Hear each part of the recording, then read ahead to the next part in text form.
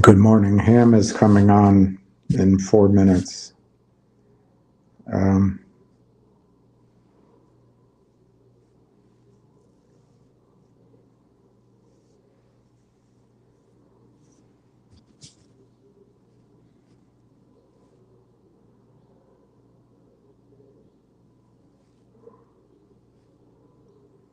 They say that the vote's going on for RFK, but I don't hear it. And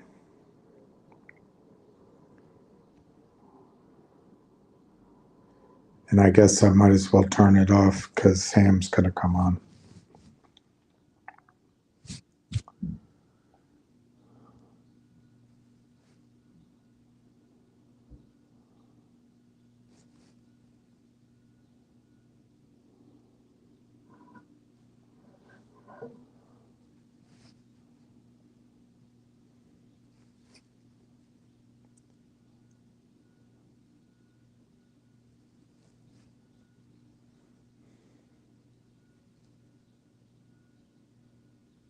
Wow, Trump's going to have a press conference today naming those involved in fraud.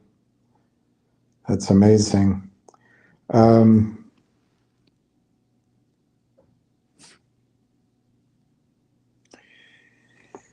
let Ham talk to you about G-Bucks and Finger, and he's raring to go.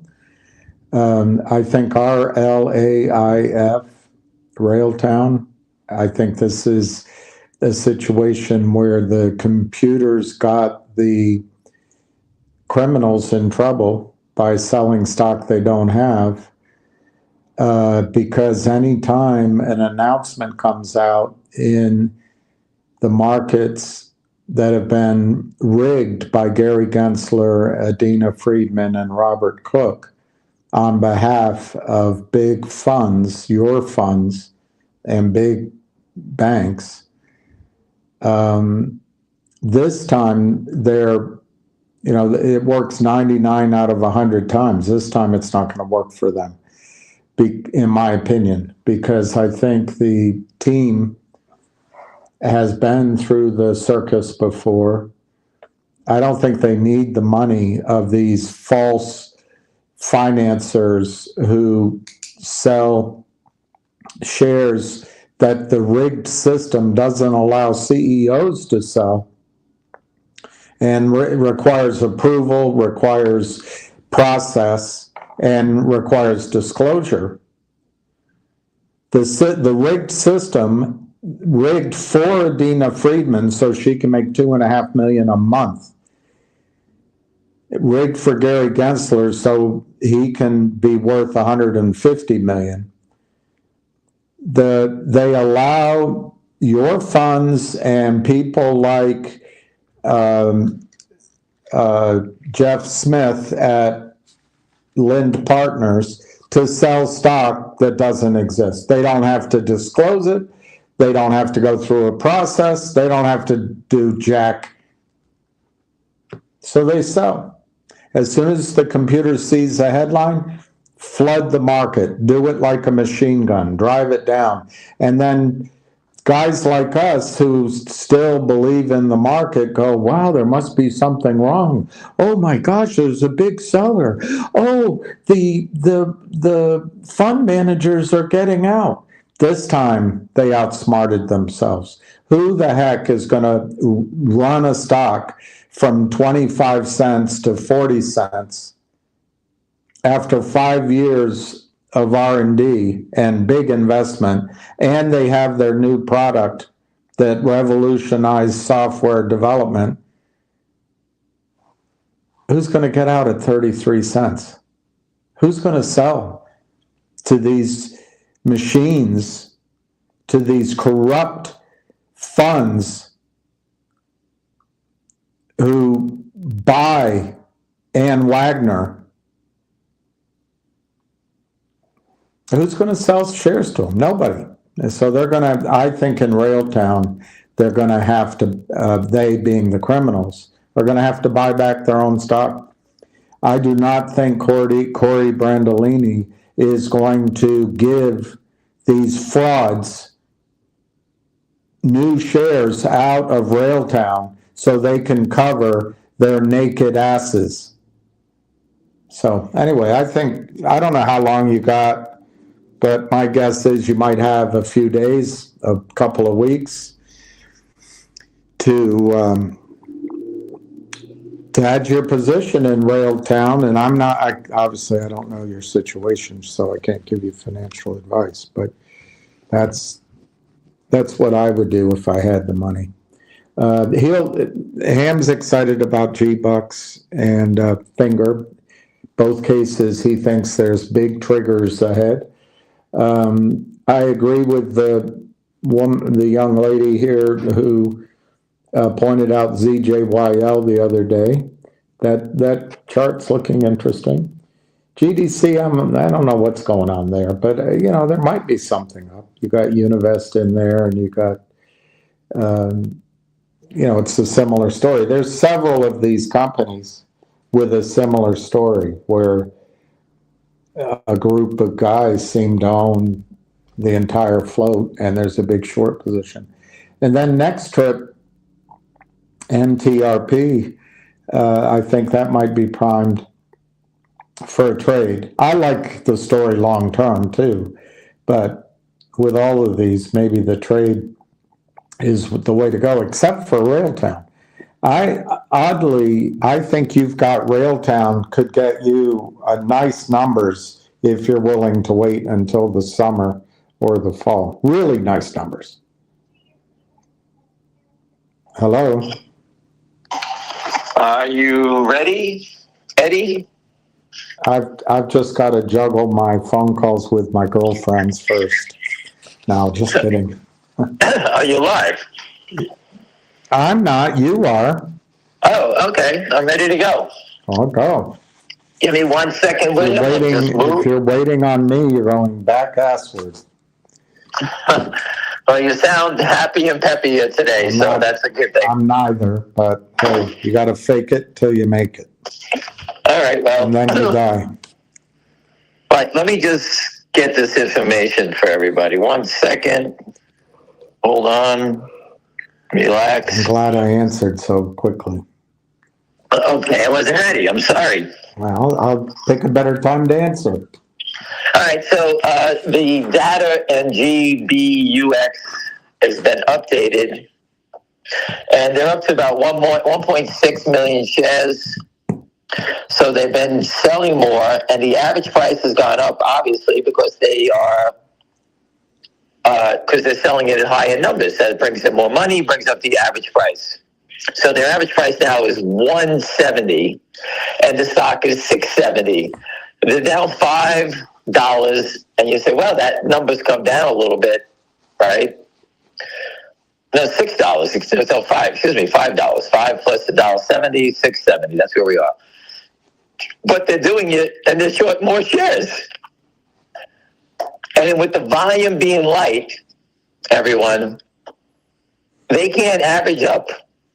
The average they can't catch up. They're doing more shares, and they're making it worse. This is the worst thing you can do. As a trader, investor, when your position is out of control like this, if you're short, you cover. That's the golden rule. You do not let this get away. The guys in GameStop let it get away, and it cost them $550 a share. They got busted. They all went broke. You know how many people went busted on the short side in that trade? They tell you, they make it look like there's a couple of guys, but I'm sure there's a couple of hundred people around the world that went broke short that stock.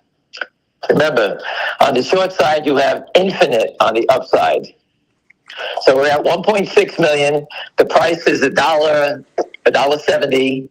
And there's no way out. These guys can't cover. They're upside down. They can't cover. They're down, what is it? What did they say? 1.6 million times 5?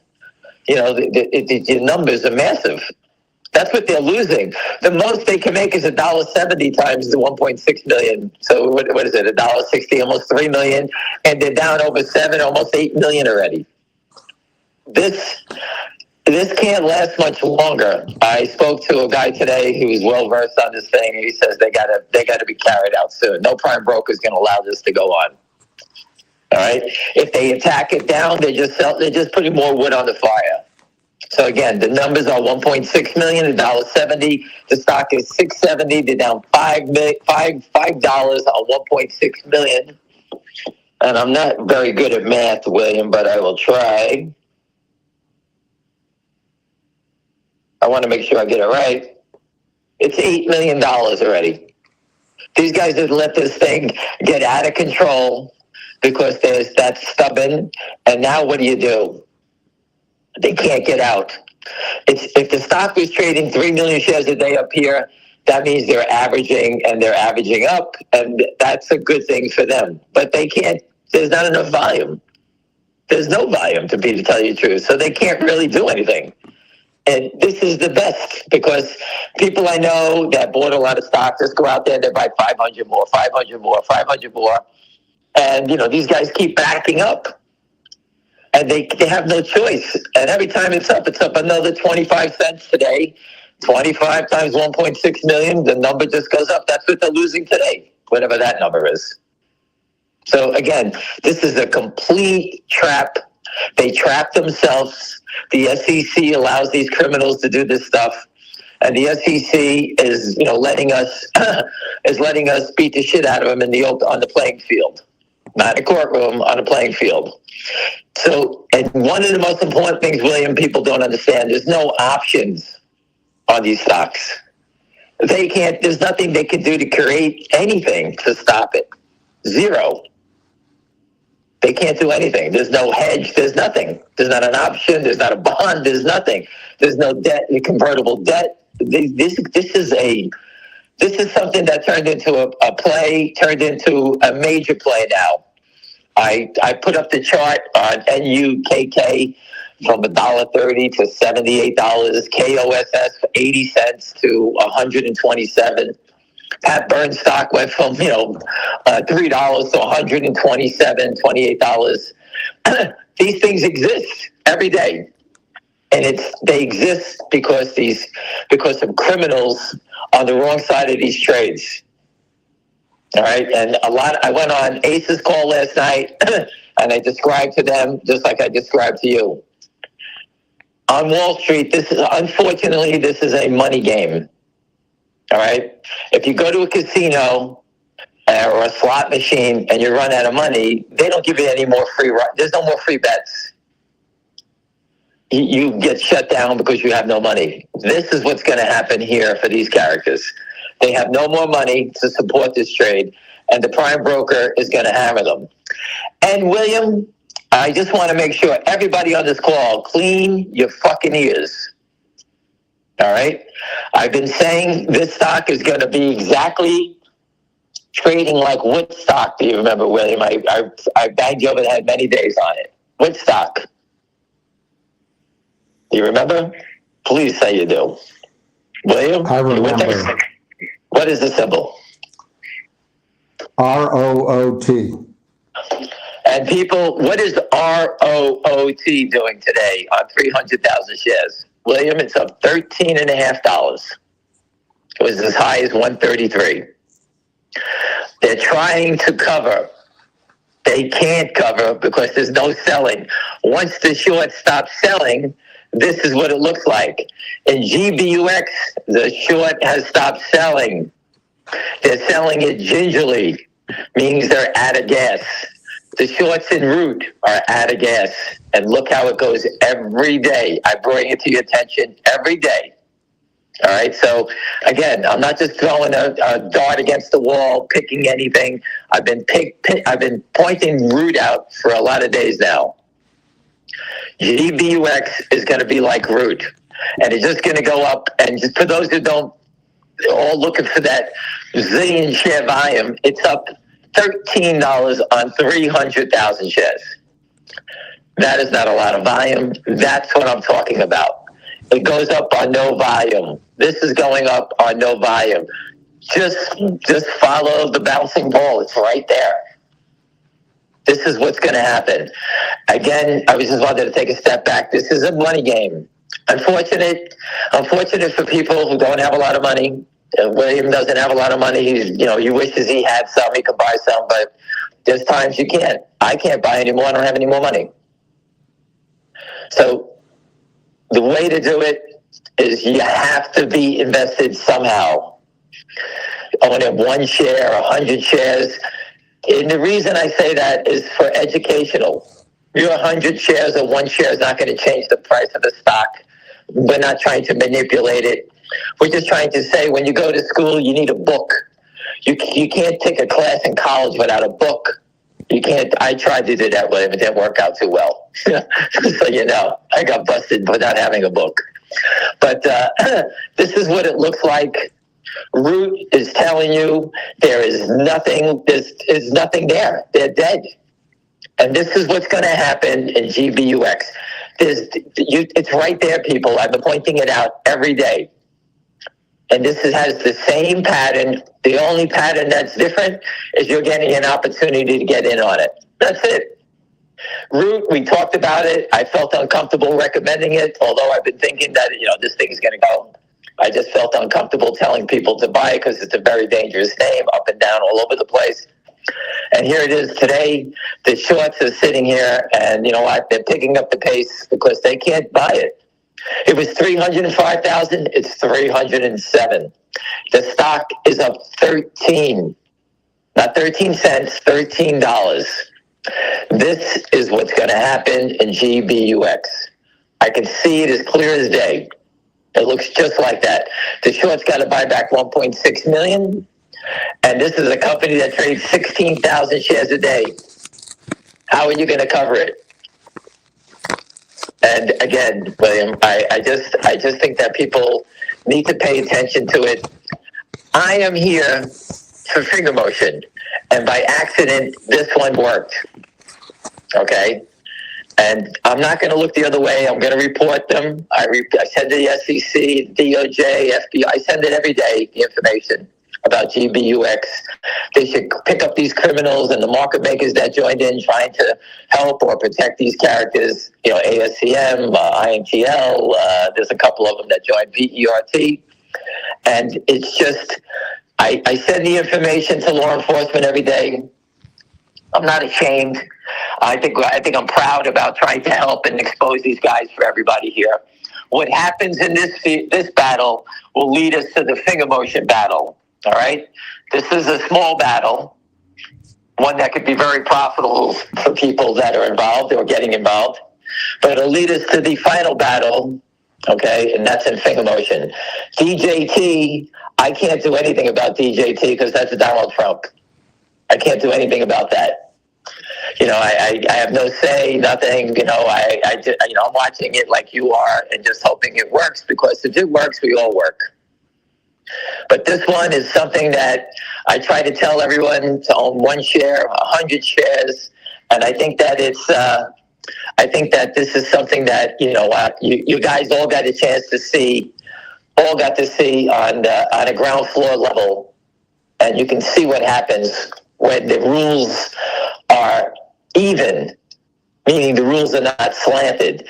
And I do believe that the option market is where these guys are creating hedges and doing things. There's nothing here. It's us against these idiots, and these idiots on life support. Just like the idiots in Root that are on life support tried to hold it down, and there you go, $13 on 300,000 shares. You all would think, this stock should be trading 30 million shares because we're used to seeing all that fraudulent activity. Christian Shaughnessy and Pete from Philly have been posting all these stocks that are trading like 80 million shares a day. This won't happen here. This is not that type of stock. This is not it. This stock is Root, ROOT. And I've been saying it. This is not the first time I'm saying it because it's up $13. I was talking about it last week at 63 or 64. I forgot the number. I've been talking about it for 3 years with William. I actually posted the information to Jordan. What the hell's his name? The senator from Ohio. What the hell's his name? Jim Jordan. Sorry. I sent it to him. I want them all to know what's going on here, and I'm sure he knows about it. But anyway, I just wanted everybody to touch in. The numbers are easy. We get them updated. It's 1.6 million. It's $1.70, and it's up, 30 cents again. On 1.6 million. Hold on, times 0.30. They're now 500 grand. Just on today's action already. I mean, just think of what you're watching it all. I mean, don't get me wrong. You guys all think it just goes $3, $100, $500 like GameStop. This is the way they start. You're catching the beginning of it. NUKA, it was walking, boom. It went from nothing to $78 in 3 days. This is how it goes. I wish I could say it differently, but you have to look at other stocks to compare it about what you're seeing. And that's part of the education. And I'm glad I got a chance to show you Root, because that is 100% what I see going on here. You're going to see it gap, go up $2, up $1, up $3, then all of a sudden, boom, $14, boom, $20. That's how it goes.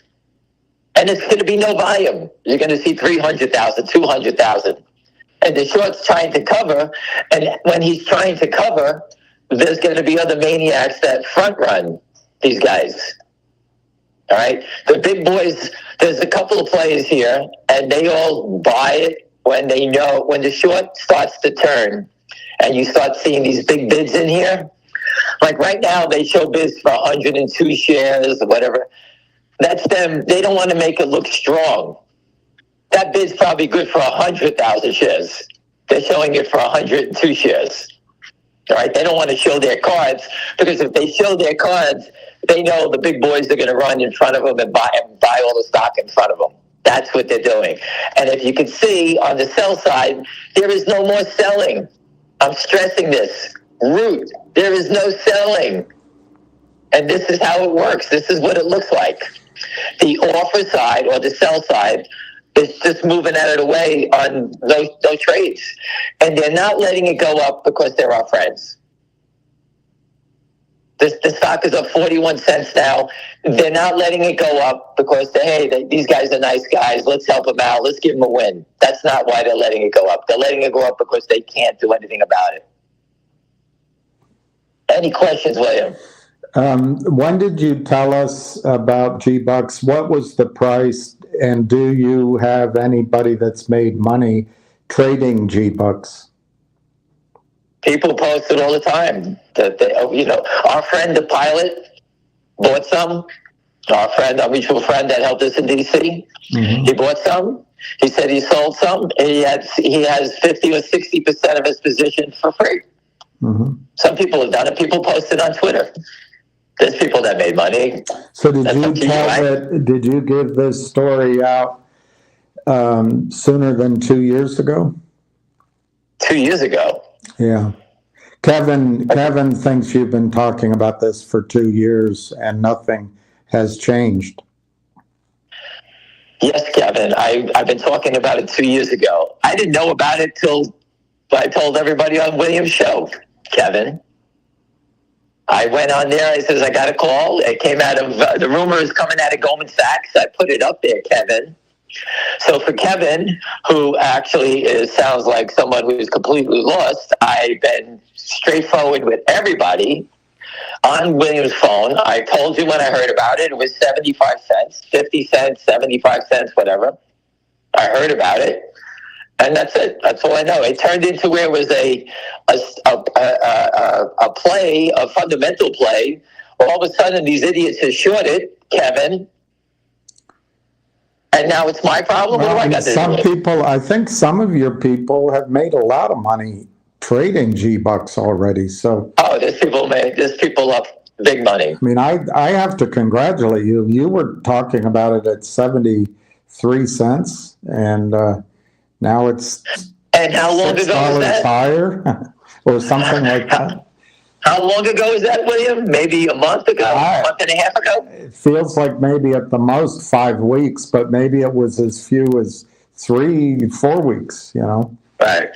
I don't know. Could anybody who's on your call tell us when they heard about it? I don't know. It's not that long ago, I can tell you that. It wasn't that long ago, and you were saying it was going to, maybe it was the end of December, but you were saying that it was going to be big in Yes, it was, 2025. right. I did say in middle of December, end of December, I said Yeah. this is supposed to be a stock of 2025. That's what I said. So that I didn't know idea why.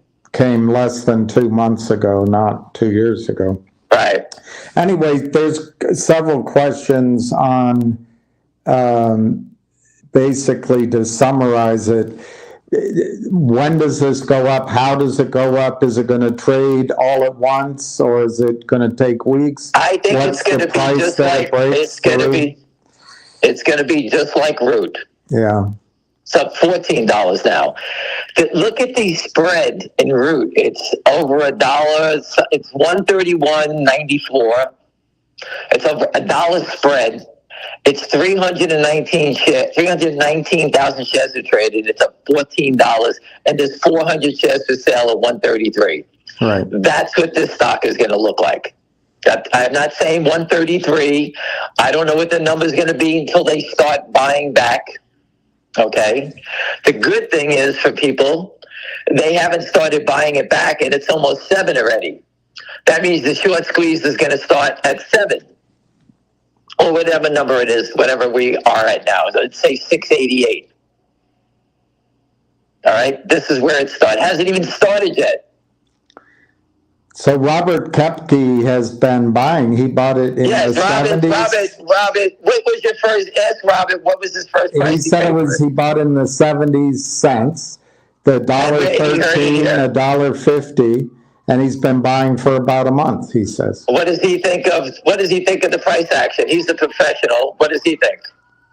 Well, he'd like to have seen a little more action.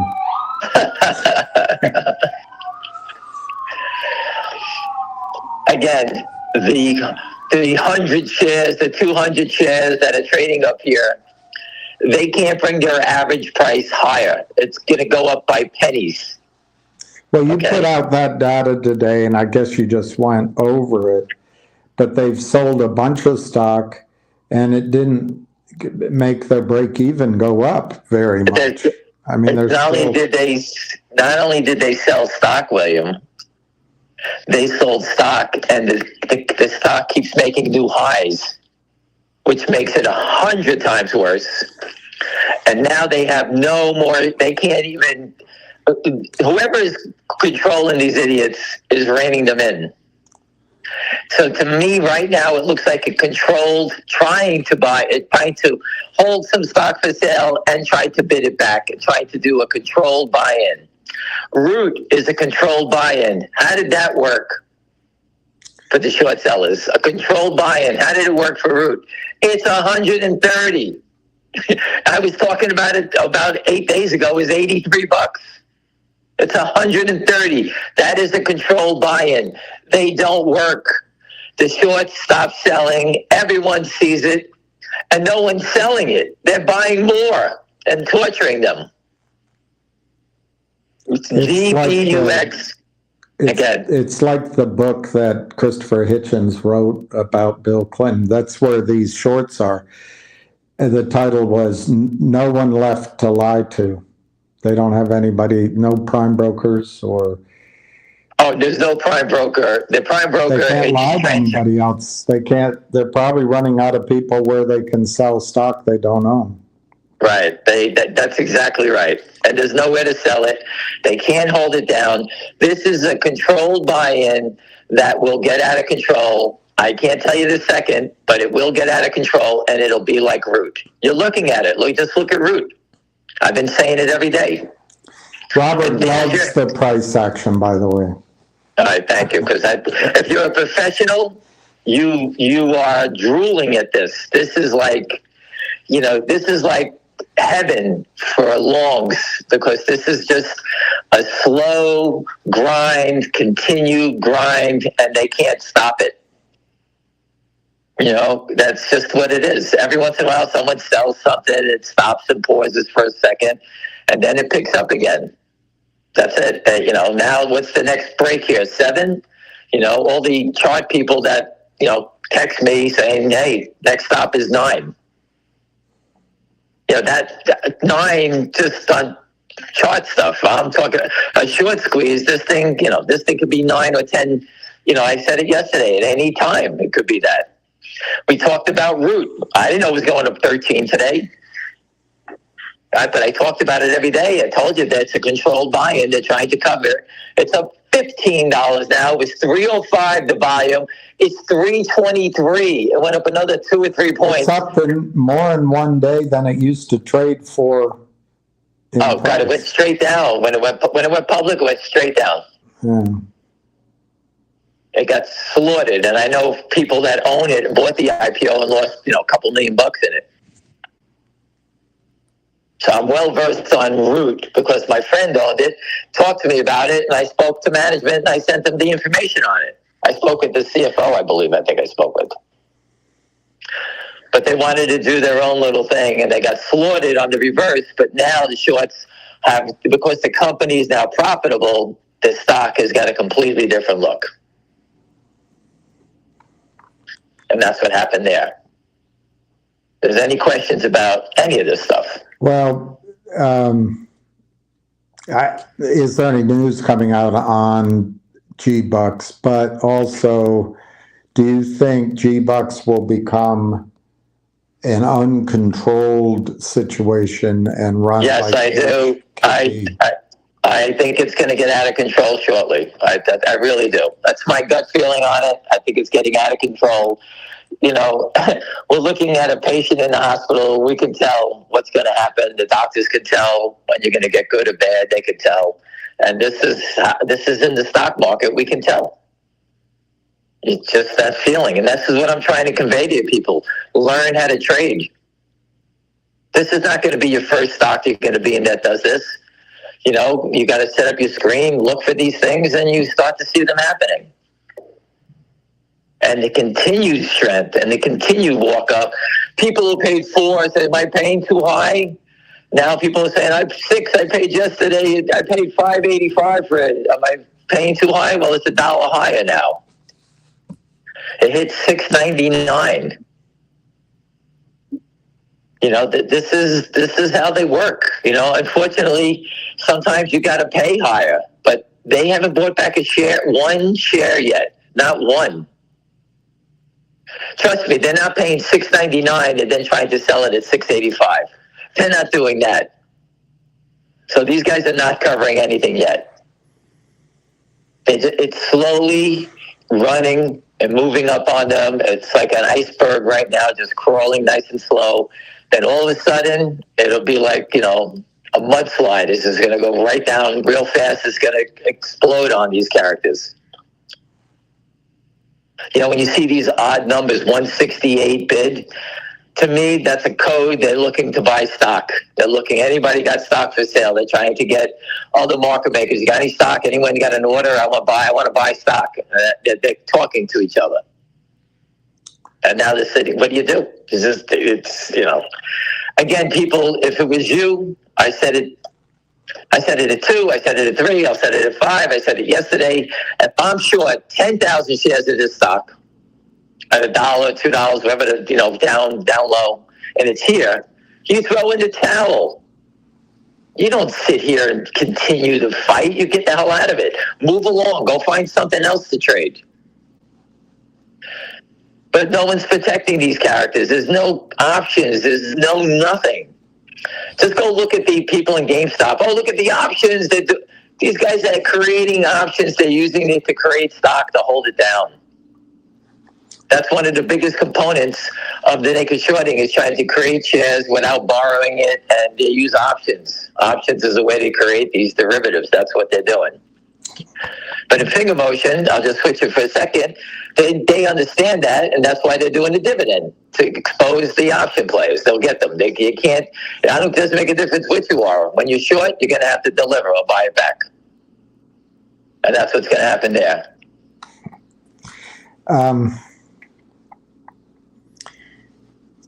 There were some questions. They're all basically the same. It's the same question. It's all right.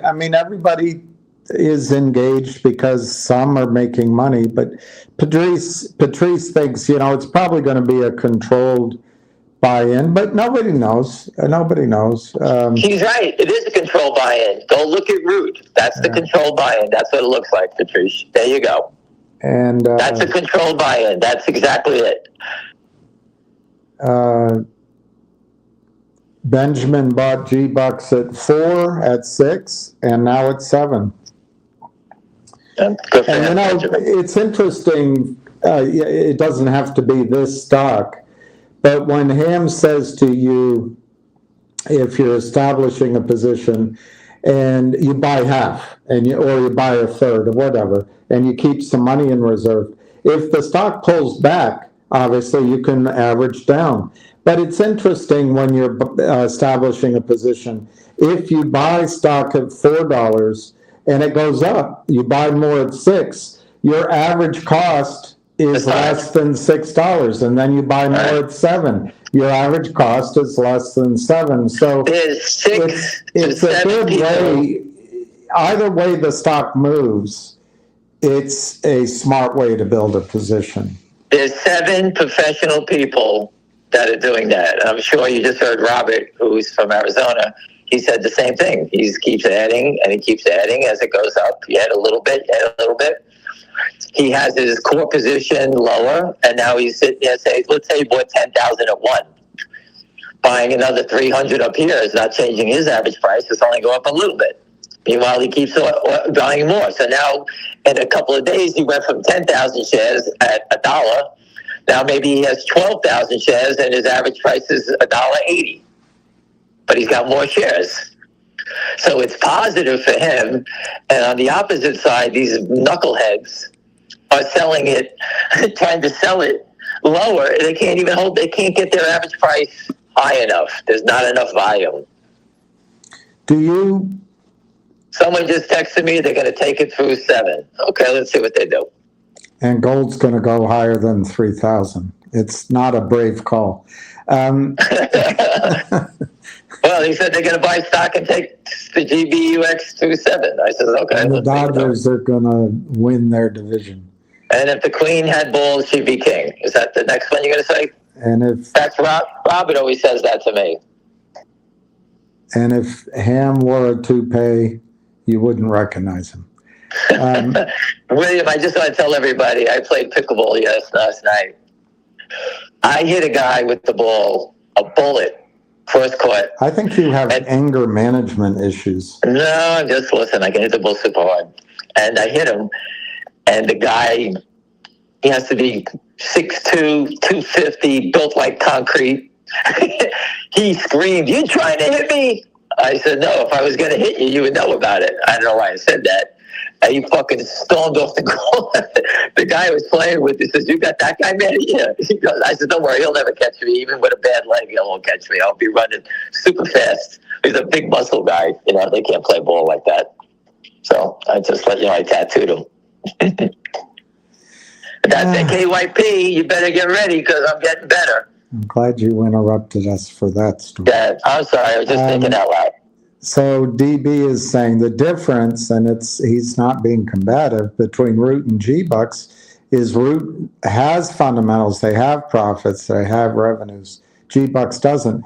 But, Root didn't after they destroyed it. Yeah, that's why they killed it down, because the fundamentals were awful. They were losing money. There was an IPO that came public too early. Diluted the shares in a raise. It's the same story. GBUX. Do we know what the real story is coming out of the rumored place of Goldman Sachs? I don't know. So let's wait to see what they do. And then we can determine what that is.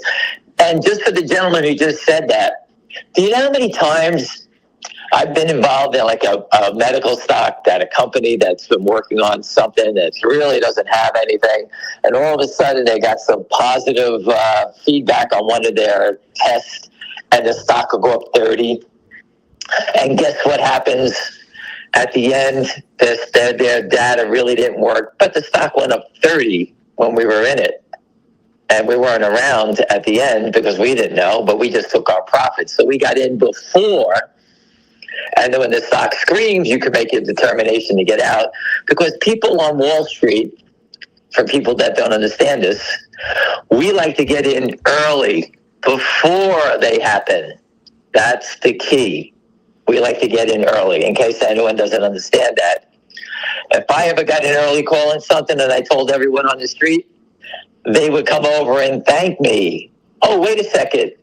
Oh, they did do that in GME. There was a stock, GameStop, that I did a report on at $3.75, and I put all my friends and everyone I know into it at $3.75.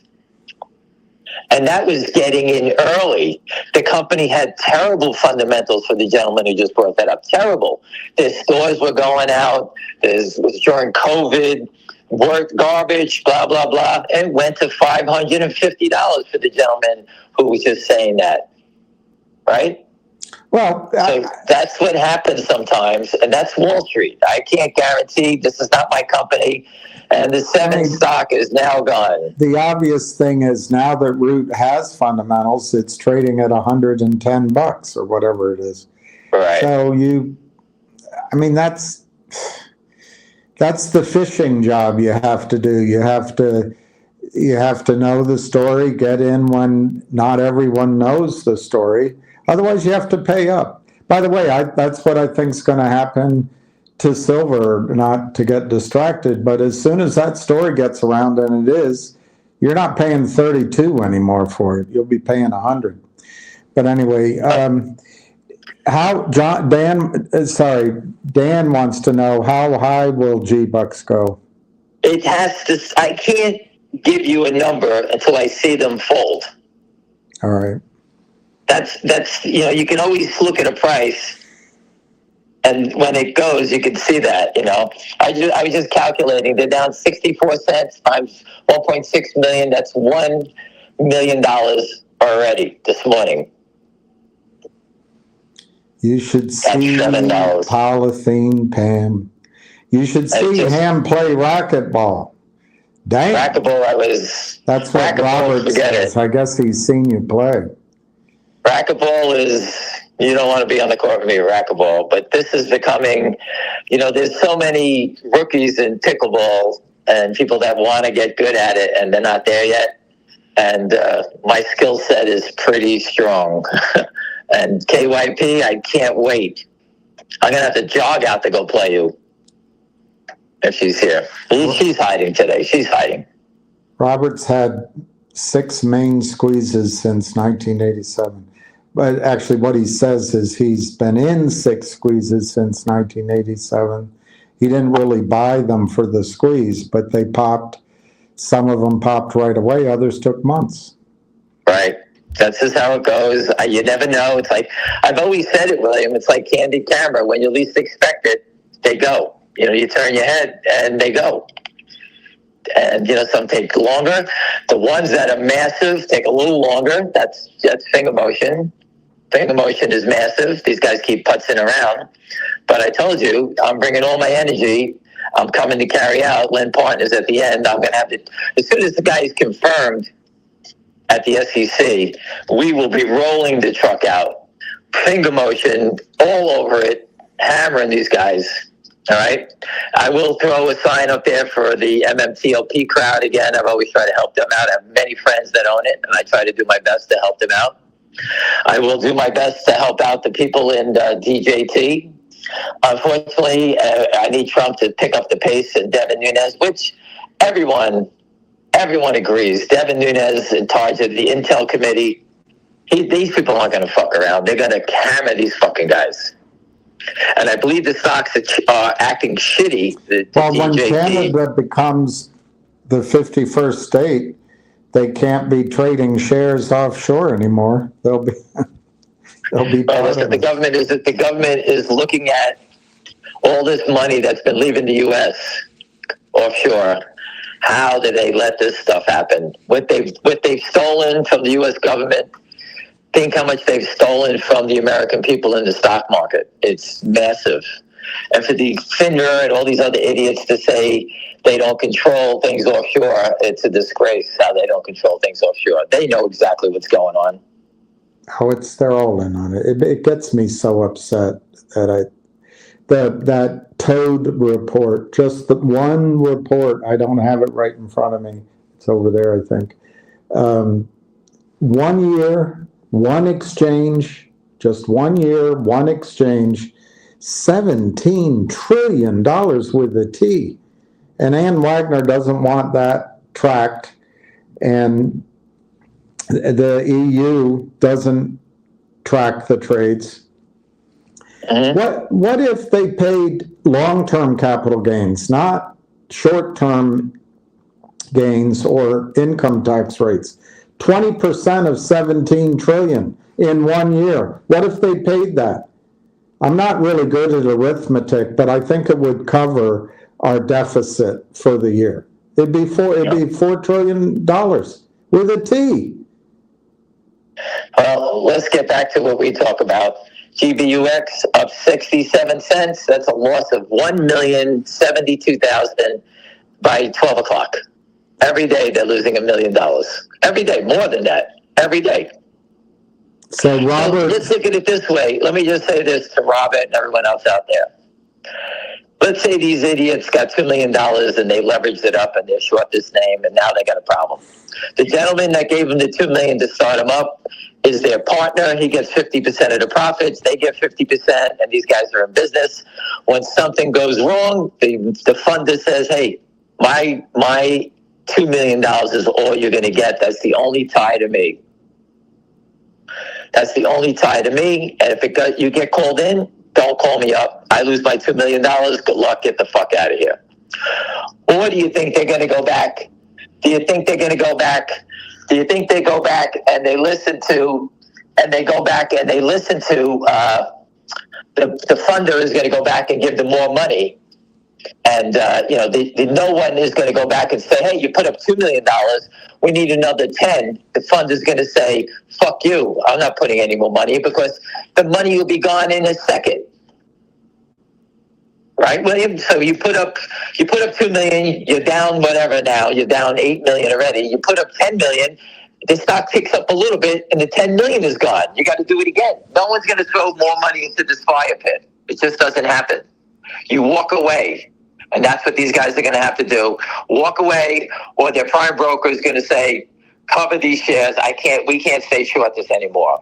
Just like those guys offshore in Dubai were busted for naked shorting. All right. And they lost $160 million. This is what you're going to see here. It's the same thing. RFK was just confirmed. All right. We're all going to be healthy now. Just settle the trades, and trust me, I won't drink any more alcohol. I won't have any more ring dings, which happens to be my choice for dessert. And I'll stop drinking Coke. What am I going to say? I promise, just settle the trades. So, William, listen, we do these conference calls every day. We stay on for a long time. I'm trying to walk everyone through it, understanding what the crime is, how you make money from the crime. We can't just sit here and cry. You have to fight back. I know we all don't have the money. I can if I want to. You can cry if you want to. We just can't sit here and cry. We need to fight as a team. We need to fight as one. Unfortunately, I wish everyone bought 10,000 shares at $1 and they're up $60,000 and they're having a great day today, and they can change their life. All right, but we're working towards the life-changing one. I believe Finger Motion is going to be that one. Again, anybody selling the stock at $1.15 the last 2 days is basically they raised the money at $1.50. That's the bottom of the stock. Down here is just manipulation. And that's something I will talk about more and more. It's just so happened that we just have something that's live. People can make money from it. And I'm trying to help understand what it's going to look like when it goes. And this is what it's going to look like. Right now, the stock is 709 to 710. There's 400 shares offered at 710. I have the feeling that this 400 shares at 710 is an investor trying to flip it, make a few bucks, which they're welcome to do. The short is bidding 709, and I assume they're going to take it shortly. But this is how it works. You can tell when there's a long investor selling versus a short seller. The short seller doesn't go on the offer side. The short seller hits the bid, trying to knock it down. So it's very different. You can see it. It's 709 for 160, 710 offered, and that is the short seller. That is the long, I believe, at 710, and the short at 709. And that's what I see when I look at it.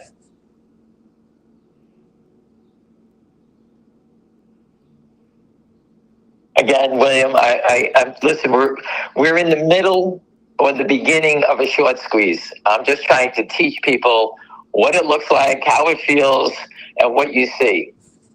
All right. Again, we all know everyone gets nervous. I don't want to pay the top. I don't want to do this. And what do I say? If you want to participate, you buy a little bit. If you want to buy 100 shares, you can buy 33 now, 33 later, 33, 34 at the end of the day. You can do whatever you like. You can buy it in pieces. But I strongly suggest the only way to educate yourself is to have some skin in the game. That's it's the truth. I worked on a trading desk, and they used to start you out as an intern. You paper traded, meaning you would clock a ticket. We used to have a ticket. We hit the clock and say, I'm going to buy, 10 options in IBM at $1. And when the IBM would go up, I would clock the ticket and say, hey, I sold it at $1.50 and I made profit. And the clocking of the ticket shows you the buy and the sell in time, so that your boss can look at you to see if you're starting to understand trading. My older brother scolded me. I told you yesterday. He says, hey, the way to learn is go take your money out of your bank, go buy 10 calls, for $500 and see how it works. And you know how excited you are when you buy 10 options at $1, and all of a sudden it's trading at $1.70, and you're up 10 options times $70, you're up $700. And you're like, you thought you invented fire. It was the greatest feeling ever. And then you keep doing that. You say, okay, I learned to say, buy them at $1, sell them at $1.70, and keep playing like that and keep making money. You never go broke ringing the register. That's what we always sold. And that's how you made real money. Now I looked at it as I got older, saying, okay, you know what? If I just held on to some of my things, I don't want to sit in front of a computer all day. If I just hold on to what I believe in, let them run a little bit. And that's what I changed my game. And this is why I sit here and I believe that we have something that's going to go. Whether it's here, Finger Motion, DJT, there's a couple that I follow. And you know what? This one just looks like it's ready to go. That's it. Anything else, anybody?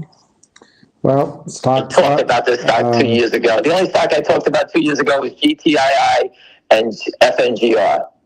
Yeah, and things have happened with all that. Right. What would happen if G-Bucks were trading on the big board and there were halts? There would be halts. Yeah. There's no help coming here. Yeah.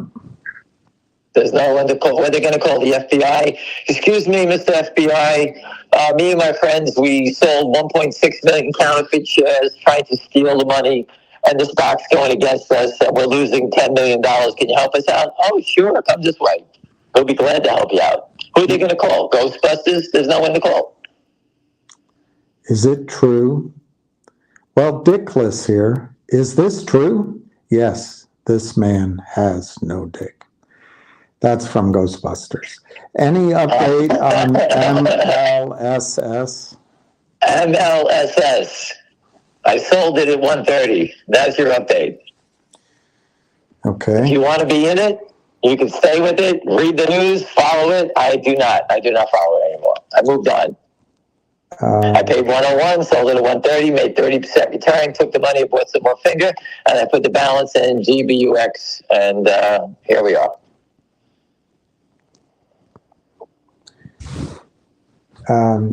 The company of Rosenberg wants you to confirm with any MMTLP shareholder what could happen. He also said that G-Bucks and Finger shareholders should demand a notarized letter from their broker that the broker bought real stock, not counterfeit stock. Well, the stock is trading at 710. And Mr. Rosenberg, I will, once we finish this one, I will unite the Finger Motion shareholders when that dividend is given out to make sure that we can expose the brokerage firms. I know how to torture the back offices in due time.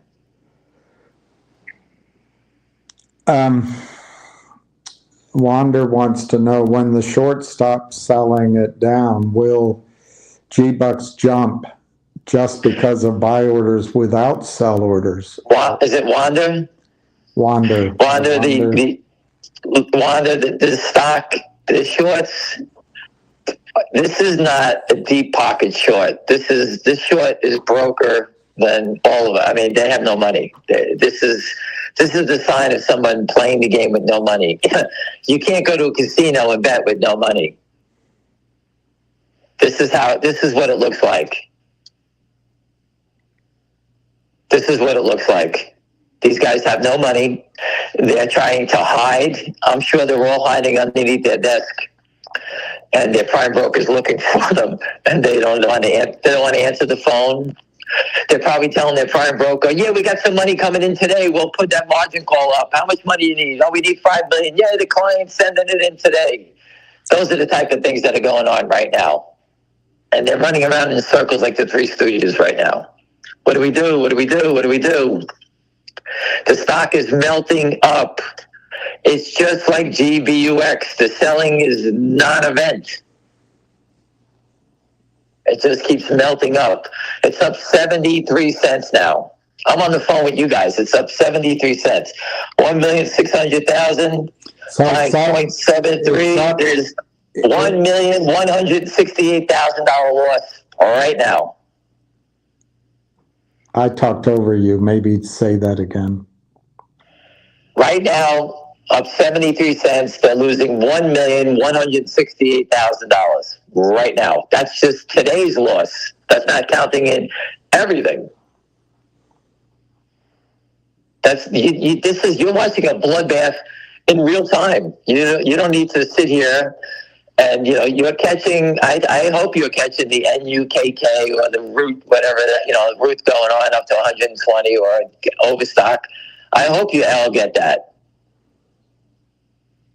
It's in real time. You guys everyone always wants me to tell them when you see a short squeeze candidate. I'm telling you, I picked it out. I saw it.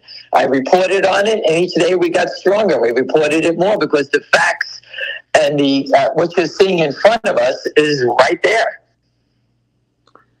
DB just bid for 200 shares at 730, and they sold it to him at 708. Wait, you just said you wanted to pay $730 for it, so you got it at $708. That's good for you. That's the way to do it. You use in a stock that's moving like this.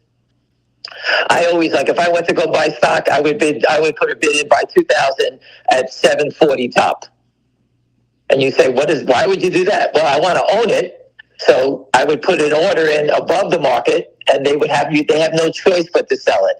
If they don't sell it, they'll move out of the way, and you'll go 740 bid.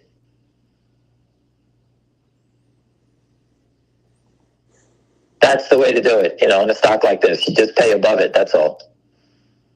And you don't have to buy a zillion shares. I keep trying to tell people, You're part of something. Everyone wanted to be part of what? GameStop, right? I wish I was there. I wish. There's no guarantees in life, but you have to understand this is what GameStop looked like before it happened. I was there. 3 3/4. I was there. I watched it go to 6. I watched it pull back to 4. I watched it go to 9. I watched it go to 7. It didn't go 375 to 500. It took a lot of shuffling, up, down, back, forth, all over the place. And then it took off. Listen, I told every friend that I know, you don't have to be there. You could just own one share just to be part of it. Understand it. Wall Street people are so skeptical. I don't want to buy the top I said, don't buy the top, just buy one share. What am I going to do with one share? I said, when it goes, you'll sit there and say, you know what, thank God you told me to buy the one share, because you know what, it was nice to be in it. That happens a lot. And if I did that in all the stocks that I owned and didn't sell it and run away like a chicken, listen, I was a trader. My goal was to make $15,000 a day. That was it. I had no other rhyme or reason in life. That was it. I go to work. When I made the $15,000, I turned it off. I'll see you later. I went out. I left. That's when I was trading for myself. That's how I looked at it. I didn't give a shit where they went, who cared what. But as I got older, the opportunities to find things that work big, like Mr. Robert just said in Arizona, he's had a couple that he was buying for fundamentals or whatever reason he was in, and they just take off. I was in Mr. Rosenberg stock, Taser back in the day. Mr. Rosenberg knows that I was all over those things. And guess what? I made money, but I left a lot of bananas on the table. Why? Because I was a trader. I wasn't, and I'm like looking at it, and I just let it go before they took it. They took off. I sold it up 3, and then they went up 30. It happens to everybody. But now I'm looking at it saying, okay, at the end of the day, if I owned one share, I would feel better about it, and it would be a story for the rest of my days. Hey, I didn't kill it in it, but I was in it. I had the opportunity, but you know what? I owned one share, 100 shares, whatever it is, and I was there. That's how I look at things now. If everyone on this phone call owned one share of GameStop and sold it at 500, you'd still be telling that story. And you'd be telling it proudly.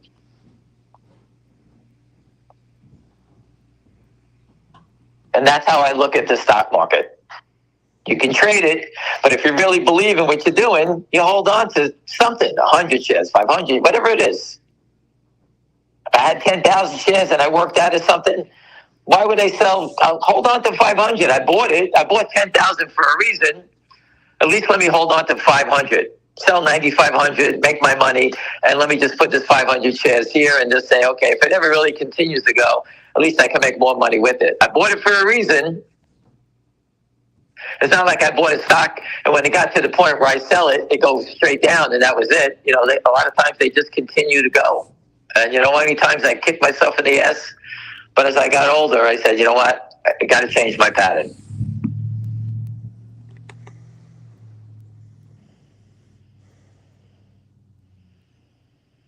I'm laughing. There's a 4-cent spread in finger motion. So the 116 to 120 tells me these are just shorts, you know, crossing positions. That's all they're doing. There's no selling in it. They're too lazy to even make a real market in it anymore. 116 to 120. 4-cent spread telling you that stock is getting ready to go. So does everybody understand the comparison of Root, which is now 134, up $16? It was 305,000 shares. We talked about it before. It's 362,000. 50,000 shares of trading. The stock's gone up another 2 or 3 points. The volume will not be here. It is going to be just like you're seeing now. 200,000, 80,000, 50,000, and it's just going to keep jumping.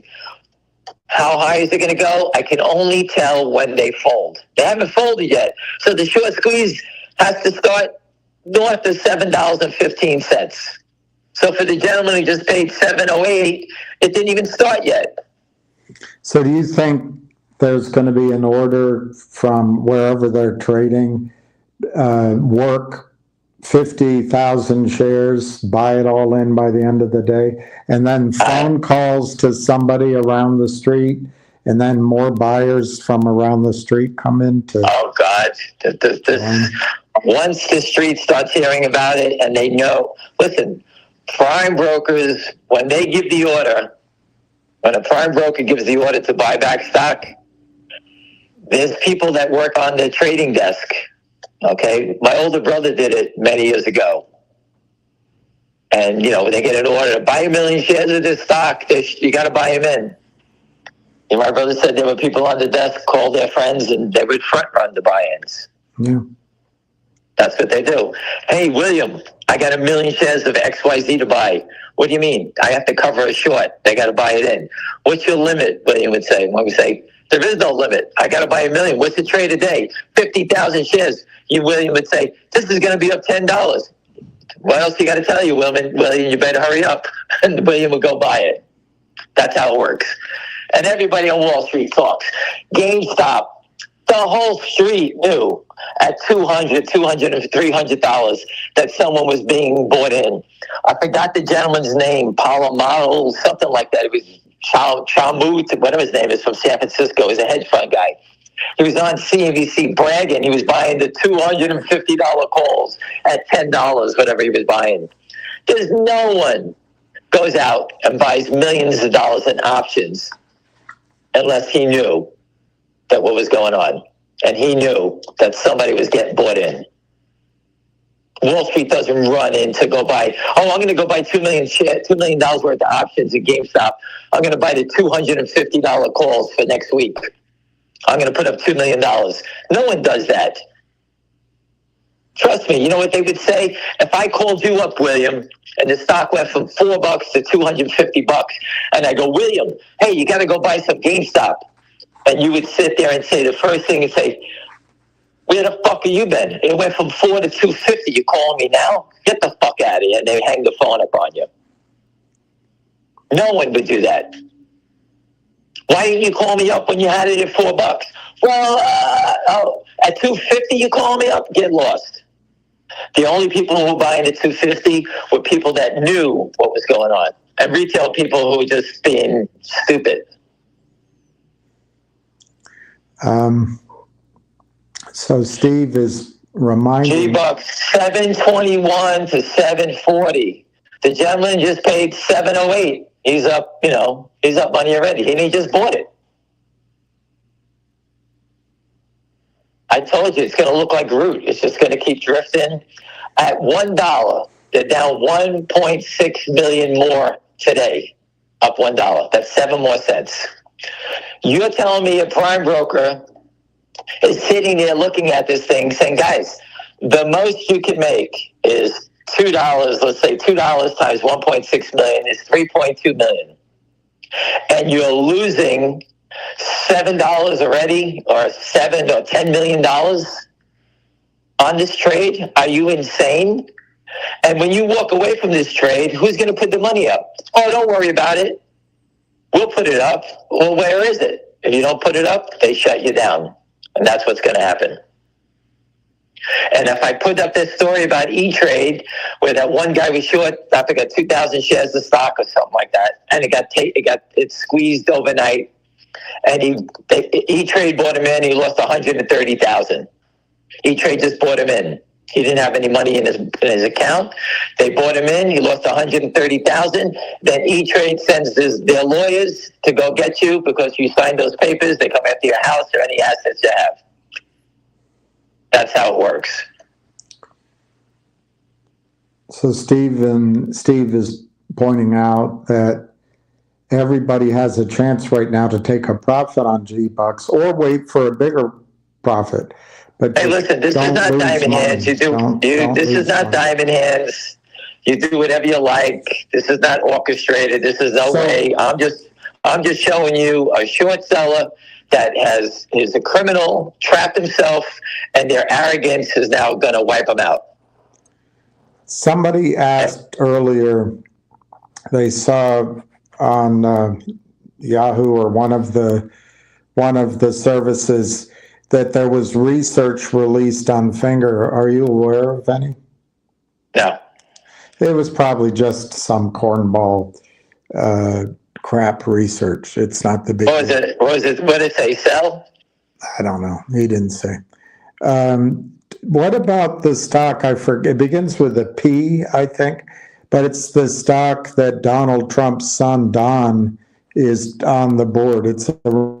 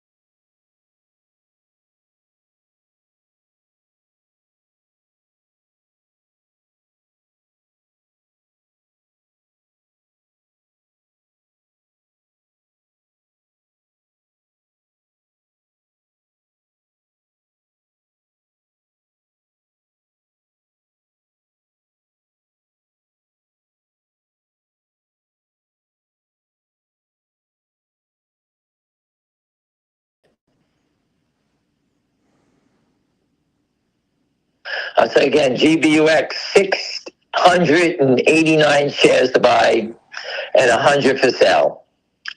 The 689 is a code. Oh, they just dropped it. No trades and it disappeared. I was going to say that is a code for the shorts. They're talking to each other using, the shorts speak with each other using odd lot trades. And that is an odd lot, meaning that it's not 500. What was it? I forgot what it said. 689. It's 89 makes it odd, and that's codes. These guys speak in codes.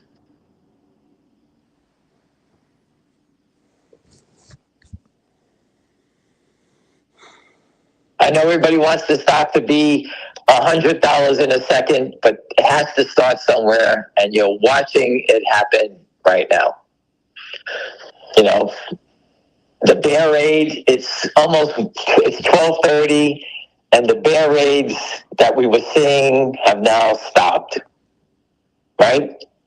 Where are the bear raids? I told you the stock is going higher, not because they're letting it go higher, because they're our friends. Selling 100 shares at 7:30 is not going to help their average at $1.70.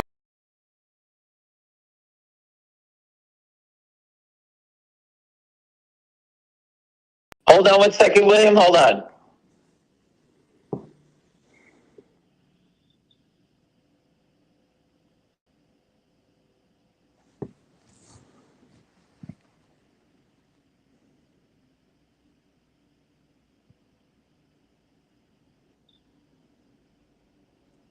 William? Hello? Your feed went down. Yeah, That was Robin. I think it's up now, but I don't know. I can Ask the people there. Say, I don't know. Ask the people there. talking to it says I'm back. Thank you, Robin, for the heads up. Does anyone have any other questions? The stock with Don, they're saying it's PEW. I don't think that's it. I think it was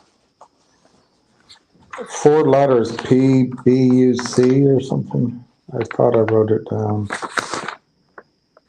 Anyway, I have no idea. You'll hear about it. And you're saying Donald Trump's son is on the board, or? And it's $4.30 or something a share. And the other one that people are asking about is MGOL. MGOL. It's up 30 cents, but it's at 70 cents, and it has something to do with the distribution. This is the one that Chinese stock that went squeezed one day and got killed all the way back down? I don't know anything about it. It's traded, its 90-day average is 28 million. It's traded 500 million shares today. I have no idea what they're doing, and good luck. I have no idea. It did squeeze. Yeah, I've heard about this name before. I just don't know anything about it. And good luck. I won't even look at it again. Michelle is a genius. Thank you, Michelle. Michelle says the stock that Donald Jr. is in is PSQH.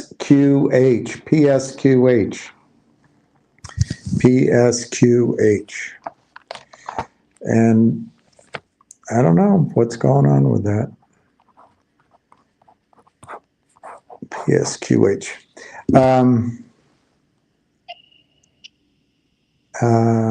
I know nothing about it. Quit touching the wires. Your screen went black. I'm not getting you anymore. I don't know. People are getting me back. Robert's got me. Sheikh Farhad wants to know about XHLD. I don't know anything, but I'll write it down. And see. 10 holdings. I don't know what that is. I don't know anything about it. Up $1. Did it just go public? It's the range is 6 to 854. Is this the first day of trading? It must be the first day of trading. 10 holdings. I don't know what that is. Is that a Chinese stock? Is it tied to 10 cents? I don't know what that is. I don't know. We'll have to look it up. Raiden says PSQH has been around. The new stock that Don is in, which is about to go public, is Pew. Is that a Q? At church, everyone sits in their own pew. Okay. Well, again, listen, It's a new IPO, Sheikh says, okay. from Pennsylvania. Yeah. People, I'm a firm believer in we're fighting criminals. I think it's important to let your friends know, to see what's going on in GBUX, and there is hope and win that you can win. The AMC people, GameStop people, DJT people, I try to get them all Tesla, just so they can. I'm not telling them to buy it. I want them to see it and let them know people can win. You can get in early. You can figure this stuff out. And it's important. So if you have a friend, let them know. Tell them to keep an eye on it. Tell them what you're watching. And you know what? The snake and short selling scam is going to get broken. And here's a group of people that are trying to expose it. And I think we have them. And I think it'll be enjoyable for everybody. And I try to tell everybody about it. And if you don't win, you can always whine. You can always what? Whine. Oh. There's no whining in this game. It's like, you could drink wine instead of wine. Well, again, yeah, it's like they have in these commercials. Just listen, be careful what you're doing. If you can't, you're never going to get rich off of one trade. So don't even think about it. Just make yourself happy, own something, and you feel, you feel like you're part of the team and that you help make money, and, you just follow along, because we're going from here to finger motion, and we will put the full court press on the government. We will be at the SEC. As soon as we find out who's in charge, we'll go to the SEC. We'll try to get a Cash Patel, Pam Bondi. We're going to do everything we can, and we're going to expose everyone that's being a criminal here. Just, listen, I know the sell ticket thing coming back to me, so I really don't give a shit. I've been doing this for 25 years, and you know what? I'm sick of it. I don't know how the government allowed it to go on, and you know what?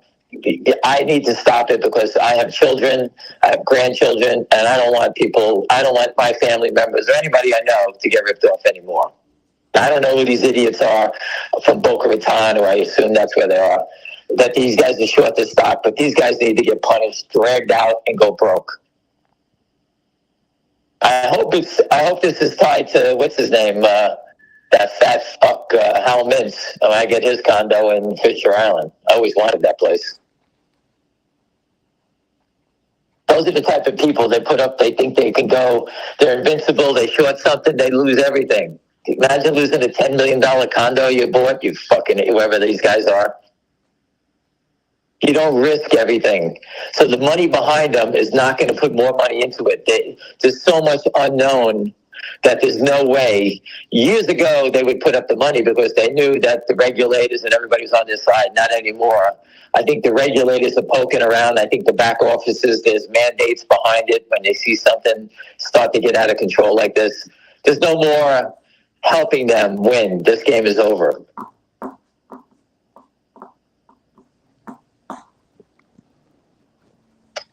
Anything else, William? I guess you could just talk about whether buying as the stock's going up is chasing it, or if in this case the momentum is so big it really doesn't matter. I could tell you about the shareholder that made a lot of money, and two things that I gave him that invited me to Del Frisco's tonight in Midtown for a nice big steak dinner. I can talk about that. I don't know what to get. Let's talk about that. I know what you're going to get. I'm getting that cake. What was that cake called? I forgot, the pound cake, whatever it was called. Butter something. The butter cake. The butter cake, that's correct. That's what I'm going to get. That was delicious. But what was the question about G-Bucks? What should you do? No, it's just, are you chasing it or? No, you're not chasing it, because they continue to go. That's why I keep trying to tell you. If you want to buy 1,000 shares, you buy 300 right now at the offer, whatever it is. If it pulls back 30, 40 cents, you could buy the other 300 shares. If it pulls back a little bit more, you can buy, let's say it was the pullback, you could buy it down there. Or you could buy the offer now at whatever it is. Let me just check. I don't know what the prices are. Hold on 1 second. Give me a second. I'm going to teach you how a professional would do it. I take 3,000. I take 300 at 739. If it goes to 780, then I would buy 300 at 780. If it goes to 8.25, maybe I buy my last 400 up there, and I get an average of 760, and it's now 850. That's how I can average up. I can average down, but you have to make that first purchase. And that's how you do it. Don't even think about it. And if it's 1 share, 100 shares, whatever. You're part of the team. You get to see it. I mean, a part of the team means that you're educating yourself. We're not a team. We're not an army. I'm just trying to make sure you understand it, get to see it. And when you hear people talk about it... Well, you're up 10x since you first told this story. I wish I had plunked down. Listen, I wish I had a million shares of it, but I'm invested in $700 6 weeks ago is $7,000 today. That's not too shabby, but I mean, it's not me, babe. Listen, just think about owning 1,000 shares at of Root at $7 when Root took off from $7. It's 100 and whatever, 135 now. That's a similar story, yeah. I mean, it's the same thing. I mean, it's exactly the same thing.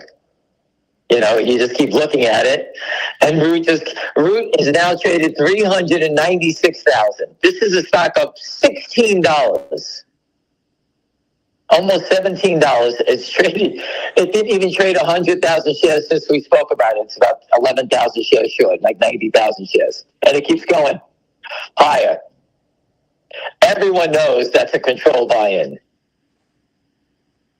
And if I was working at a big hedge fund, I would have been every day doing the same thing I described to you. Buy 1,000, buy 1,000, buy 1,000, buy 1,000.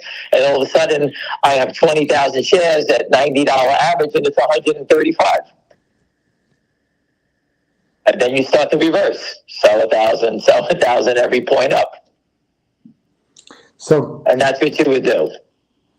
Crystal Ball is saying that we're focusing on the wrong shit. There's a report out from Goldman about official spoofs. I've never heard of that report, and maybe you're... What is it called? Official spoof report, Goldman Sachs. Oh, I seen that, where they talked, I saw that. Yeah, okay. I mean, maybe you can make money there. I don't know. I'm pretty impressed with Ham's call on G-Bucks. He was all alone when it was 73 cents or something like that. Nothing. I had Robert with me. I told Robert. Robert followed it. The other people bought it. They listened. They understand. But I didn't hear Crystal Ball 93 talking about it.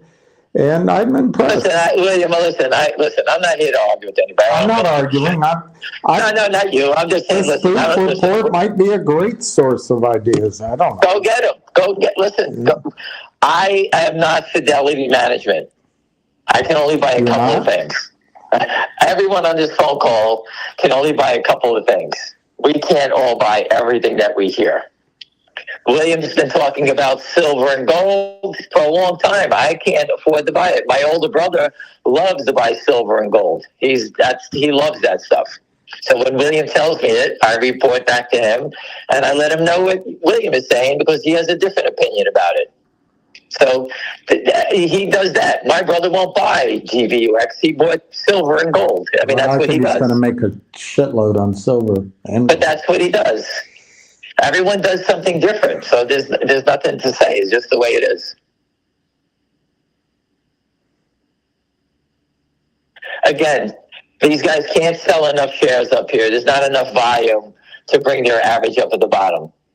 It's just not enough. They could try to attack it. I know yesterday there was a guy standing around when they attacked it down to 534. I know someone had 50,000 to buy with a 550 top. You know what he bought? Zero. He went to go take it, gave the market an order, went right back up to 6 something, whatever it went, closed at 630 or whatever it was. It went straight up. So there's people around that are trying to buy size. And, you know, when these guys, if they try to attack, we all know that they try to attack. We're not that stupid. So if they are listening, we know that you want to attack. We all know you got margin problems. We all know you got your prime broker climbing up your ass. We know you got your boss looking up your ass. Everybody's up your ass. We all know it. We're waiting for you to panic. So you want to panic and push it down, we're going to scoop it up. You want to panic and take it up, you kill yourself. Good luck. You got your choice, which one you want to do. Staying here for 2 or 3 days is good enough for me. I don't care. I'll watch you suffer here. Don't bother me. It's your move. It's the short seller's move. What do you want to do? Do you want to press your bet, or are you going to fold? It's up to them. I don't believe they can press their bet much more. That's what it looks like to me. We traded 90,000 shares. Stock's up another $1. 3 days ago, everybody was sitting there saying, this doesn't look like a short squeeze. And I kept saying, hey, this is a short squeeze alert. I've been saying it. You're getting it in real time. This one has all the signs of a short squeeze ready to go. Now someone is bidding 555, 222 for 555. These guys are talking to each other. To me, that's signs that they want to buy stock. They're sending codes. They want to buy it. You don't bid for 555 and then attack because you're just selling stock to yourself. They're telling you they're trying to buy stock.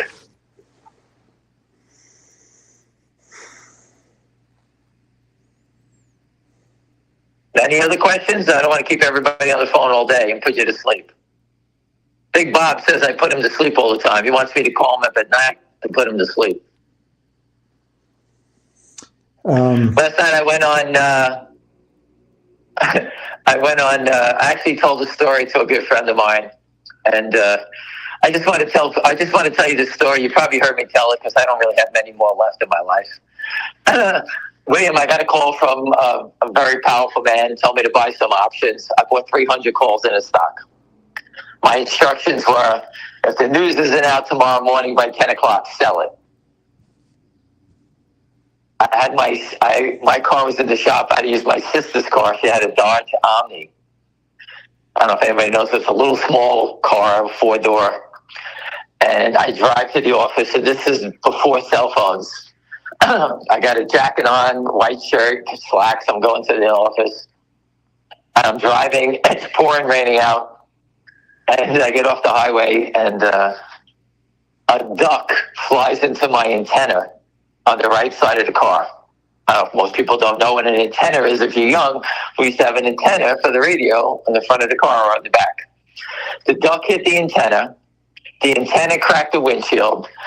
It looked like this big bird was hitting my windshield. I turned the car, I hit the curb, I get a flat tire. I'm looking around, I don't see the duck. I'm in a panic because it's now 9:35 and I got to get to the office to try to sell these calls, and I'm in the middle of nowhere, and I have a flat tire and it's pouring raining. I'm out there changing the tire. Doing everything I can to hurry. I'm drenched. I'm black from the tire. I race to the office, William. Race like a lunatic. I get there, maybe 3 minutes to spare. The guys are looking at me, what the hell happened to you? And I says, quick, I want to sell my calls in 3 minutes. It strikes 10. I sell my calls. The stock was up a little bit. I made $15,000. I made 50 cents 300 times. I made $15,000, right? As soon as they give me my report that I sold my calls, the stock stopped trading. The news came out at 10 o'clock and maybe 40 seconds. The news came out. The stock opened up 6 points higher. My 300 calls are worth $180,000 or $200,000 more. If I was late, William, God was throwing lightning bolts at me to stop me. The people in the office couldn't believe it. Everybody was dying because they thought, here's someone from above stopping you from getting to this office, but you did everything you can, you idiot, to get here. And it cost me $200,000. True story. You don't like that one, William? I like it. I believe it. Sometimes you gotta... So that's what happens. It happens to everybody. I mean... as good as you think you are, we all make mistakes. And I needed to get there quick. I got there. You made your 15 grand. You should have just turned around and gone home. And I had to go home. I was drenched. I was black. I'm changing the tire. It was terrible. You never would have known. And I never saw the duck. Oh, no, everybody, a lot of people in the network were all talking about it. Did you have it? I'm like, yeah, I had it. Thank you. I couldn't tell them that when I did. I looked like an idiot. When you hang around big people or big traders, you can't sound like you're an idiot. You don't want to sound like I bailed out, I chickened out. You can't say that stuff. You just say thank you and you move along. Thanks for the call. And that's how it works. And you can't call people back and say, what do you hear? Give me an update. There's none of that. You just, like a big boy, you want to play? It's up to you. Don't want to play? That's your problem. On a given day, I hear 10 different stories. It just so happened that when I just sold MLSS and I had the money to buy G-Bucks. That's the only reason that I really jumped into it. I didn't have the money.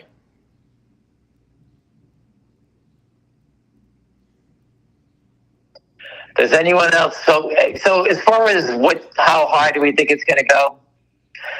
We can't make a guess on it until it starts. So it's 7:39 and they haven't bought back a share. So the short squeeze has not even begun yet. Zero, nothing. Even though it's up. Look at Root, up 1636 now, almost 135.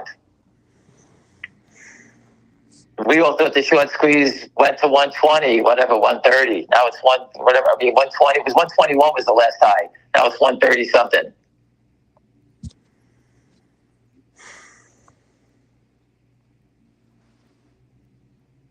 Trying to hit up Kodak. Hold on a second. KODK. 768. Remember, it's got to go to 8 something to be in play. Again, let me just report this to you again on the GBUX. The difference between GBUX and finger motion and DJT is that the short squeeze number is higher in both those names, way higher. Finger motion is around 4, and DJT is about 44, say 45. GBUX, the short squeeze number is $1.70. $1.70, the stock is almost 770. So again, it's the opposite way. And so we're in short squeeze protocol right now in GBUX. And the other ones were not there yet. As we start to move up, and you could sit there and say in GameStop, the short squeeze. Okay, I didn't have that information back then, all of it. But in GameStop, I went back and looked at the history of the stock, and I had to assume, taking the high and the low, that the average price on the GameStop short was probably around 18 to 24 bucks, because the stock was high. I think it was 50. So the average price was higher. Those guys went bankrupt, and the stock was $3.75. These guys were in the black, up to 20 bucks, let's say. Once it broke 20, that's when all hell broke loose. So don't tell me that these stocks do not turn and go past those numbers, because GameStop did. It took $17, $16 up before it happened. So it does happen.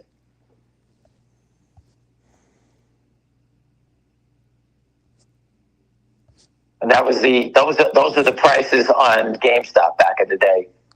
The short GameStop was much bigger than the GBUX, but it had more shares out there. This company has nothing. There's nothing here. The float is 1 million, and they created 600,000 more. They sold the float plus another 600,000 already. Think how crazy that is. And now everyone can see. And the reason I'm talking about it is I want people to see it and expose these criminals. These people belong in jail. What they're doing is totally criminal, selling counterfeit shares, trying to steal our money. And now we trapped them, and they deserve to be trapped.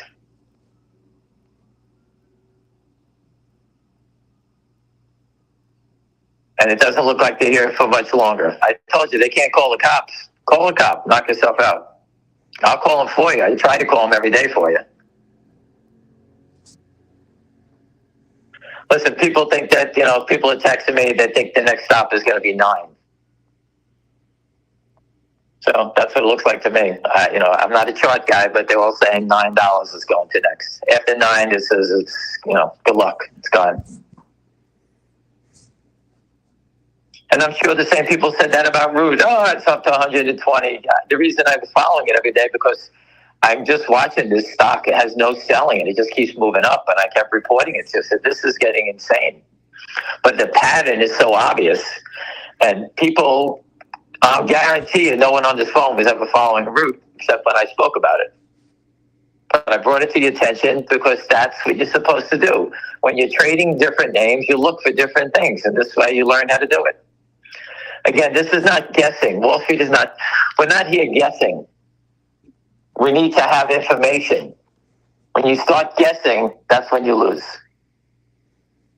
And that's why I keep posting the data, showing you what's going on. Because we're not guessing. We're trying to use the information that we have that's provided by the government, and that's what we show you. Hold on, let me take a sip of Coke, which I told you I wasn't going to do anymore.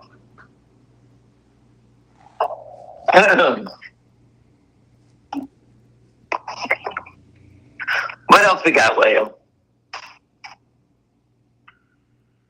G-Bucks is now up $1. They're officially down $1.6 million more. Our good friends out of Boca Raton.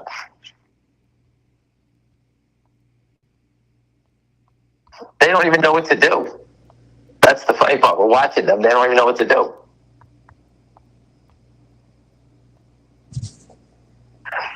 When you see it stop at 739, that means there's an investor probably trying to flip it, and the shorts keep coming up trying to take it. Eventually, someone will take it out, and it'll just go again. I'm so confident that the stock's going high because it's so easy to see. So many people are looking at it. You can see it wants to go. There's nobody holding it back. It just keeps moving.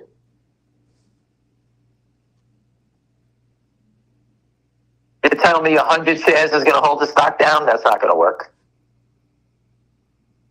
There you go, 740.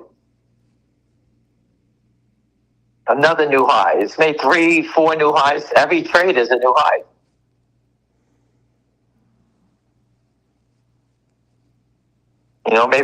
Maybe somebody knows these guys have the cure for cancer. I don't know. We definitely know we got someone has to buy 1.6 million shares, and it's impossible to do it. And the reason it's impossible to do it is because education. I hope I'm not boring anybody, but education is the key to the whole game. If you follow it and understand it, listen, when we traded, we needed to know everything. Is there any earnings coming out? What's it look like on the chart? Blah, blah, blah, blah, blah. Any reports, any upgrades, downgrades, any news coming out? What are the competitors are doing? That's how fast, when we had to get answers for a hedge fund, we needed to get 7 different ways so that I could answer it properly and get them to go buy 1 million shares of stock. I had to give them input. I just didn't call them up and say, hey, Mr. X, hey, go buy 1 million shares of this stock. Sure, no problem. I'll do that right now. That's not how it works.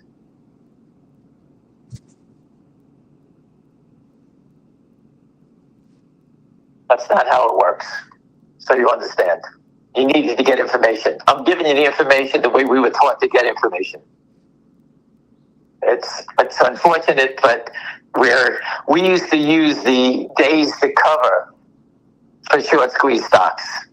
But I figured out the days to cover is all completely false because of the fake volume that these stocks get they put into it. All these washed trades has now crossed up all that information. It's useless. If you say, hey, what's the days to cover in the stock? If they wash all these trades and create all this fake volume, the days to cover is going to come down. There is no trades. These are all fake trades. So, if, before a days to cover could be 40 days, do all the fake trades and the days to cover could be 3 days. And people look at it, there's no short in this stock. It takes 3 days to cover it all. Well, you can see in Root how hard it is to cover it. How hard it is to cover on the days to cover when there's no fake volume. Look at it. It goes crazy. That's what you're starting to see here. The days to cover information is completely false. And it should never be presented again, because with the wash trades and the illegal trades that are going on, that number is completely false. It doesn't exist anymore. And we used to all use that for information. Remember, the information we get, there's 4 ways to buy a stock. You can buy it, you can sell it short, and the 4th way is the market maker exemption, the naked short. We're getting the data on the naked short. The key question is, when you get this information, do you see them buying it back and covering? Can I say that, DJT? I don't know if they're covering. Can I see that finger motion? 100%, because I don't see them covering. They never cover. And GBUX, do I see them covering? Absolutely not. Nothing. We see them pressing it and not covering. And GameStop, I can't tell. And DJT, I can't tell. But in stocks that we follow, we can tell that they're not covering because we can see the assault just keeps coming at it.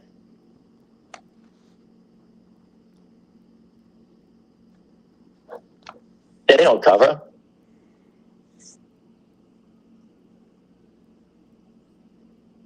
And remember, someone just paid $1.50. They put $5 million in at $1.50. Everyone on this phone call, anyone that owns Finger Motion, we did not pay $1.50 for millions of shares. They did. They didn't buy it at $1.50 to sell it at $1.15. Trust me, no one does that.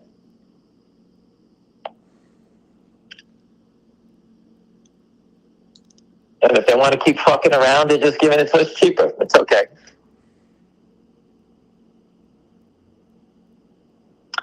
Anything else, William? I don't want to lose you. You sound like you're gone. I don't even hear you breathing. You there? Is there anything new on Finger? The real short did not go down. We know that. It went up. Listen, the stock is 113 to 116. When you see 3 or 4 cent spreads, that is manipulation by the shorts. There is no selling. They're crossing stock. That's all they're doing. I can't stop that. But fundamentals, special dividends, research reports will do that. Trump speaking ends it in a second. Do I believe Trump is going to speak? Yes. Do I think he's going to hammer them? Yes.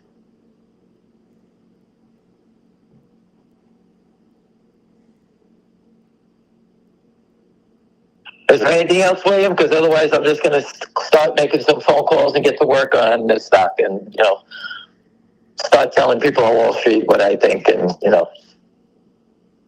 try to get some feathers in my cap by giving them information. Should we put in GTC orders for G-Bucks? I'm not going to tell you that. If you don't know how to do that yet, then shame on you. I've been saying that for a couple of years already. Always put in a GTC order. If you're going to the bathroom, if you're going to the dentist, if you're eating a sandwich and your head is down, why not? If you bought 1,000 shares at 5, throw it out there, sell 500 at 15, 500 at 50, and go about your day.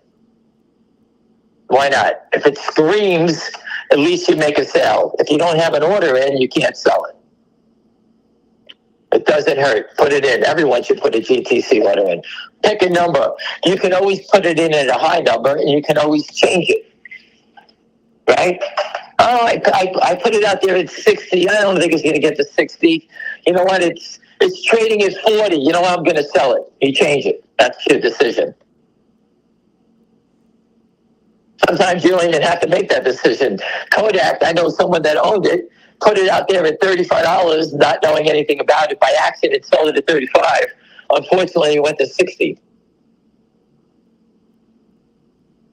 So you just find a spot and you pick a number. That's all. There's nothing else I could say here. If you put it out there at 40 and the stock looks like it's screaming and it's 38, you can always cancel it and go back to 50. When it gets to 50, you can say, hey, you know what? I'm going to move it back. I could move it back to 60. I could move it back to 70. You can cancel it. You can move it, but always have an order in. Why hasn't Roth Capital issued the report on finger motion? Well, the guy has diarrhea. What the fuck do I know? And why hasn't the SEC approved the dividend yet? Because the company needs to file it because of the audit. They're waiting on the audit. The CEO tells us that. Will you answer these same two questions tomorrow when you come on? No, I won't do it tomorrow. Tomorrow's Friday. Actually, I have an appointment tomorrow, so I'll be out. On Monday, we're going to ask you again what happened on Monday. We're going to ask you why hasn't the Roth report come out and why isn't the audit finished? So just going to let you know that we're going to ask you again on Monday. Okay, everyone could just write it down. The Roth Capital, if they need my help, I'll write the report for them, but they don't call me up. I don't know the gentleman. And what was the other question? I forgot. Why isn't the audit finished? Why is the dividend not? I guess the people doing the audit are still in college and getting their accounting degrees. I don't know. I have no idea. The CEO told us he expected it in the middle of December, right? The CEO said that. All right, the stock is 742 to 744. And the melt up, the march just continues. It's a slow march. A slow march will lead to a gallop. It always does. Steve Rosenberg taught me that one. Sorry. I taught him that. Sorry. Steve Rosenberg has no great ideas. Except Taser. He was the Taser guy back in the day. 742 to 745. Do you realize this is like water torture to these guys? Up $1.07 now. It's 7:45 now. It's just, I don't know how to explain it. You guys are seeing the same thing I'm watching. The gentleman just paid $7.08 and he thought he picked the top, and now it's 7:45. This is how it goes. You don't have to buy a ton of stock. You just, put your foot in the water and jump on board if you want to jump on board. 742 to 750. There's 1390 at 750. Could be a long. We'll tell it. You'll know it's a long because it'll trade in a second because the short's going to try to scoop it up. Let's see. If it goes 749 bid, that's the short bidding. We'll see what they do. But still, they haven't. Once they turn buyer, you'll know it when they're turned buyer. You will 100% know it. You're going to say, what the fuck was that? And you can mark that down, everybody. And everybody's going to say at the same time, what the fuck was that? Wow.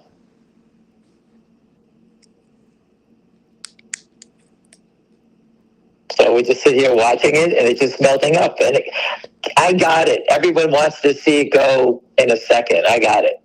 My friend Cream Cheese cries every day. Can it just go 30 points real quick so I can go on to do something else? And you know what? That's just not how it works. It will come. It will pop. They can't keep standing here. You remember, they have to, every time it ticks up, they have to put more money up. Every time it ticks up, a penny, a dime, whatever it is, the prime broker is saying, okay, you have to put up 1.6 million shares. Your margin money, so everybody understands this, they may say, hey, we need $10 a share for your 1.6 million. You got to put up $16 million just for margin. And on top of that jerk off, you're down $8 million or $9 million. You realize what's going on here? When the stock was $1, maybe they put up $2. as margin. Now they got to put up 10 because the prime broker has to protect himself. And he said, hey, put up another $10 million. Are you out of your fucking mind? And that's a part of the game. These guys, it got out of control. You have to put up margin money. You can't play for free. Just go read the E-Trade report. E-Trade bought my stock in. Why? Because he didn't have any margin money. He had no money. And they bought him in, and he lost $125,000. Then the guy, what happens? He lost $125,000. E-Trade sends their lawyers, then he loses his house because E-Trade wants their money back. That's how it works. So at $7.50, these idiots got to put up at least $10 a share times 1.6 million. It's $7.50. The prime brokers only got protection of what? $2.50 before they start losing. And that's why they keep making them demand more money. Hey, more money, more money. But on top of that, you fucking idiot, you're down $10 million too. So you're down $30 million here. I can't imagine this lasting too much longer. This is a bloodbath. Or as we said, red rum. And this is what the stock market and Finger Motion and DJT and GameStop, this is what the stock market should be like. You don't have the money, you can't play. You can't short all these shares. You can't carry them. You don't have the money.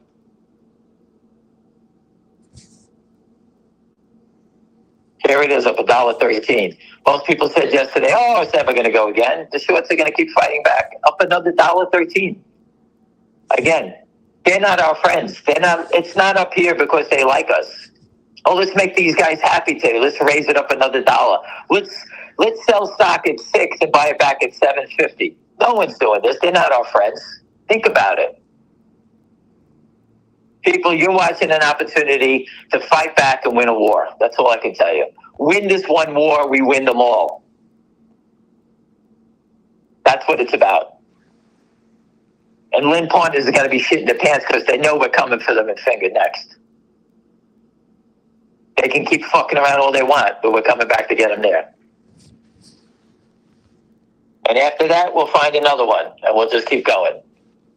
We want to make everybody whole again, get their money back and then some.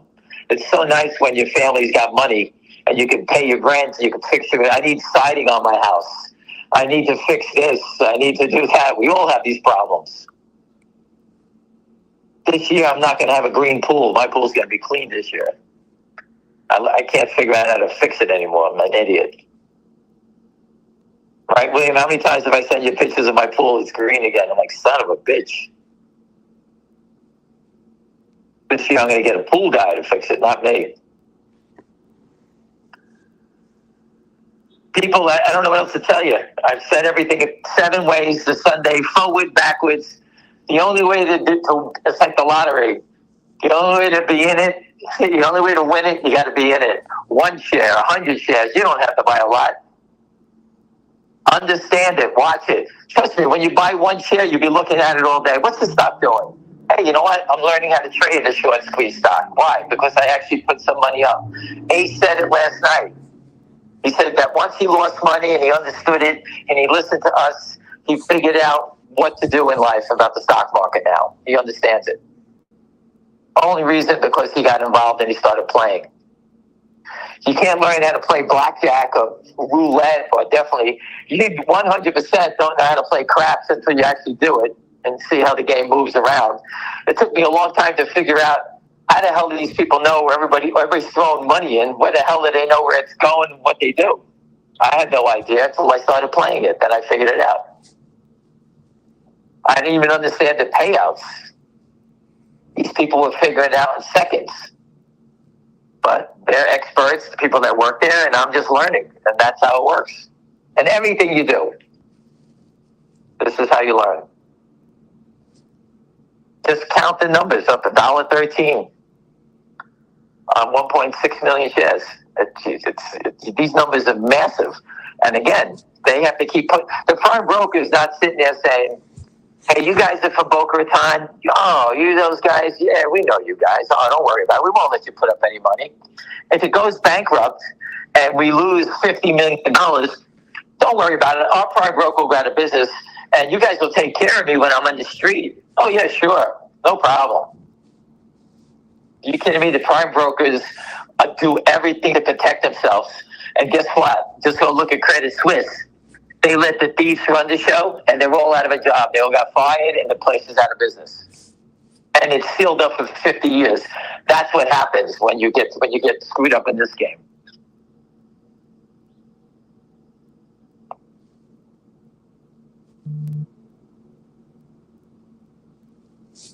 Anything else, William? Anybody has a question? Please type it to William now, because I have a dinner appointment tonight, and I got to go get fitted for a toupee, William. Touche.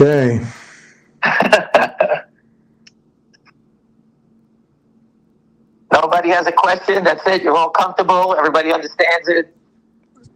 Have you named your dogs? No, we have not. Shit and head. You smart ass. I can show you a picture of him, William.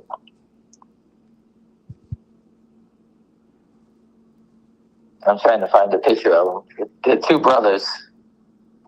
And I'm so thrilled. I can't wait. My house is... And for all the people, I saw her on the New York Post today, Kelly Ripka, is that her name, from the TV show, whatever? She's a host of something. Her dog passed away, and she said that this, her whole family's broken up, and, a member of the family, and well, that's how we all feel. I mean, it's just terrible. We all, I'm in my house, it's quiet. I used to have a dog running around, following me, pet him, take him out, feed him. Now I'm walking around, and we're all looking at each other. None of us are happy about it, and it's just, it's just so sad. Just terrible. What else, William? That's it?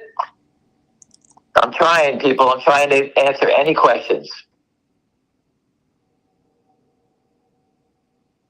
I can't wait to beat the fucking snot out of Jeff Easton, this motherfucker.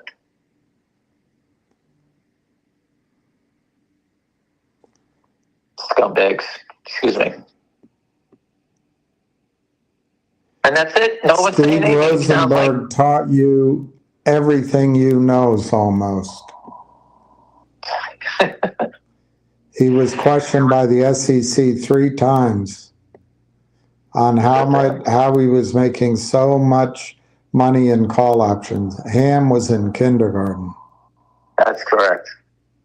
Listen, Steve Rosenberg fought the Civil War. I'm not sure which side he was on, but he was in the Civil War.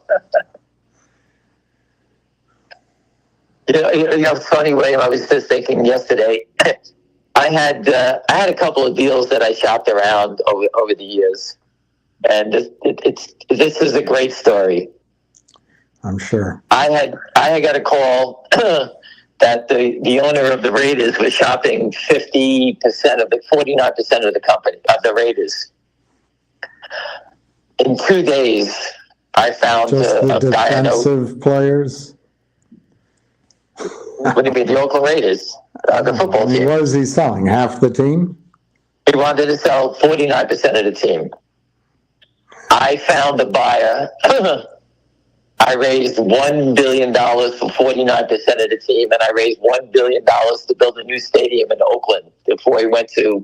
I had a gentleman that knew the NFL, and they said they would never let a team go to Vegas. This is before they went to Vegas. And I raised $2.something billion in 3 days. We submitted the bid, and this guy turned it down. I saw that deal, not the one you're talking about, but I had somebody bring me a deal to raise the money to build the stadium, and I went through the meetings on it.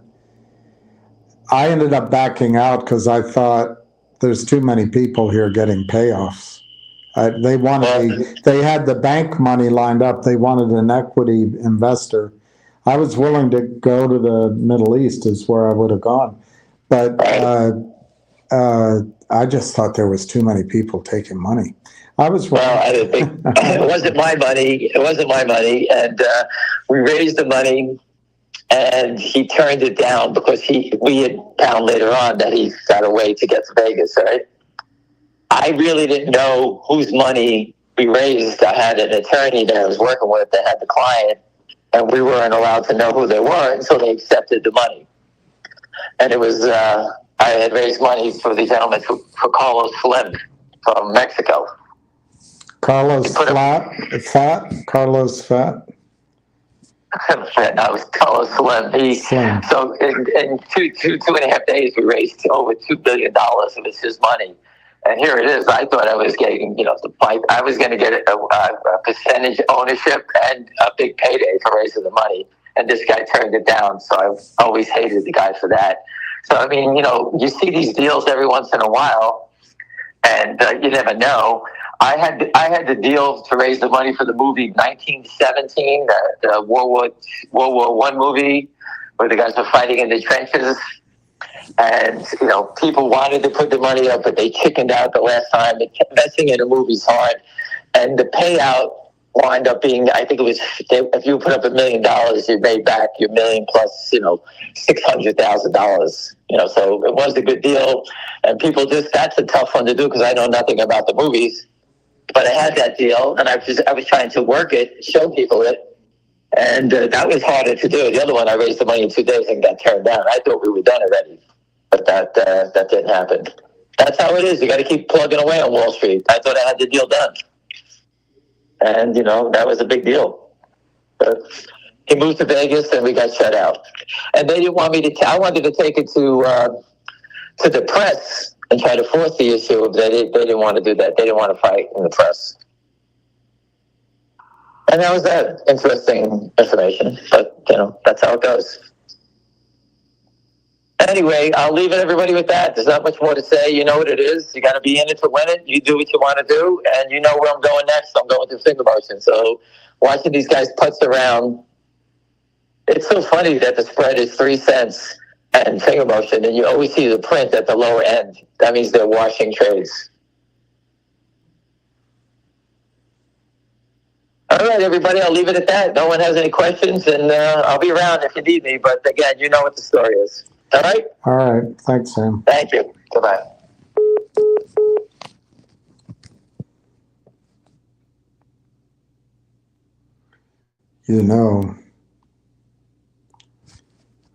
It's a little bit funny. This feeling inside. I'm not one of those who can easily hide. But the thing is, what I really mean, those are the most beautiful eyes I've ever seen.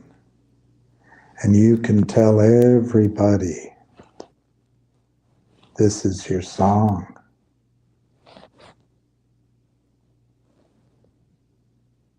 I know it's not much, but now that it's done, you can tell everybody that this is your song.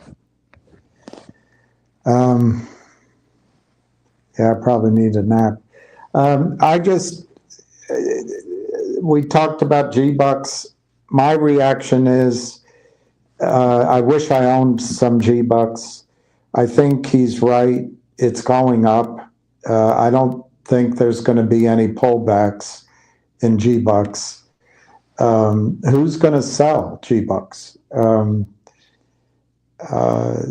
I guess I should look at a chart before I say that, because maybe there's a big resistance area in G-Bucks. It doesn't come up on my chart. So it doesn't come up. I can't get a chart on stock charts. Anyway, I don't know. I think G-Bucks,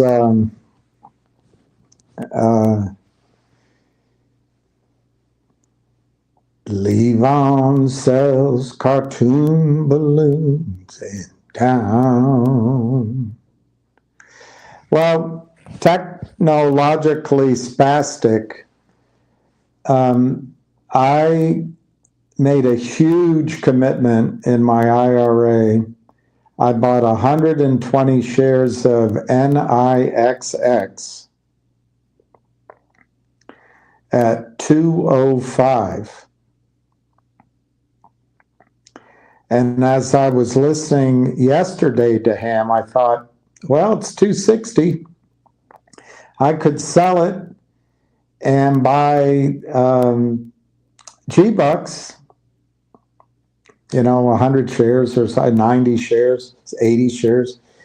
But I didn't do it. I said, no, you bought Nixie for a reason. Nixie is going to go up, I think.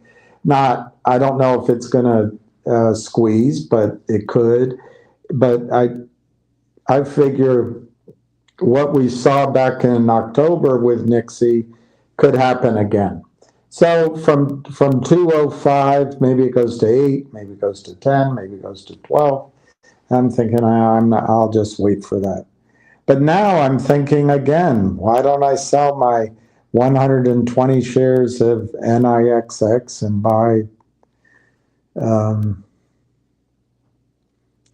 don't know, 40 shares of G-Bucks. I think I just missed it. I just missed G-Bucks.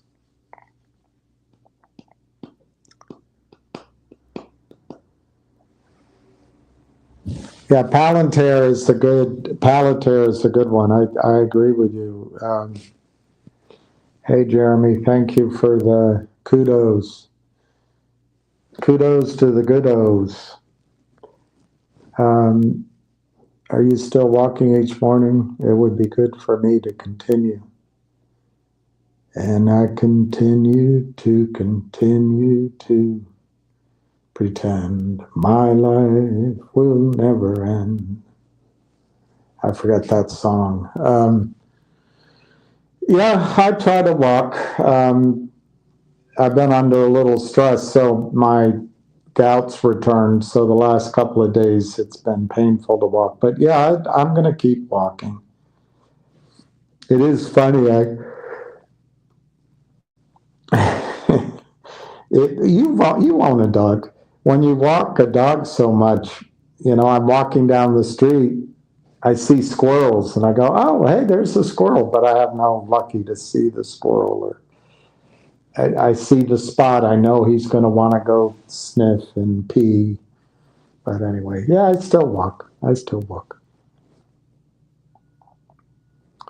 How is G-Bucks missed? Oh, it's not. I just don't have any money, Augustine.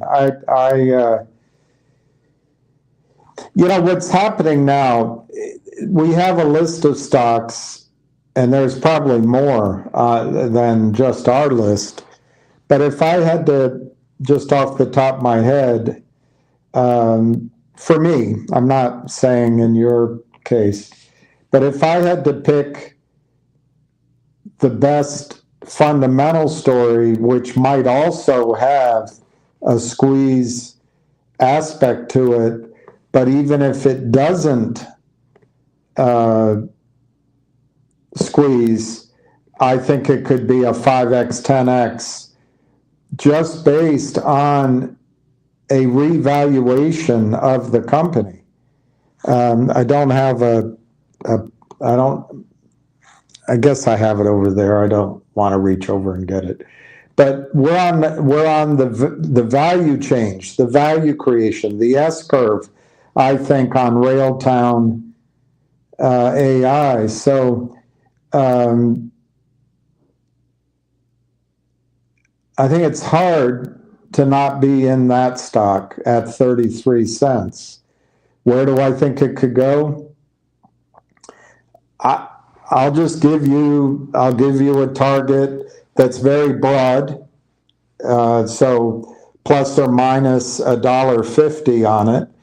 I think it can go to $3.30 in the next 45 days. Could it take 6 months or 9 months? Sure, it could take a lot longer. But when there's a story out there and there's smart minds looking at it and there's deep pockets and it involves roll-ups and the stories being told and they're shopping their product, what my experience has been is the most likely thing is people are going to jump the gun rather than wait until it's too late. So I'd say you can make 10x on Railtown in the short run. If you're willing to wait, I think Railtown's 20x, 30x, and maybe more. I don't know. But I think it could be a $10, $15, $20, $25, $30 stock. Hey, let's go all the way. Let's say $33 from here. So it's 100x. I think that could happen. Now, do you have to wait? Yeah, maybe. That's the problem. Nobody wants to wait. We're all children right now, which, by the way, is the sign of the top of a financial market. I got into this market when most of you weren't even born. And I actually got my training at a company called Merrill Lynch, Pierce, Fenner, and Smith. And I was in the flagship office of DC.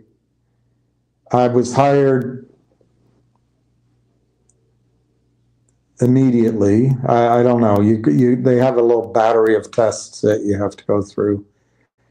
And I passed that. And the training was excellent. But and you know, you're walking on air. I loved it. When I was a kid, I remember we lived overseas, and then I got fascinated. I followed the Yankees late. We got the news late. But I also followed one stock, and I was a kid. But I followed this stock every chance I got. It was Pan Am, because we flew in Pan Am. I loved it. Of course, it was a terrible investment, but I would track it. And there were some other stocks too I tracked. I don't remember their names now, but Pan Am is the one I remember. So when I have to admit, when I started my career, so-called, as my dad called it, I thought I would just follow my dad, but there was a hiring freeze on in the government, and anyway, I loved it. It was, you know, great people to meet. I was a little nervous, but you know, for the first 4 months, 5 months, you're showing up. You go to New York. You're treated like king. They teach you everything, and they give you the desk, a sales assistant, and you got a number. My manager, his name was H. Fontaine Smoller. Fontaine, he was great. He burst out laughing. He said, and I think he called me William. He said, William Ferrand. And he just burst out laughing. Your AE number, we were called account executives then, now they're wealth advisors. Your AE number is 6969. He just burst out laughing.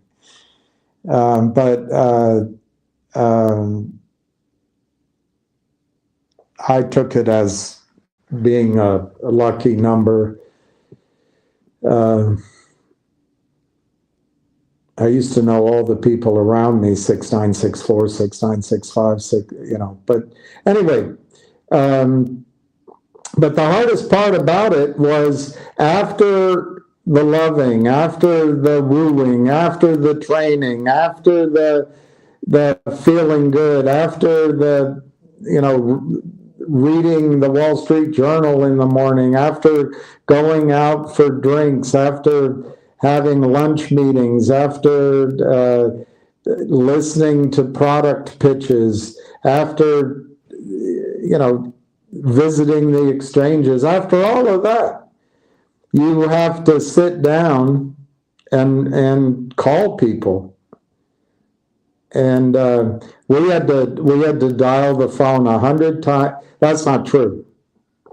We had to speak with 100 people a day. 100 people a day. So you had to dial the phone a lot more than that. And back then,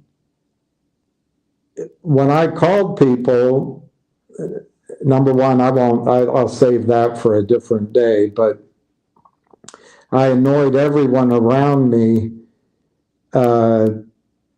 because of my long name.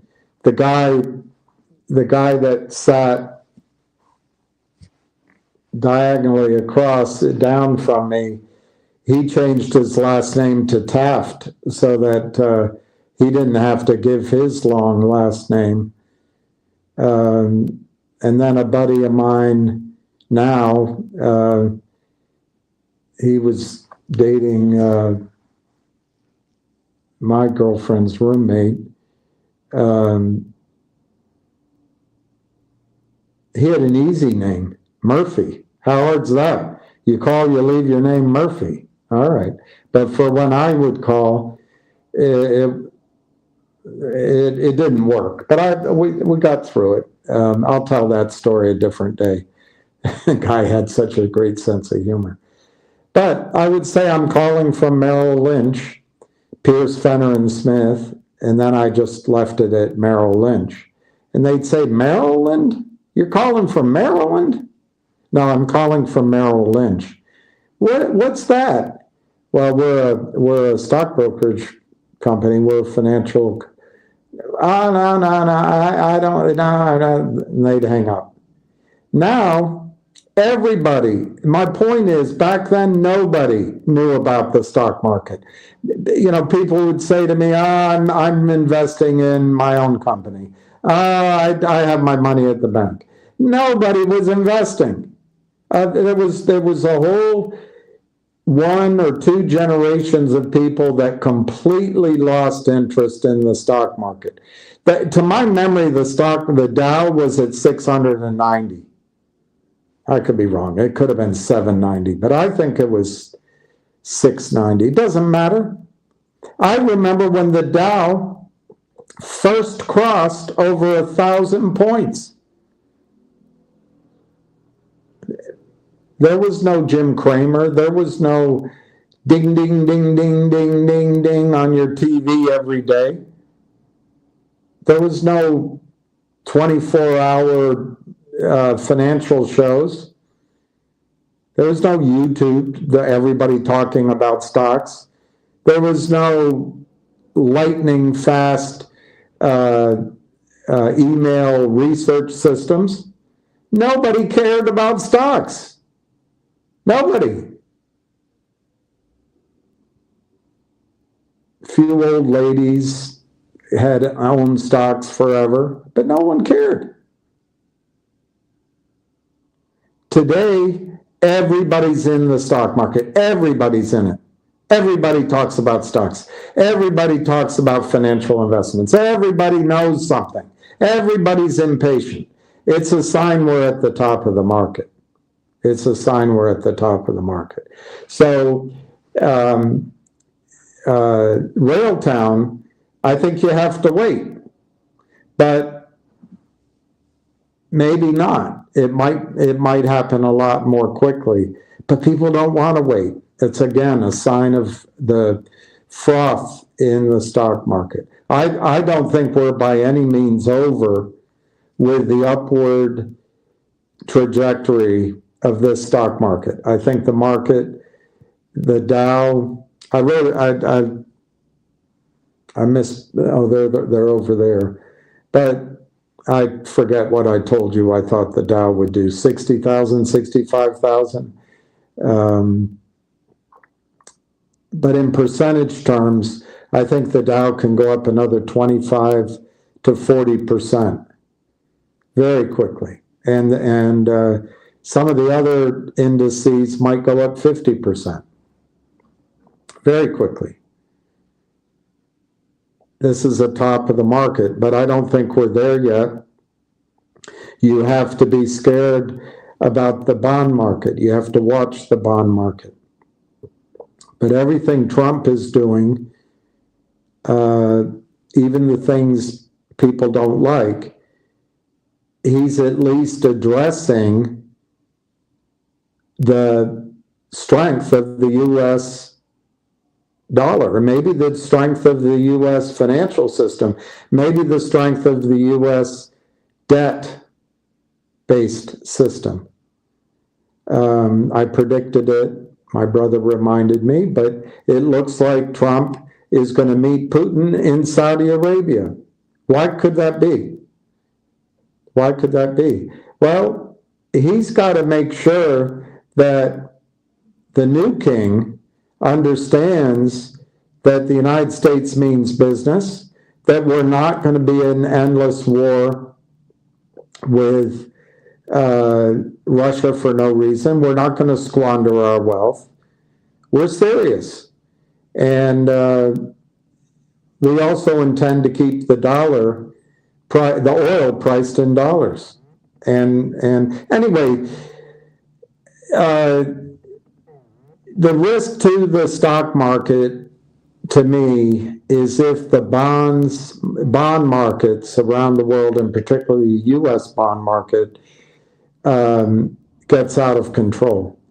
And it's flashing red right now. Inflation is up. Interest rates are, I mean, they're giving mixed signals. The Powell is just to take the mickey out of Trump, is leaving rates higher. If Biden were running for something, Powell would be lowering interest rates. But the inflation gives Powell cover to do very little right now. It's all a jab at Trump. But then Trump's calling for lower interest rates. And the risk of that is the bond market might say, you know what?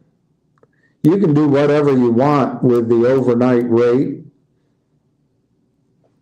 We don't care.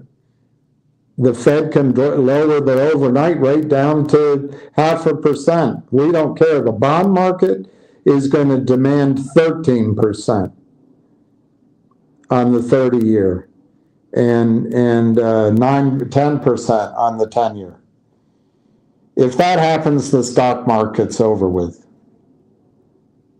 because the bond market will be over with. But I don't think we're there yet, and I think the stock market's going a lot higher. And I'm sorry I got distracted by the idea that we're at a top in the market, but there's no question in my mind we're at the speculative end of a 45-year bull market. People are impatient. They want instant gratitude for their attitude. And G-Bucks, they want it, like you're saying, which I think it looks like now, they want it to go to 78 right away. Well, G-Bucks I like, but when you look at the story, it's not a significant stock story, although I've heard that there's meaningful money coming into G-Bucks. There's a meaningful strategy. We'll find out. But I am convinced now, listening to Ham, that there is a short squeeze potential in G-Bucks. So I would put my first story right now as, I'm talking stocks here, as Railtown, RLAIF. But I think maybe right now, because of its proximity, because of the excitement, and because it does seem like it's happening, I think it's worth playing G-Bucks, GBUX. I don't have the money to do it. I just don't have the money to spread around. My third one is a tough call. I don't know. My third one would probably be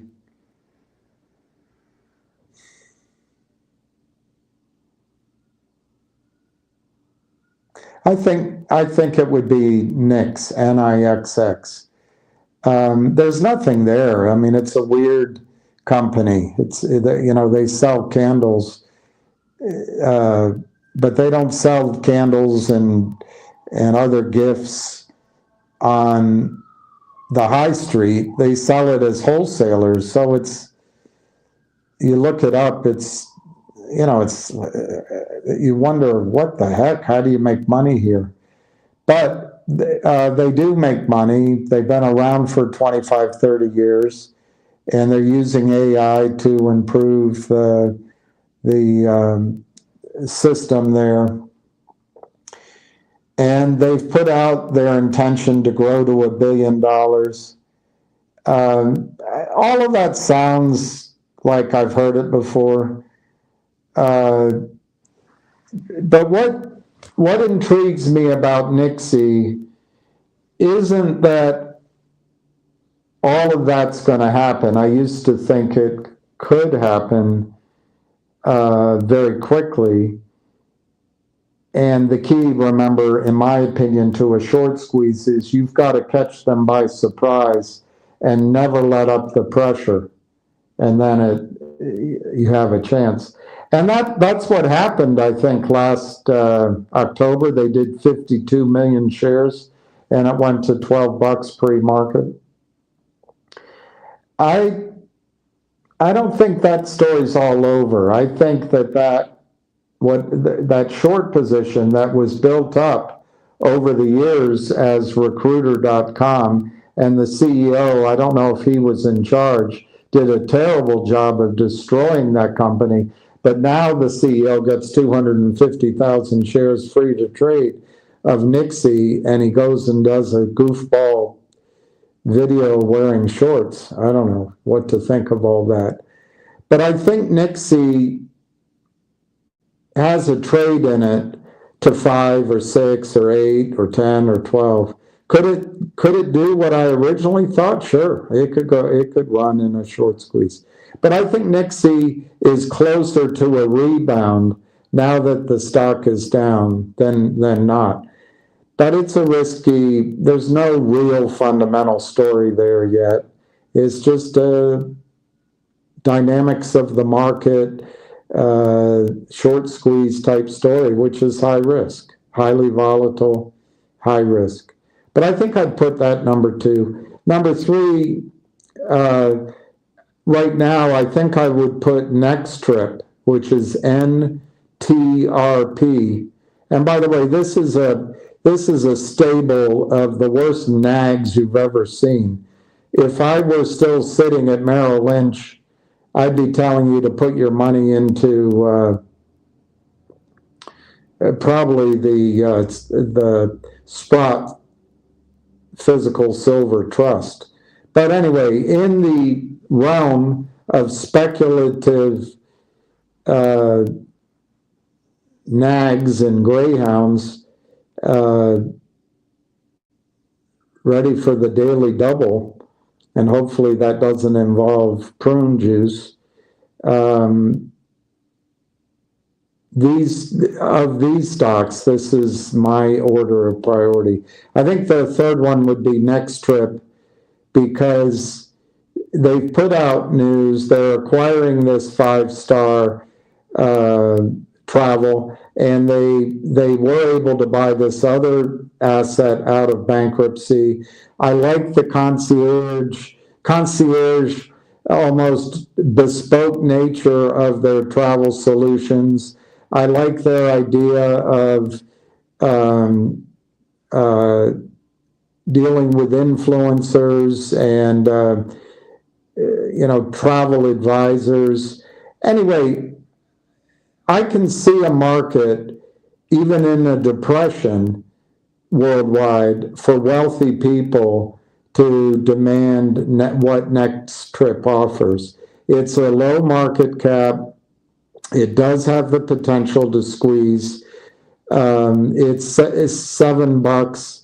I think it could double or triple, and it could do a whole lot more, but I would be out of it probably myself, because I think they're going to have to raise money to implement their plan. So anything that runs above, I don't know, $15, $20, $25, I think they will eventually, maybe not right away, but they'll kneecap it to raise money for themselves, for the company. But it could be a longer term play after you get out. It could be something to come back into. The negative with the next trip, which I'm told is a positive, is their banker is Benchmark. And I think Benchmark is the shepherd, the wolf in shepherd's clothing that herds sheep into the slaughterhouse at either the over-the-counter markets, ground level, manure-infested slaughterhouse, or Adina Friedman's up the automatic ramp, soundproofed, gold-plated, top technology cleanliness systems slaughterhouse at NASDAQ. I think Benchmark is a facilitator of destroying companies, and they lie with their smile on their face. That's how I see Benchmark. But anyway, so I think my third one would be Next Trip. Both Next Trip and Nixie have short fuses, and I would trade out of if it works. My fourth one,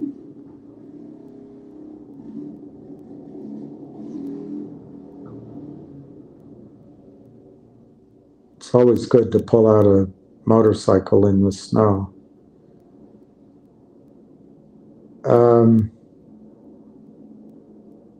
I think my fourth one would be Finger at these prices, somewhere around $1 something. I think there's a lot of positive.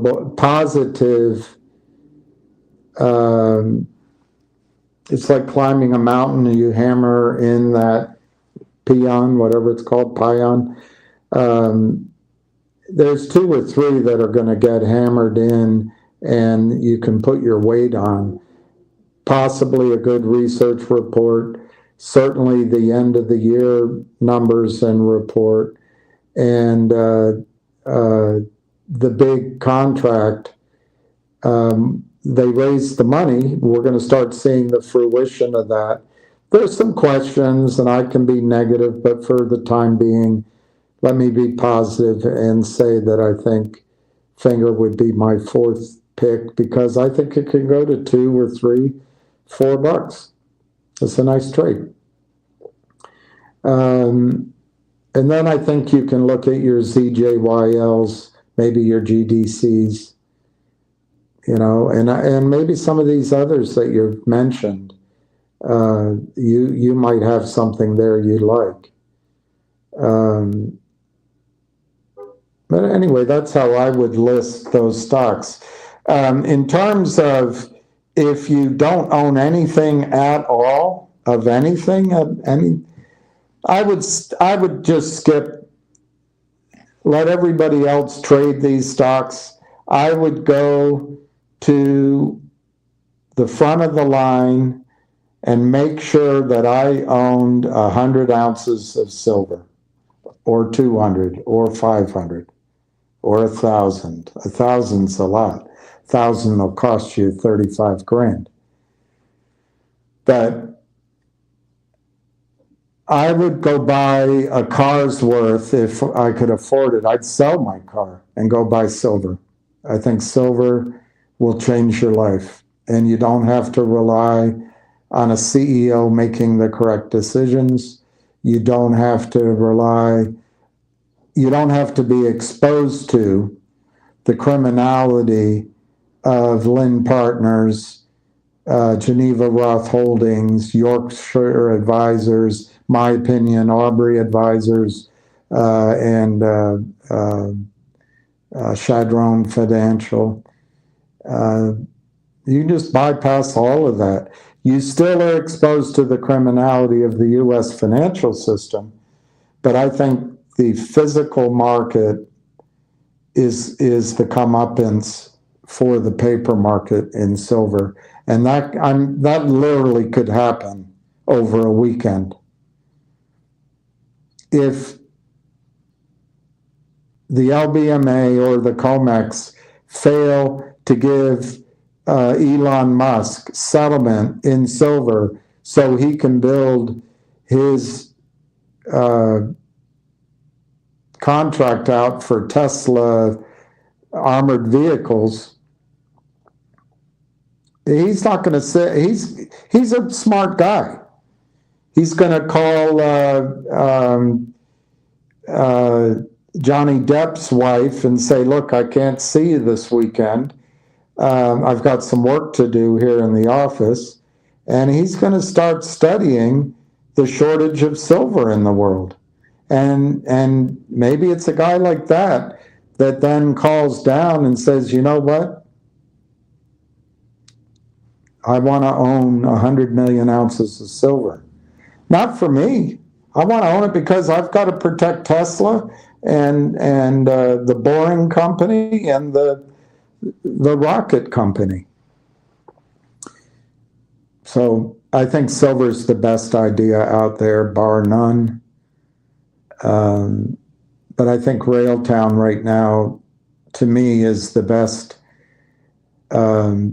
story that you don't have to worry about the next day waking up and finding out you were sold off just at these prices.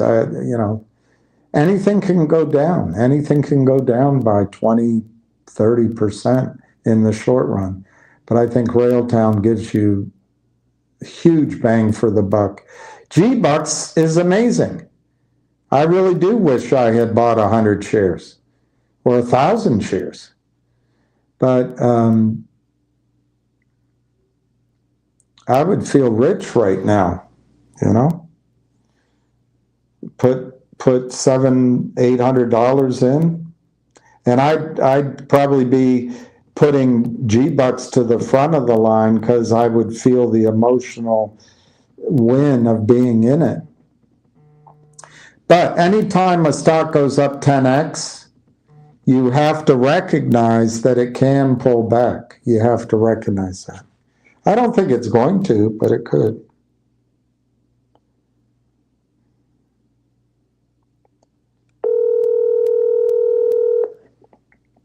Hey, William, you're not still live, are you? Yes, I'm still live. Put me on. You're on. All right, everybody. I need to stress to you, look at Root up 20 on 500,000 shares. It was 305 when we talked about it at 130. It's up another $7, and it's traded 500,000 shares. Nowhere near the billions and millions of shares that everyone talks about. All right. So again, that volume nonsense is not going to exist in GBUX. It's the same pattern as Root. It's just going to gradually keep climbing, and then one day you're going to get this big pop, just like Root. That's exactly what you're saying. I just want to rehash to everybody. A couple of people didn't understand it. When you short a stock, your brokerage firm wants margin money. They're not going to ask you for $1 for margin money. When the stock is almost $8, they're going to ask him for $11. You have to put up the value of the stock plus on top of it. They can make that number whatever they want. They can tell the guy, we need 20. I'm being conservative and saying 11 because as the stock moves up, they may say, hey, it's 11. The stock just moved up another $1. You need 13 now. They make up that number. That money is to protect the prime broker up to that level. So when the prime broker gets blown out, they're going to say, hey, we lost 50, but we had $13 of their money. So we only lost 37. So they have to put that margin money up so you understand it. I didn't realize you guys didn't understand that. On top of that, these knuckleheads are down, $8 minus $1.70, which is what, $7.20, whatever it is, a share. So they're down $10 million. They got to put up $11 times 1.6 million is another $17 million. This is a $30 million hit already. $30 million. Because that margin money doesn't go back to the short sellers. They need to put that money up. You understand margin, William, right? Mm-hmm. So these guys have to put up money, and they just got to keep. I'm telling you, this is like a raging inferno. And for those who are not paying attention, Root, I just told you, is up 20 now. And I've been rebroadcasting about Root for a while now. And that's exactly what you're going to see here. This is when it gets a controlled buy-in, that's what it looks like. When it's out of control and the prime broker buys you in, that's when you get GameStop. But right now, GBUX, they're trying to hold it, stop it. They don't know what to do. Soon the prime broker, when the prime broker doesn't get the dollar that they need from these guys, buy them in. That's how it works. That's just, in case anyone doesn't understand that, that's how it works. I don't know how they're still standing. One friend of mine who's a real Wall Street pro said, see that tomorrow or Monday they're going to buy him in. It's over with, he's saying. It's impossible. The numbers are too massive. Because remember, you got to keep putting money up for the margin money. Besides the loss, you got to put up the margin money, and you don't get that back. So again, these small guys with this money, whoever's backing them is out of gas. This thing is ready to explode. It just it's up $1.50 again. If you can't see it, this is it. This is a short squeeze alert. This is like, get ready, get your snow shovels out. There's a snowstorm coming. This is your alert. It's right here. And the only thing I can relate it to is Root. And I've been saying it because Root has been a controlled buy-in. And if you look at it, there's no selling. It's only 500,000 shares for a stock of 20. This is unlike these other names. What was that stock? MGLO, is that it? I don't even know what that was. MGOL. MGOL. 87 cents. It traded 700 million shares. This is not like those things. And these guys that keep playing, whatever they're doing. Hey, listen, there could be some longs coming out of the stock now, some new longs getting into it. But every time a seller comes in, they take them out.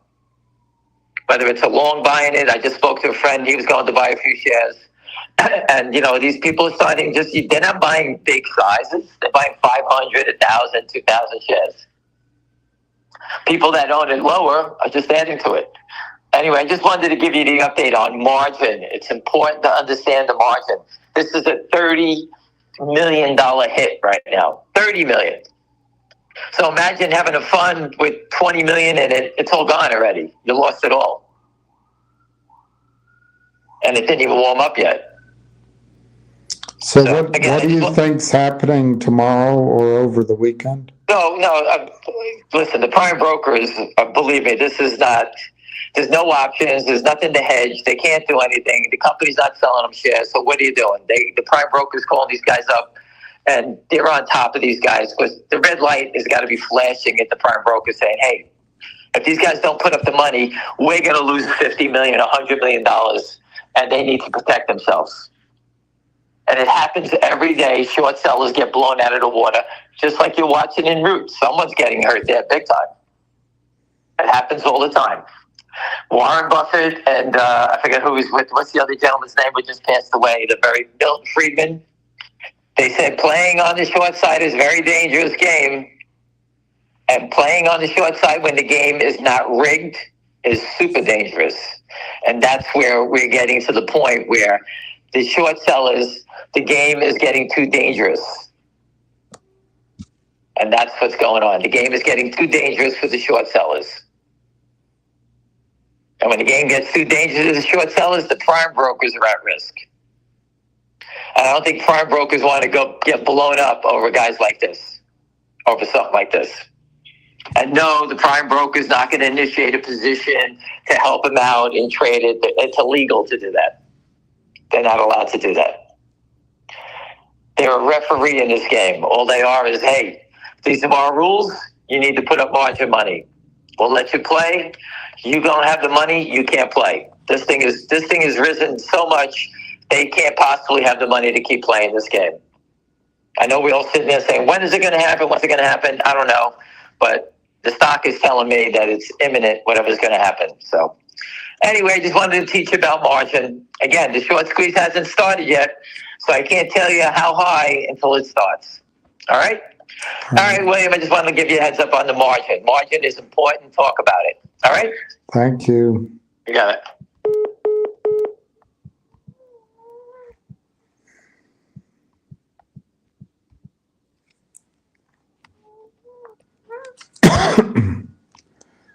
All right. I'm going to buy. That's so stupid. I'm going to buy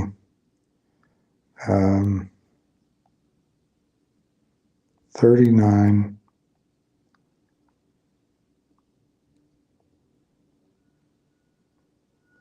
I probably can't afford that.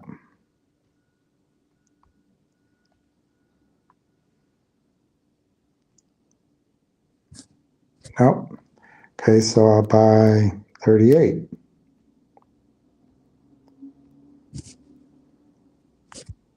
Okay. All right. I just sold my NIX, which I think is going to go up, and I just bought 38 shares of G-Bucks. What did I pay? I paid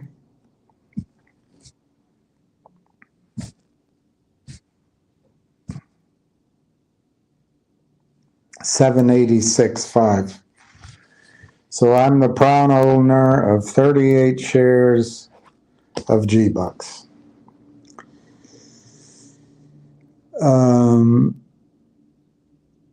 I don't think everybody has to hold. If you're talking about G-Bucks, I don't know your meaning. If you're saying that we have to hold, that's the key to cause the stock to go up, I don't think we matter in this instance with G-Bucks. If Ham's right, what did he say? 6 million shares short or 1.3 million shares short. The stock is not going down, and it does look like it's in trouble. So if that's what you mean, I don't think we have to just hold on. I think the stock will go up with or without us. If you're talking about making money, trying to make a big hit, a good hit, a big profitable trade for your account, yeah, you're right. You got to hold on. You just saw me. I sold my 120 NIX for a profit, but I think NIX could be $5 next week. But anyway, I would have to agree with Ham, whoever Ham talked to, that there's a hospital up the street.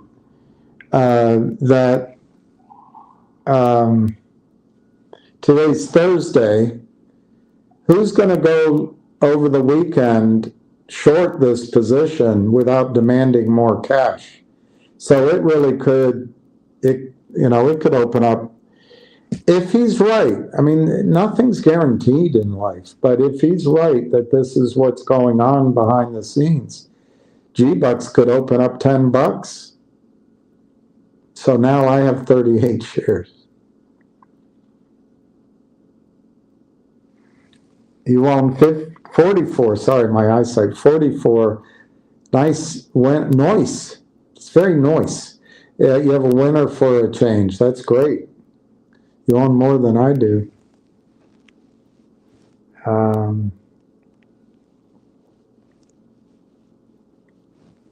For stop limits,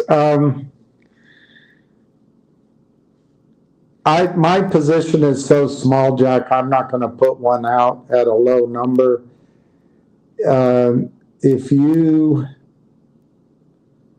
I just got to do the or I've got to think of the sequence in my head.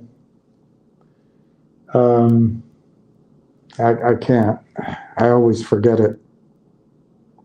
21 plus 13 is 34. 34 plus 21 is 55. 55 plus 34 is 89. 89 plus 55 is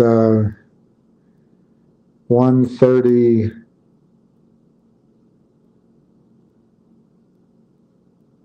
That doesn't sound right. That does not sound right. Let me look it up.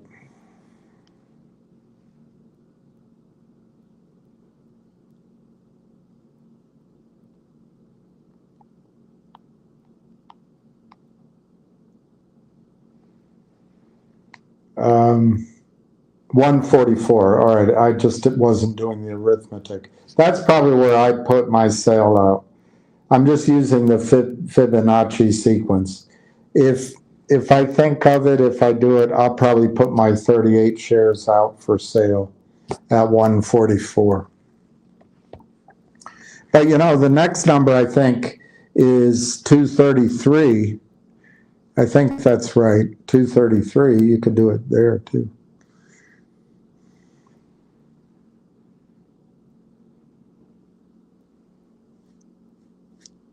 Well, I think that's true. I think Finger could have good news, but I think they also have an organized selling campaign from the bad guys. But you're right. You're right.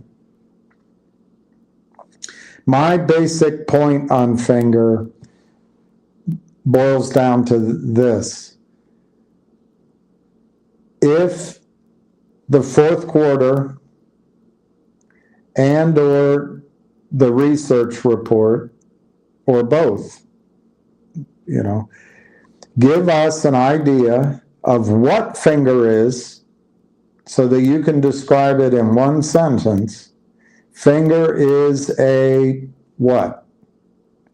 And what are Finger's revenues, cash flows, and earnings projected to be? Are they repeatable, growing?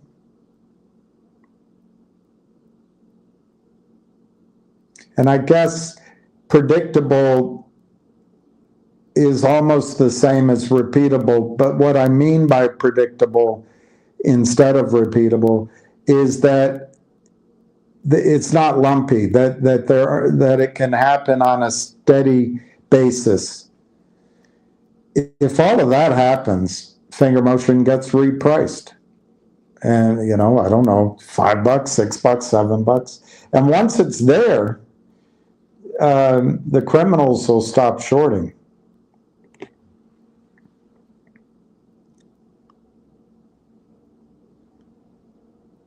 I wouldn't sell Finger. Well, you can do, Mr. Tang, you can do what you want. You just saw me. Of course, I'm doing it at $8. I could have done it yesterday at $6, the day before at $4, but whatever. I think Nixie could double or triple or more out of the blue, but I just sold it anyway, and I bought G-Bucks at $7.86, 38 shares. And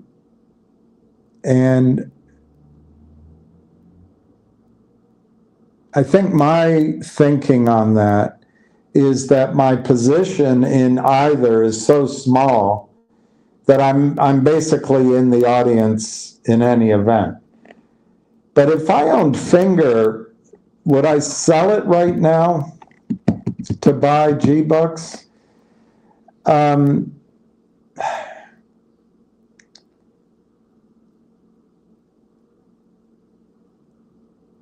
might have sold Finger to buy G-Bucks when I could buy shares 1 for 1 or buy it at 80 cents, if I had tax losses, I may have justified it to myself at that point. All right, I'll sell 10% of my finger motion. I'm establishing a tax loss of, I'm making it up, $6,000, which means I can't buy back into finger for 31 days. But I do have the tax loss of $6,000, and I have an alternative, which is G-Bucks, which could move sooner, and it could give me that a profit, and then I could use that money to come back into finger in 31 days. So what are my risks? My risks are that G-Bucks has gotten way ahead of itself, that this is all a canard, and it's all emotional, and some seller will come in and drive it back down to 3. That doesn't feel like what's going on with G-Bucks. It really doesn't. I think the odds are more likely that over the weekend there is a buy-in of hapless shorts. Remember, Ham's theory is these are some guys named Smith or whatever, it's all coincidence, out of Boca Raton, that have no real connection with, the SACs or the other big funds up in New York. Maybe, maybe not. They could be just extensions of that now that Wall Street's moving to Miami. I don't know. But that's the theory, is these are weak shorts that don't have the money, and that their prime broker is going to give up on them. Well, we've heard that theory before, and I think it was working in GTII. I think it was working in Finger, but the criminals had a strategy, and they were able to short circuit those two moves. That's my opinion. It just took money, and it worked. It was worth it for them. But I don't see that with G-Bucks. But anyway, you have to acknowledge the risk is that if you sell 10% of your finger, you buy G-Bucks, the risk is that G-Bucks pulls back. But in return for that risk, you're establishing a tax loss. My guess is you're going to be in a stock in G-Bucks that has the chance of a buy-in as soon as this weekend, and you suddenly get a stock that opens up, I don't know, at $30. And maybe you make maybe you make $12,000 on it, or let's just use that number. Maybe you make $6,000 on that number.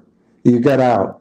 Well, you don't have to pay any taxes because you took your tax loss. But maybe you make $12,000, and instead of paying 40% plus the Obama tax for short-term capital gains, you took a loss. Maybe you only pay 20% of that total gain. Anyway, that makes a lot of sense to me. The other risk you have in getting out of Finger, you're going to miss out on, if it happens, it hasn't happened yet, but you'll miss out on Roth Capital's efforts to get the stock back up to 150. There's been no evidence that Roth Capital has done that. So if I had to give an opinion right now, I think Roth Capital's loyalty was to the short sellers, not to Finger Motion. So far.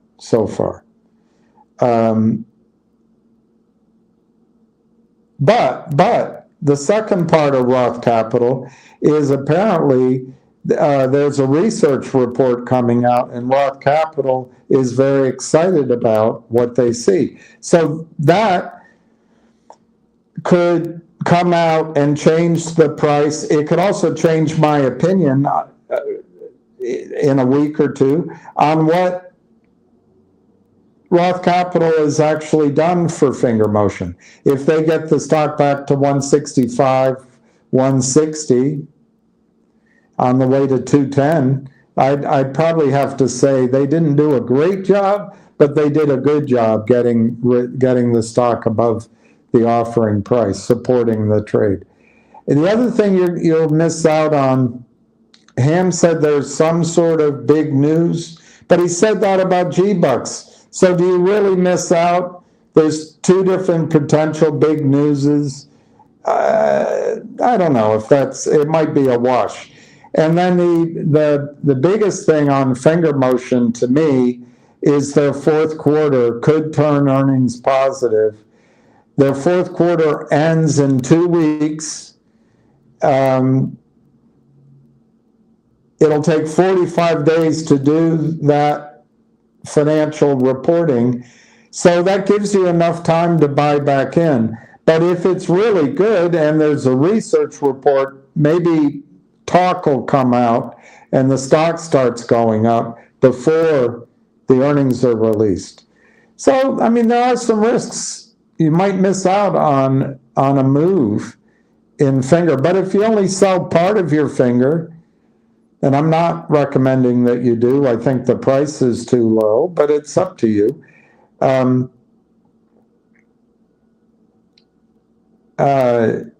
You have an alternative here that has every much of a chance of having a good run in it as finger does. And so if things work out in that strategy, I'm just giving you an example. You sell 10% of your finger, you buy G-Bucks. Yes, you feel like it's overpaying, like I just did. But if that opens at 32 on Monday morning, I'm making that number up. You have this big gain, and you have a decision. Hey, this might be going to 100, or I'm just going to take my profit. I'm going to buy, I don't know, Railtown for a month, or I'm going to buy. You have to buy something other than finger for 31 days if you want to keep your tax loss to offset future gains. People are extremely optimistic on the MMTLP spaces as all of Trump's picks got installed. I think Cash Patel will be the last piece. Strange that the SEC gave failure to deliver. I guess you're talking about accounting of it, reckoning of it, a 1-year pause. Well, Richard, you probably know more than I do about Reg Show. Certainly, if you listen to Junk Savvy, you're going to learn a lot. She is smart, fair. She's a good presenter consolidator of information and presenter of that information. And she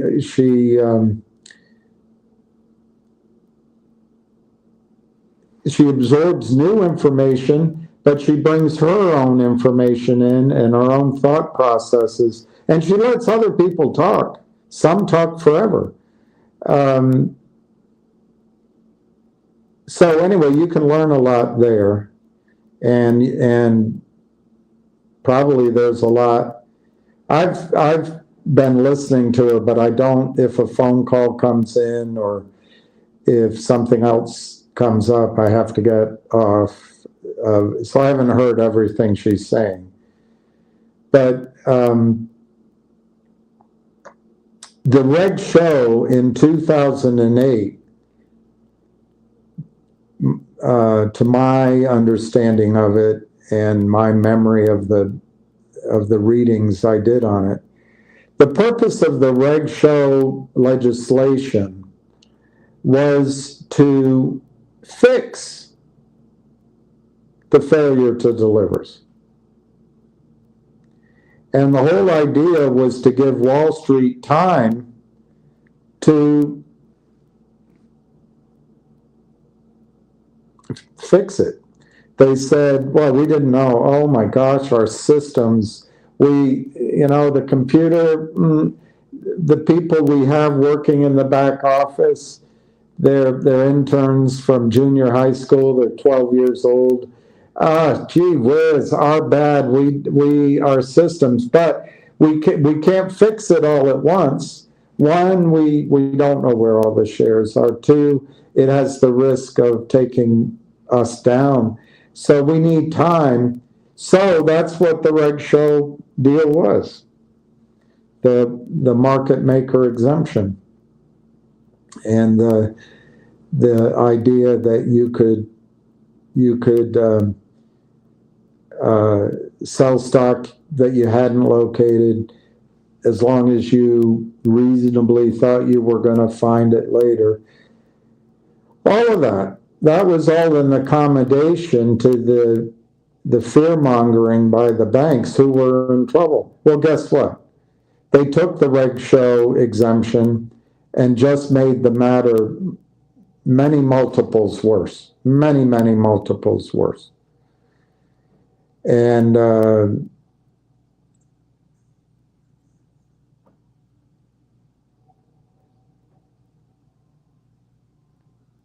I think that's what they're doing right now. I think they got to Ann Wagner. I think they got to the guy with the bow tie, although maybe he's gone by now. They got to Congress and the regulators and said, you know what? If you enforce this now, you're going to have to bail out 2 or 3 banks. So give us a year. And I don't think they have any intention of giving that land back to the Palestinians. Oh, I mixed my metaphors. I don't think Wall Street intends to do anything for that year. And I think they're just buying time. They'll continue to short, and the problem will get ever bigger. And their argument will be, hey, all the buildings are wiped out anyway. Why would you want to come in and recreate a nation here? Let's just let the devastation exist and move on.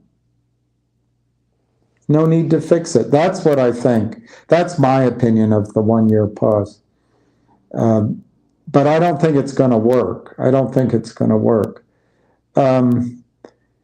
I'm not as optimistic as everybody is that Trump is going to somehow do something about naked shorting on a global basis. What I mean by global isn't the world. I'm talking about the entirety of the market, because he would have to go up against Stevie Cohen. He'd have to go up against Ken Griffin. He'd have to go up against Lord Blankenfeind at Goldman Sachs. He'd have to go up against whoever the hell it is at Morgan Stanley. And he'd have to go up against Moynihan at Bank of America. And he'd have to go up against Fidelity. And he'd have to go up against everybody. I don't think that'll survive the negotiation. But what I think where Trump, and I should probably just write him a letter, but I think where Trump is going to go is with the micro cap and the small cap companies.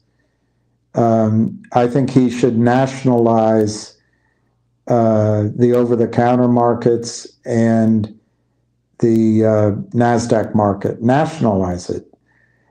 He should run it as a government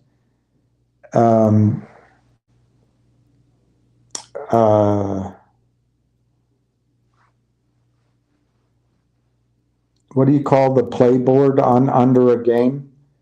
He should run the small cap markets as a public game board with rules and with enforcement, and if it's for profit, that maybe the government keeps the profit for a while.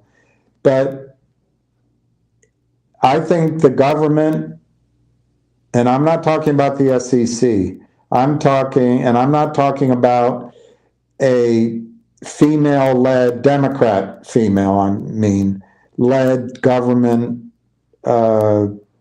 division. It could be run by a woman. It's just, I'm talking about not the kind of leaders like Elizabeth Warren or there's a woman out there, a congresswoman, that just said that you can look it up. She just said that there are jobs at manufacturing companies that women will not go apply for because the name man is in the title manufacturing. This idiocy, you just got to get rid of. You just got to get rid of it, male or female. So that part of the government shouldn't run it. But I think, and the bank shouldn't run it. Hell, I think a freshman business class out of Tuscaloosa could run it. But anyway, you get a group of people. I'm trying to think who could, and maybe the Marines do it. Maybe it's the Marines.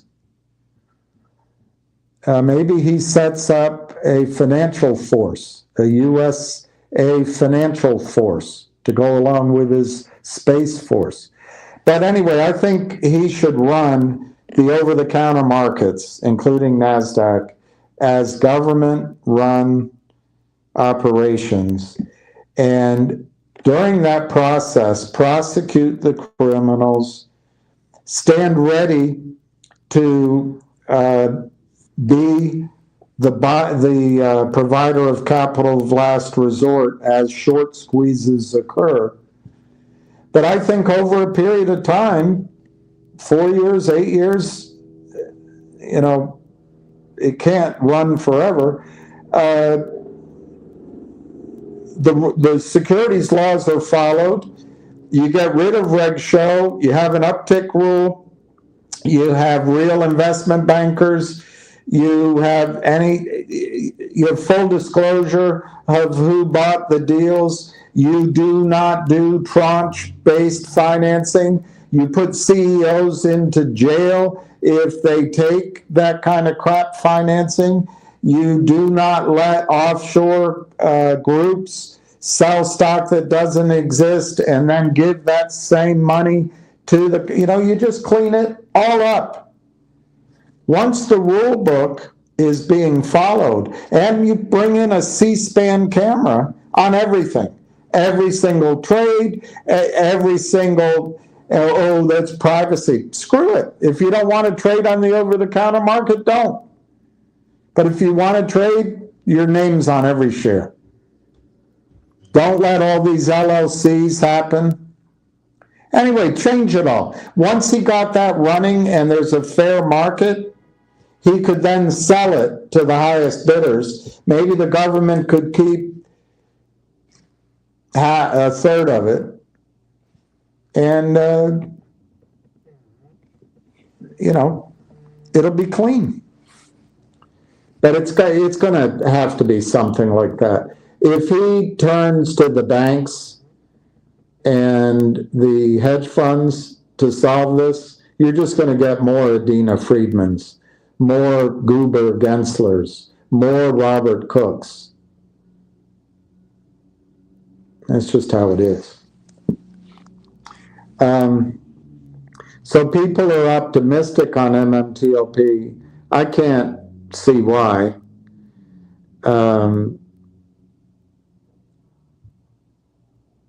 And as with every statement, there's more than one side to that.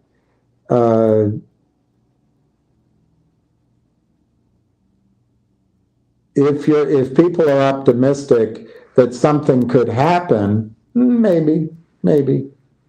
But I'm not optimistic that Congress is going to authorize a huge payout to each of us soon.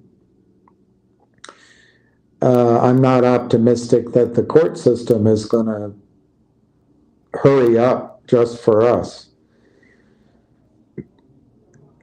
Richard, the asset, there's two aspects of the asset.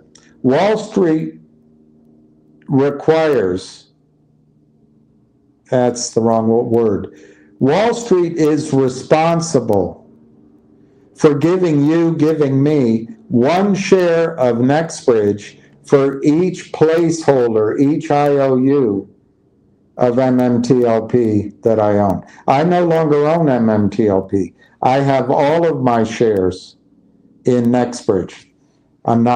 It's not a huge position. It's 4,286 shares or something like that. But that's what I have.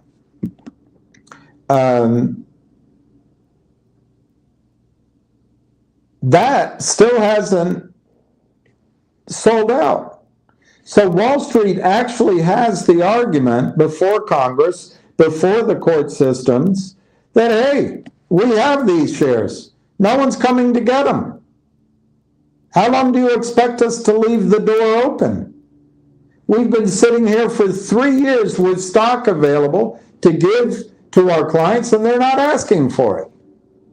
So that'll be one argument. I don't personally see how they lose with that argument.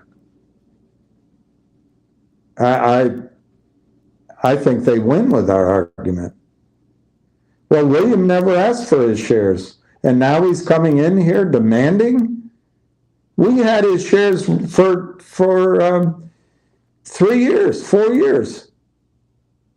And Your Honor, we just finally gave up. He abandoned his shares.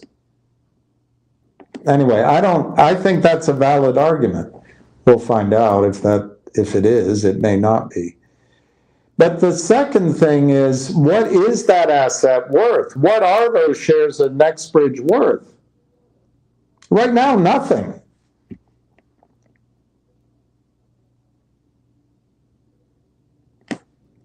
Or you give me a number. As far as I know, the last trade they did that valued shares was possibly at $1 a share, possibly $2 a share, maybe $4 a share. I would lean to the lower numbers, but they swapped out ownership of some of those deep Louisiana plays, some of the other assets in Texas for shares. And if you do the arithmetic, it doesn't come out to a high per share value. Well, that'll be all a matter of record if it isn't already. And the other side will say, Your Honor, yes, we agree that we did a bad thing. It was our systems, and we have 12-year-olds running the back office, and Adina Friedman has us focusing on making sure that all of our boards are run by women. So we just didn't have the manpower to address the settlement. It wasn't something that Adina prioritized, and Guber Gensler was involved with crypto. So it just wasn't a high priority. But, Your Honor, we now see we were wrong, and we're willing to settle. Oh, that's great. Well, I have here a request for $1,500 a share. Well, Your Honor, I don't know where that number's coming from, because right now NextBridge is, according to information and belief, has lost their leases, may declare bankruptcy. The SEC is filing against principals. They own assets that are highly risky in the deep Louisiana section. These are wildcat plays. And they have to go seek funding. They have huge debt positions. Your Honor, we're not sure it's a viable company. Look, I don't believe that, by the way. That's not my point of view. I think that Greg McCabe is terrific. I think the assets are valuable. And I think there's a fight where they're going to get out of this and build a meaningful company. So don't misunderstand me. But that's the second part is the other guy, the bad guys are going to go to court and they're going to say, Your Honor, we owe them $1 a share. Well, and we're willing to pay their legal costs. Which the lawyers will say to Fidelity, settle. The lawyers will say to you, settle. We're not going to work anymore unless you can come up with 30 million yourself. We're not working anymore, so you have to settle. So everybody will settle. The lawyers will get paid, which is the important thing, because can you imagine a world without the integrity and honesty of lawyers?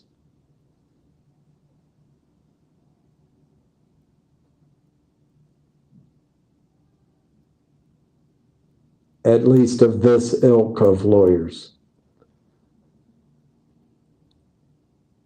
So anyway, Richard, I think people are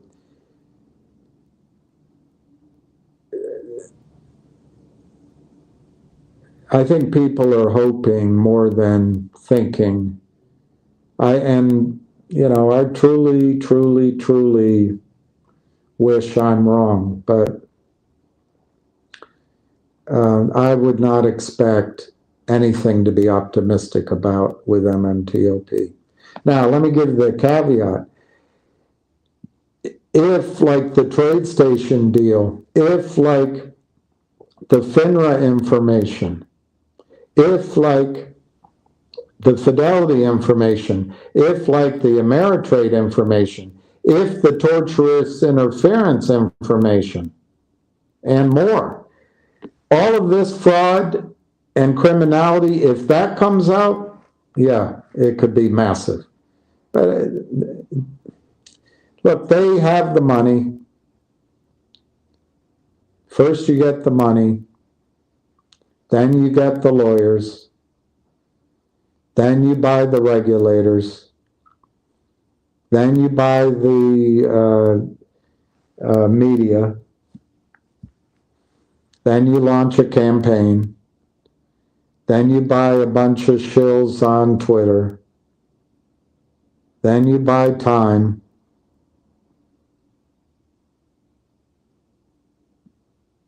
and then you get the kitty cat.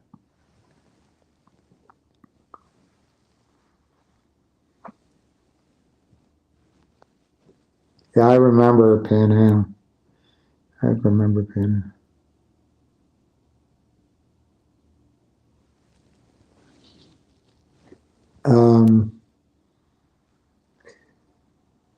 I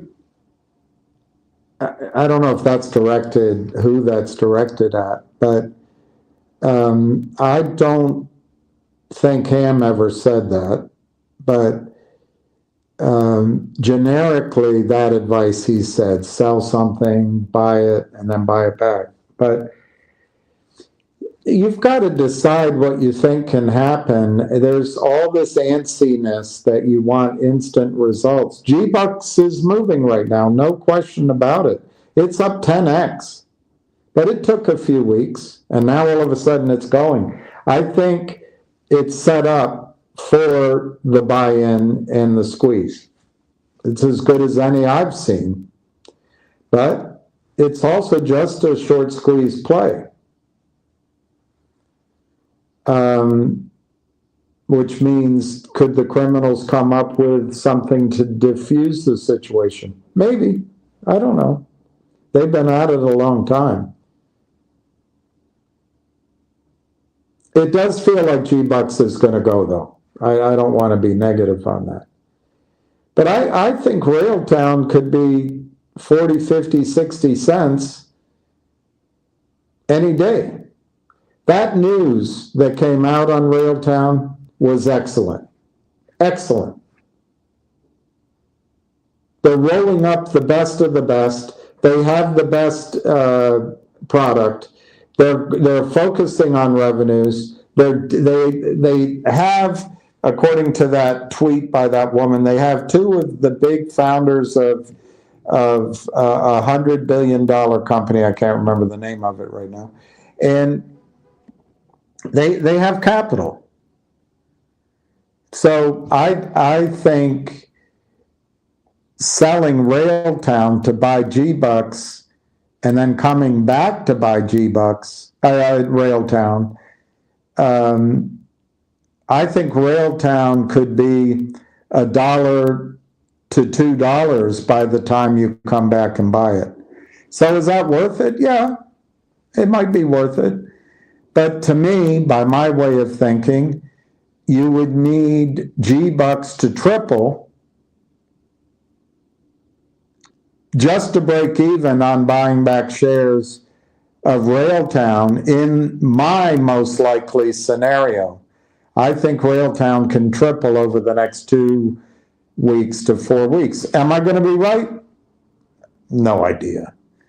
But that was a great press release on Railtown. Absolutely fantastic. You think that, and I'm not picking on you personally, but you think that the stock price is down because it was bad news and clearly whatever I'm saying is wrong and we have to wait and they have to prove themselves. I don't agree with you. I think the stock selling in Railtown was automatic. It was computer driven, not human beings. The computers read the headline, an MOU, an acquisition, approval or delay, whatever it said, and they just sold. And the computers who are run by the Boca Raton guys and the guys out of Battery Park or whatever park it is in New York, they just, in Toronto, they just sell it down, down, down, down, down, down, down, and then they have a pool of cash. They have a bunch of fake shares, but they have a pool of cash. So when Benchmark's client calls them and says, hey, we're doing an offering on such and in this case, Railtown, would you be interested? Oh, yeah, hell yeah. In fact, we have a client that'd like to give you $6 million. All right, let's put it together. Let's meet at Harry's. I'll buy you dinner. You need to borrow the jet, you can have it. The lodge, the ski lodge is free for a month. Bring anybody you want. And they get the deal done. This time, those computers are wrong. The press release said those key words, but you have to read that press release with a consciousness, with a brain, with human thought. And you got to go, well, they're rolling up the best of the best. This company has a revolutionary product that's going to generate revenues. The press release talks about revenues, and it seems like this AI network, that's 160 companies. Seems like there are a lot of those people in there who own those companies, and that woman named two of them.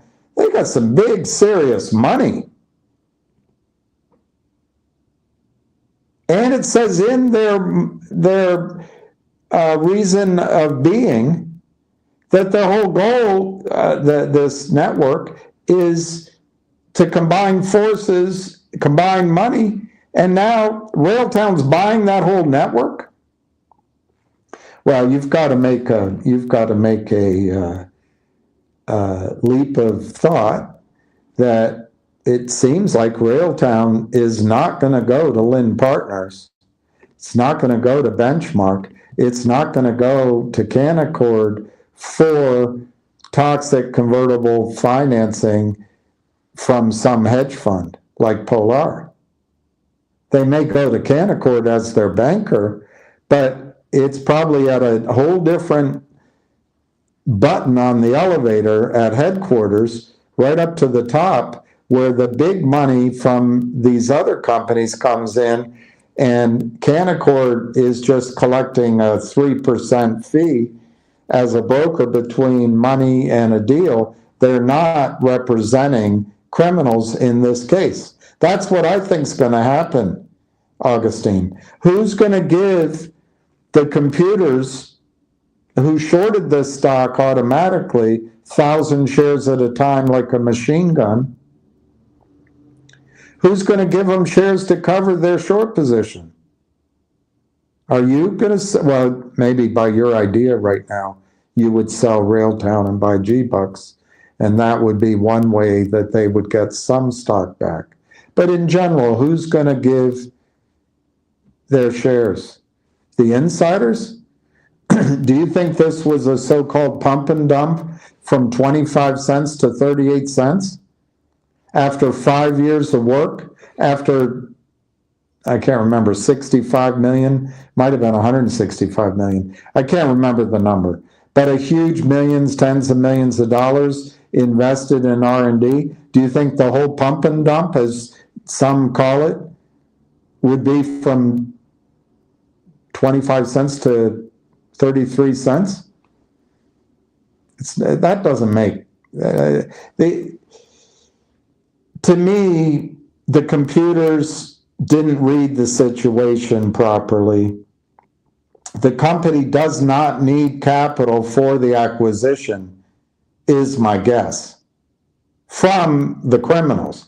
The company doesn't need capital for more R&D. It's already in the revenue generating phase. So I have a feeling with Railtown, I don't know, 1 million shares, 1.5 million, 2 million shares have been sold by the computers with the strategy that Adina Friedman endorses. Go ahead and sell counterfeit shares, collect a pot of money, and then call up the CEO later and give her her own money at a discount, collect all the fees you want, and continue to destroy her stock. I'm Adina Friedman. As long as the CEO is a female, I don't care about settlement. I don't care about investors. I just want the CEO to be female. I think this time it's not going to work. And I think Railtown, maybe it doesn't snap back to 60 or some other number like that. But I think Railtown's going to snap back to 40 cents soon. I don't think it's going to take a lot of time. And I gave you my reason why. I don't think Railtown is going to seek capital from Lynn Partners or anyone of their ilk. They don't need it. And the guys that are doing Railtown have put software, well, it's not really software, is it? It's artificial intelligence. But they've put this kind of company together before. They know what to do. And they've got their fortunes riding on it. Do you think they're going to go to the Lynn Partners of the world? Jokes of the world? No, this is a serious company mixing with serious investors. So I think it's a mistake to sell Railtown. But, you know, everybody has their own opinion. I know no dog can replace Lucky, but maybe look at a rescue. I might go find a dog. I want to change what I'm doing. I can't do that yet, but I don't want to be doing lives every day talking about two stocks and having to screen negative crap crap, and then being somewhat experienced, I think trying to trade in the pink sheets and over-the-counter stock market, even when the regulators were true, was crappy enough.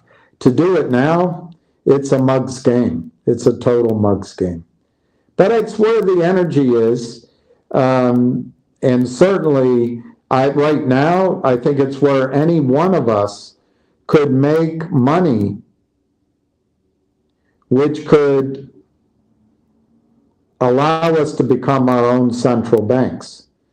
My original goal when I bought, 3 years ago, 4 years ago, when I bought Finger and GTII and CRTD,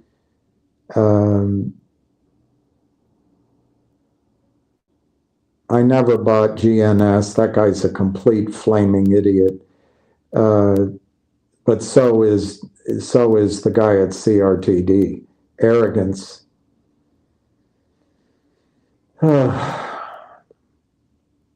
Just complete arrogance.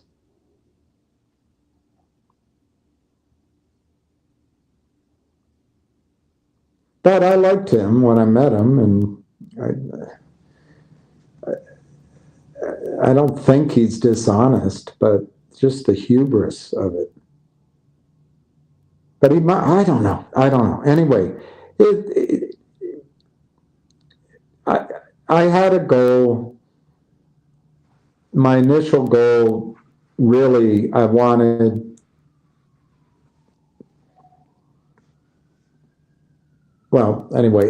to undo some losses in my life. But the reason I wanted those undone is my goal for 15 years. It's longer now. It's probably longer. It's probably 20 years. And it doesn't start with the headline stories of silver and gold right now. My journey started in college. I studied environmental geology. I learned a lot. But then during my years on Wall Street, I found myself fascinated by energy, because that's the lifeblood of our industrial economy. And then over the last 3 decades, I've studied, and I stopped for a while because I read every book. It was getting repetitive.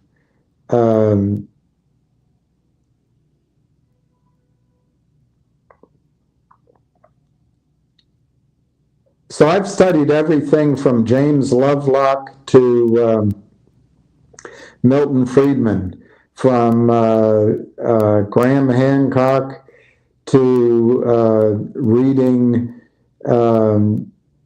Maestro about that idiot Fed chairman,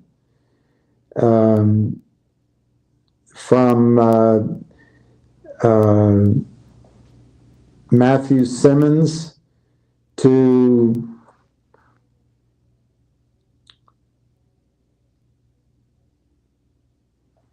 I'm trying to think of an author for anything else, in geology, but I can't. But I've thought about it all, and so the main thing that drove me was peak oil, which I still think exists.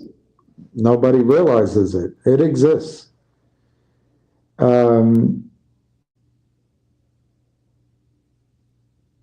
And what that meant for our financial markets and what it meant for gold, but then silver. And it's all tied in. So anyway, Narad, I want to try to create something a business, income. Still do this, but I feel like if I can get to work on a Trumpian scale, that I can make something happen in a year to 3, 4 years that just changes everybody's life around me. And during that time, maybe then I'll get a dog. But I wish Lucky Boy,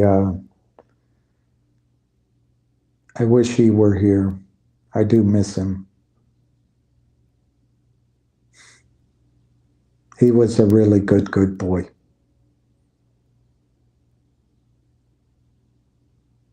And he loved everybody he met.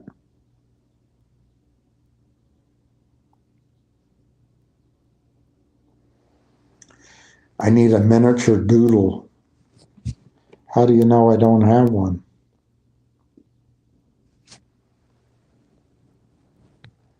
It's not too late to hesitate. The servants are just rising. Mary, Queen of Arkansas.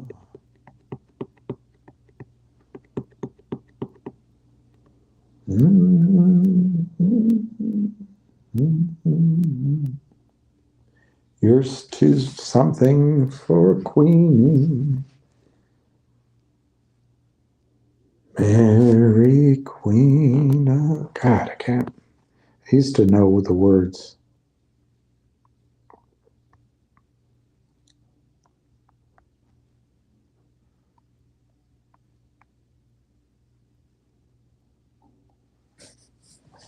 Mary, Queen of Arkansas, it's not too early for dreaming.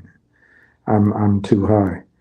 The sky, that's the line I couldn't remember. The sky is grown with cloud seed sown, and a bastard's love can be redeeming.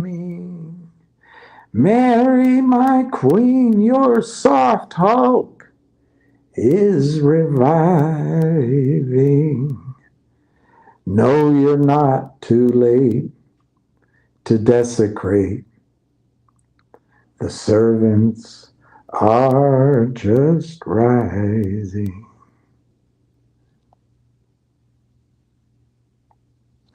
I know I got the song wrong, but I used to listen to the bus. All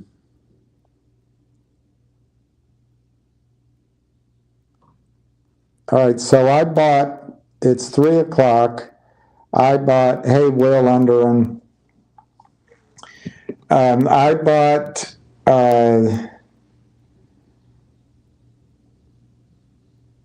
let's look. I bought 38 shares of GBUX at $7.86.50. Let's see where it's trading.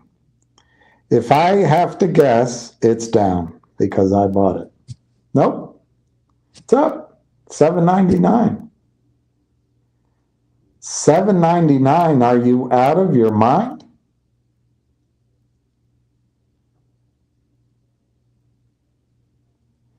Mary, Queen of Arkansas.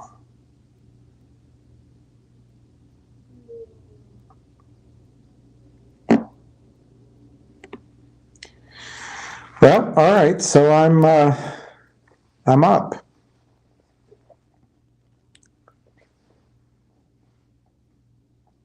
All right, the one. So maybe, how much would, I don't have it.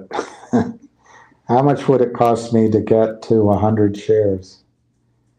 I don't have it. It's all right. So I have 38, so that I would need 50. No, I need 62. 62 times 8.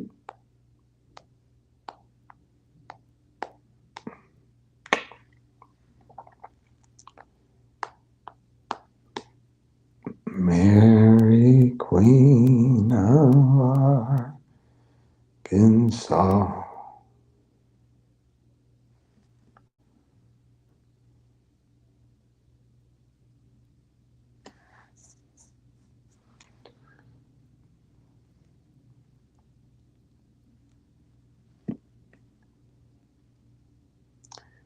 It's not too early for dreaming.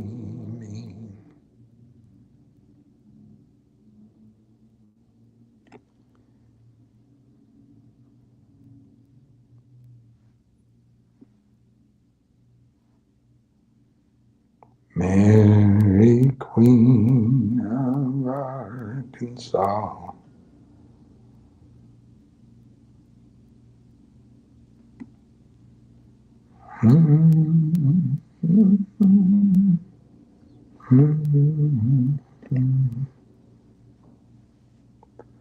Oh, Mary, my queen.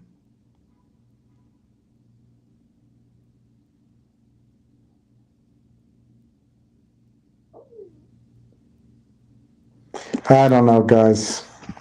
I don't have a way to do it. Thank you, guys. Yeah, thank you, Will. Stock market is closed on Monday. I like that idea, Benjamin. You don't have to sell it all, and it gives you something to think about. G-Bucks at 635, I think that's great. Well, your point would be the one if there's a prime broker caught short in G-Bucks, they don't want to wait a 3-day weekend. That's a good point, the one. That's a good point.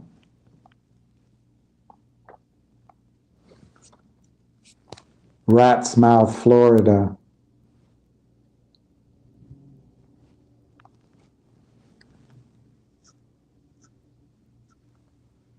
Oh, so Kuda guy thinks, I see, 22-cent spread back to a cent spread. Yeah. What's Barbara not going to even go there? Rug pull time. Yeah, that could be. Yeah, it's true, Mark. I remember buying COSM right in the middle of talking with everybody. I sold GTII to do it, a small part. And I bought COSM, and it was, I don't think it was as high as it ever went, but it was essentially the high of the emotions. And it went down the next day. And Ham told me, if you're buying into a company run by a Greek CEO, I'm never talking to you again. He said, that guy's probably got accounts all over the world. You don't even know what he's doing with his money. And you get out of it. So I was going to just sell it and take a pretty big loss. And I think at the end, I waited a few days and I got out with a tiny profit. And then I think that's the money I used to buy MMTLP. Can't remember. But anyway, Mark, sure enough, as soon as I buy, it's the very top.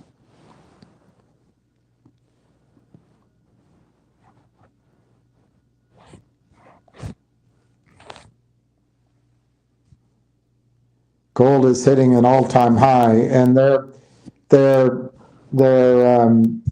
predicting it's going to go to 3,000.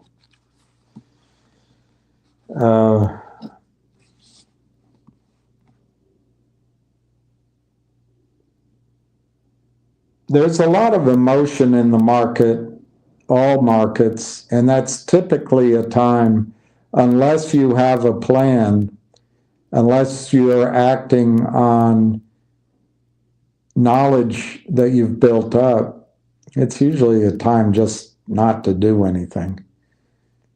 Doing things on emotion in the market is usually not a good thing. But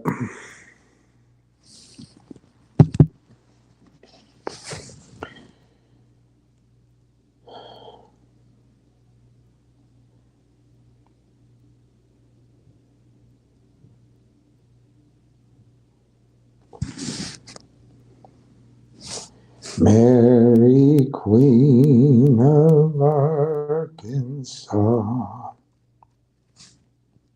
it's not too late for dreaming.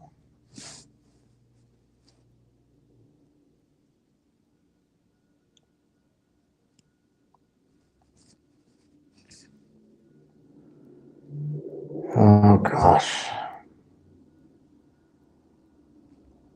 This whole thing. You guys.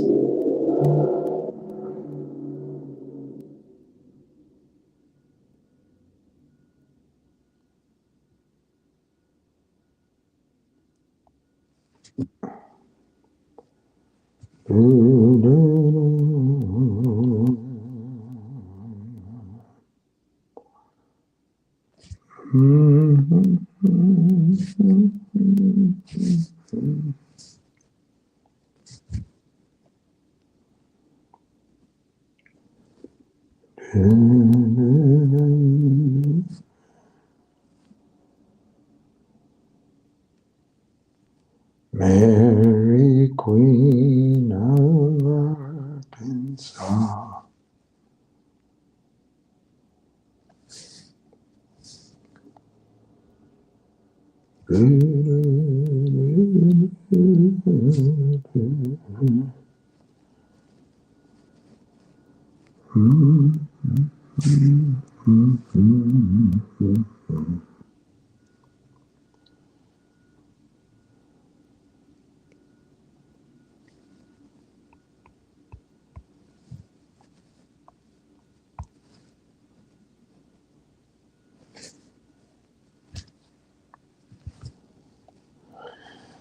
Oh, I'm trying to see if there's anything I can do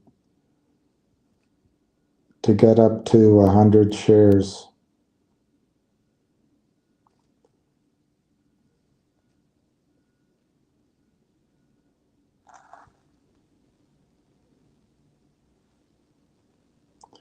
And I'm not convinced I can do it. But I'll try, and you'll see it. Steve, I missed G-Bucks. Good luck to everyone. If I buy it here, it will crash. Jack thinks that G-Bucks will stall at 795. Are you out of 799? Are you out of your mind? Well, they are fighting the $8 level. Any level they're going to fight. They're going to fight any level.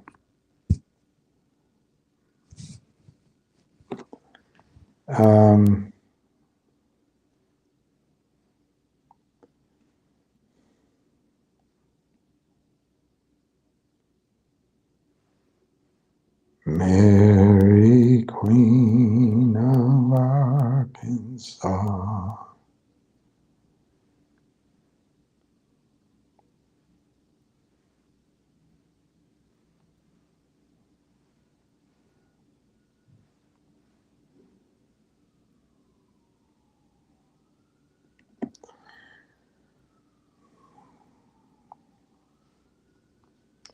All right, I'm trying.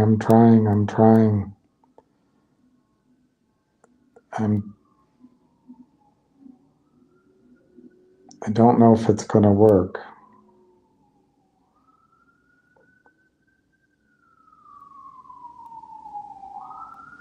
We'll see. We shall see. Okay. Mary, Queen of Arkansas. It's not too late for dreaming.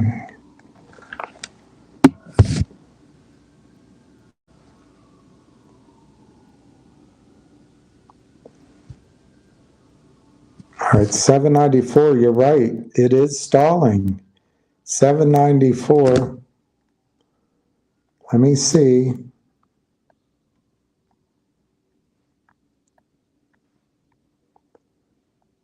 61, 62.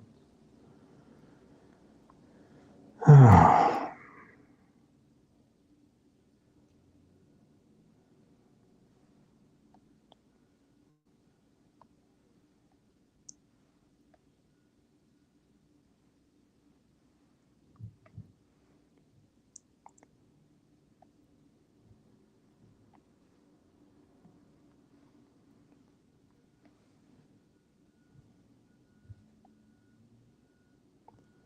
I'm trying, guys.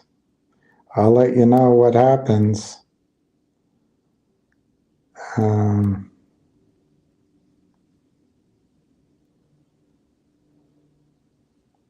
Okay. Mary, Queen of Arkansas. Okay.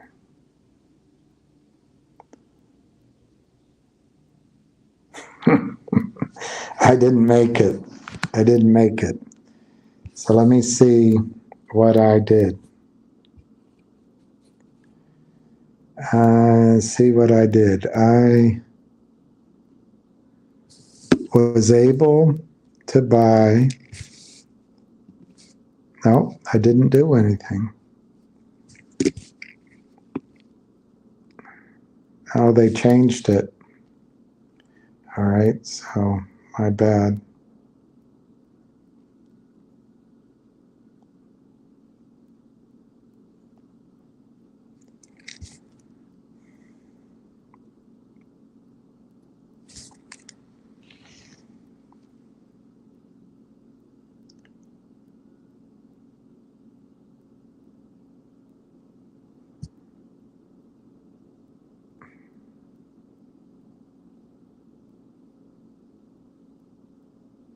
I don't know why.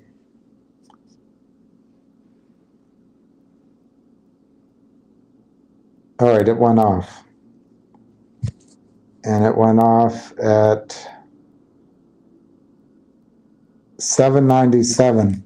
So I bought 61 shares at 797 to go along with 38 shares at 790.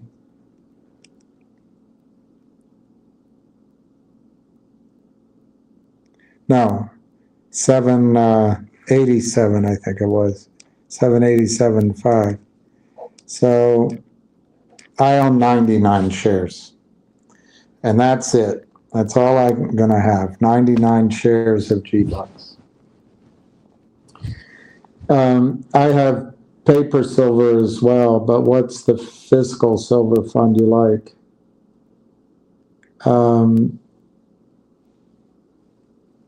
Well, actually, maybe I can type it here. P. Let me get the symbol.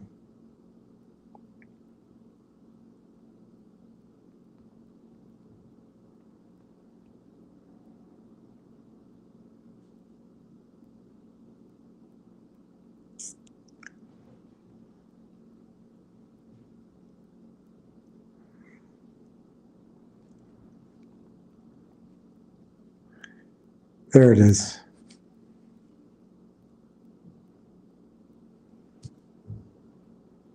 Wow, Steve, I started telling you guys about it when it was $7 something. It's now $11. Anyway, the one I like is this.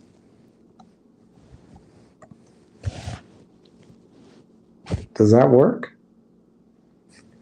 It did work. That's the one I like, PSLV. Don't chip in, don't worry. I have 99 shares now, Will. That's good enough. I tried to get to 100, but 99's enough.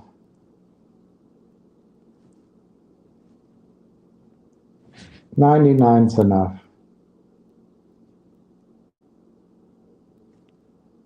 99 bottles of beer on the wall, 99 bottles of beer. Took some down. So what do you think, where do you think G-Bucks is going to trade?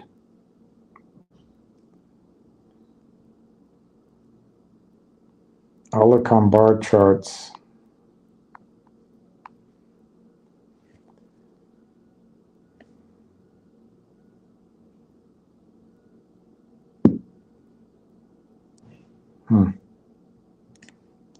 Doesn't work.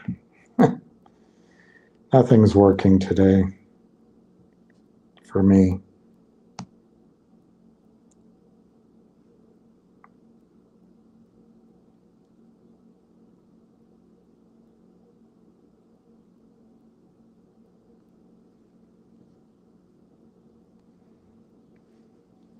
Okay. So if I get, there we go. Search for symbol.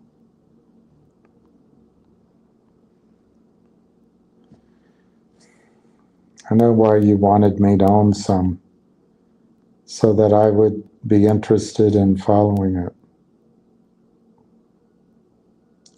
$10 next, $9 to $10 next, and then 20. I'd say it's headed to 20. Yeah, I thank you, Will. I'll get it. It shows that I got it, but it won't. They don't distribute it. Well, actually, I'll probably get it in 2 weeks, like the 22nd, I think they send it. So I'll get it. I'll get it soon. But I appreciate it. Thank you very much. SLV is a good one, but it's all paper silver. When you buy in your brokerage account, PSLV, that's the physical silver trust, you are taking a risk that your brokerage firm will go down in a financial collapse. But all of your assets, your brokerage firm will take all of your assets so the brokerage firm can survive, and then the lawyers will sort it out. But that's a pretty extreme, possibility. If the financial system is just a matter of the silver markets freezing and there's no physical silver left, they'll start settling trades in cash. Well, that would imply that silver will be soaring. So you could be in that SLV. I mean, it's hard to come up with, make up a scenario, but they could be returning cash to you because they don't have the silver they say they do. They borrow the silver. They have fake shares of silver. And you might miss out on the last massive part of the move. That will not happen with the Sprott Physical Silver Trust. He sets the silver into separate identified storage, and he publishes the bars he holds by number. And so it won't happen with that. The best is just own physical silver. You're up over 31%. Wow. Well, I guess I'll wait till the end of the day now that I own 99 shares of G-Bucks. I came that close to having 100. It's the commission. It's the commission that got me.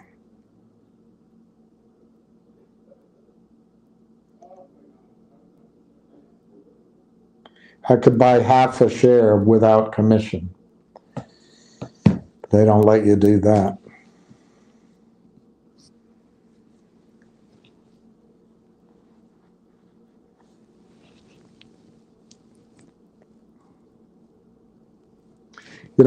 Yesterday, apparently, I was talking so loudly that it hurt Lion of all trades' ears. I'm sorry about that. I didn't realize I was doing it. It's not worth getting that worked up, is it?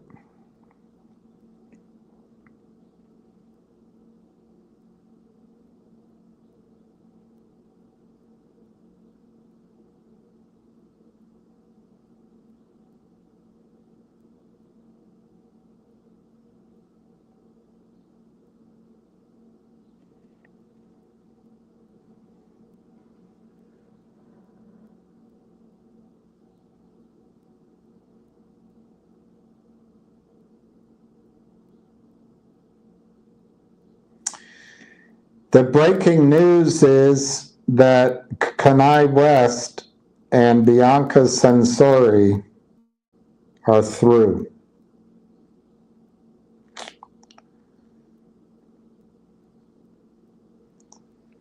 He should have listened to old Hank. Why do you smoke? Why do you roll dope? Why do you live out the songs that you wrote?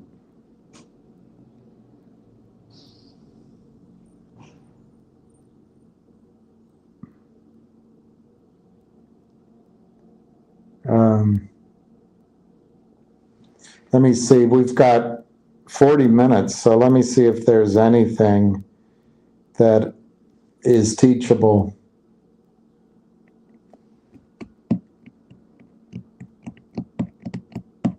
So if my 99 shares went to $20, would that be a win? It's so puny. It is so puny. It's embarrassing.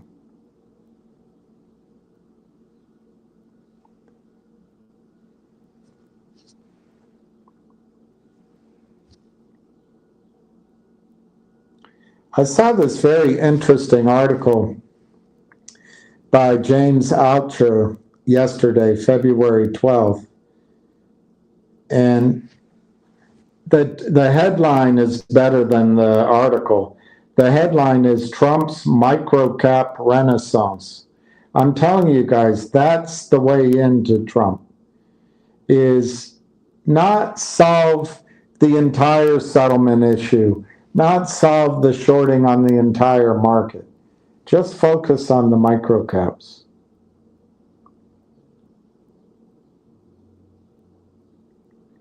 So this article, James Altucher says, in 2008, that was when Folks became president, the United States government entered into a strange relationship with one of America's largest companies. I just drove by them the other day.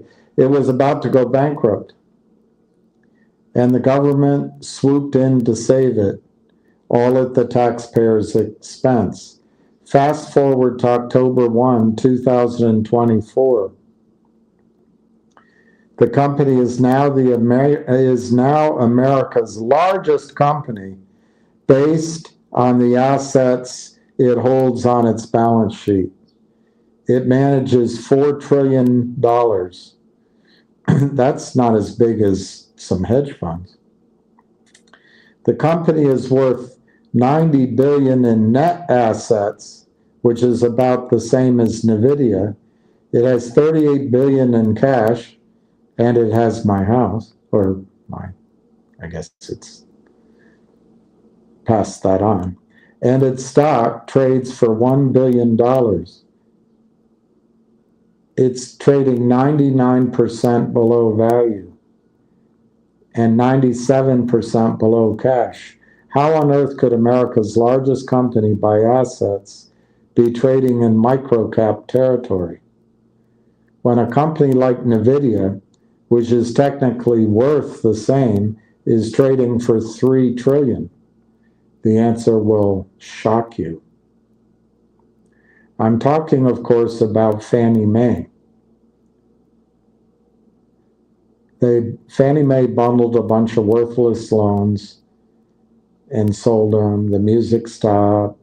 Everybody panicked. Cash dried up. Uncle Sam came in to buy it.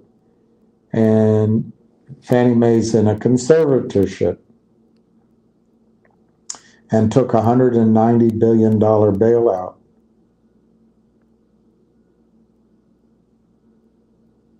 Fannie Mae has technically been a publicly traded company this whole time. It's not listed on the New York Stock Exchange or the NASDAQ, but you can buy it in the secondary over-the-counter markets. Most, of course, didn't buy the stock. For 17 years, shares were stuck in the toilet. No dividends, no buybacks, no demand. Then Trump. Trump floated his idea. He wanted to send Fannie Mae free.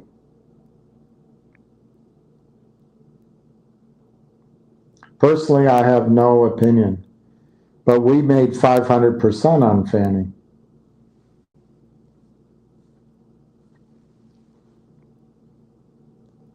We bought it at $1, we sold it at $6. I sold half.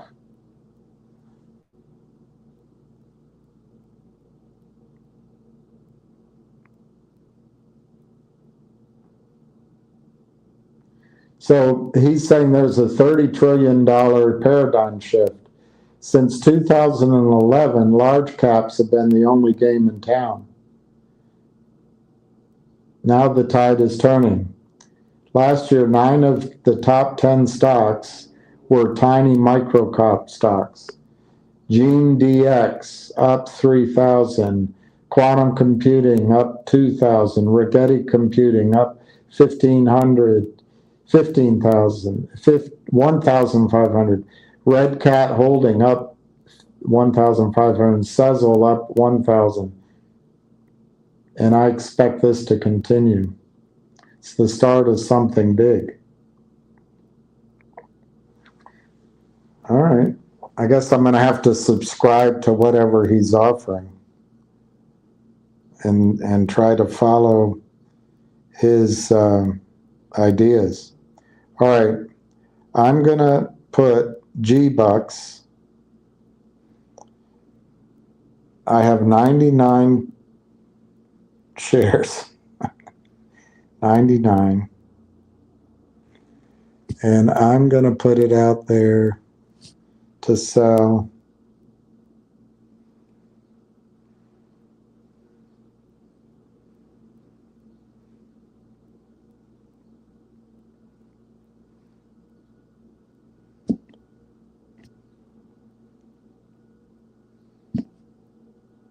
Okay, so I put my 99 shares of G-Bucks out to sale for $144 a share. Where did I come up with 144? It's in the Fibonacci sequence. That's all the thought I gave it.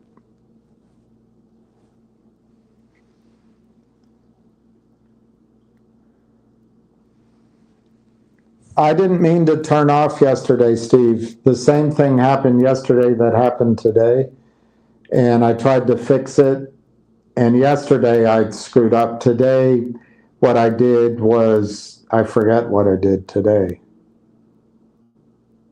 but it was different. So sorry about it. I didn't mean to be rude. 23 10-ounce bars and 145 silver eagles. All right, so you have 230, 230, 330, 375. That's awesome. If I were you, I would sell your Sergeant Pepper's album, sell your extra guns. I would try to get that up to 500. Do you know it's possible that 500 ounces of silver, it's possible 375 ounces of silver, that you'll be able to buy a house at the peak of the cycle? You might be able to buy a farm. You might be able to buy an apple orchard. It's probably the food items will be high priced, but you might be able to buy a multi-unit apartment building in a college town. You don't know. There'll come a time where all anybody wants is silver. Wow, that's also very good, Steve.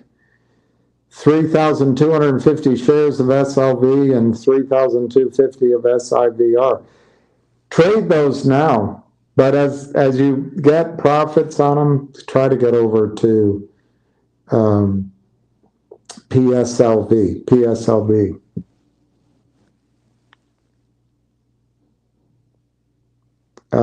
I have jars full of silver coins.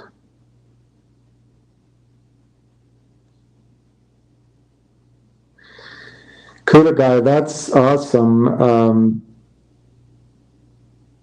That's awesome, actually. Well, you can buy the Sprott Physical Trust in an IRA.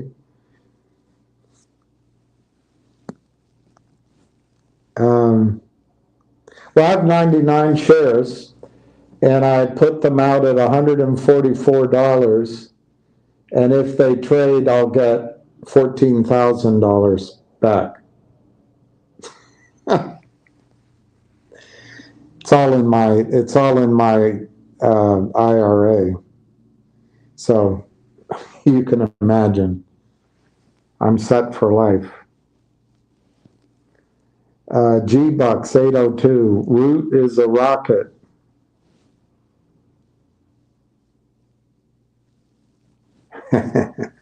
I'm almost legend. I hope you're right in your analysis. What I am almost legend, what's going on in my thinking? I listened to him at 73, I dismissed it. 78, I dismissed it. $1, I dismissed it.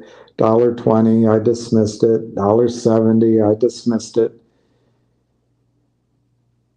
And then recently it's made its run up to 8. And a logical thing is, are you crazy? Why didn't you do it then? Well, I can't go back in time. I think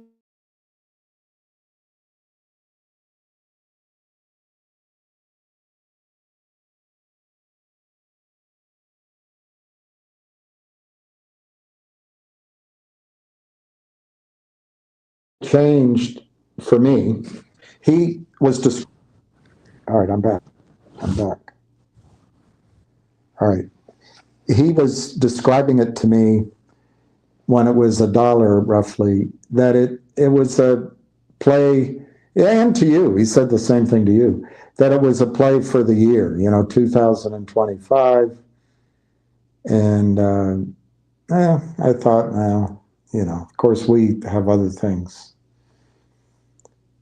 Well, and I said to myself, how much can I really buy? I wish I had bought. I could have bought, 500 shares or more. But anyway, what's happened the last couple of days is the stock does keep going up. And without any real pullbacks, I really am buying into Ham's view that this is a short squeeze. We'll find out. We'll find out. But I do think he reads those things correctly. And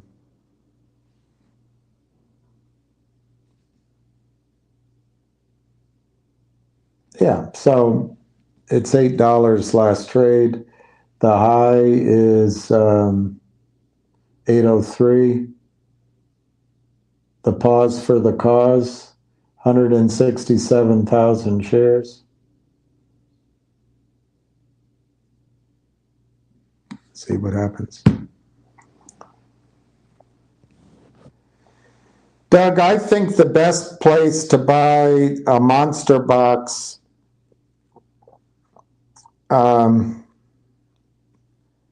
if you're going to ship it home, if you're going to take possession of it, is on APMEX, APMEX. If you buy a monster box, I would suggest buying, I mean, they have all sorts of choices. You can buy the Austrian Philharmonic, you can buy whatever the British I can't remember what the name is. I don't think it's called the sterling. I think it's called the anyway, you can buy the British coin. You can also buy a whole series of Australian coins. You can buy the Canadian maple, which is the highest, and I'm trying to remember if Australia is up there with them, but Canada's coins are 0.9999. Are you out of your mind? So they're the purest you can get. But I think if it's your first box you're buying, and you can buy the Somalian elephants.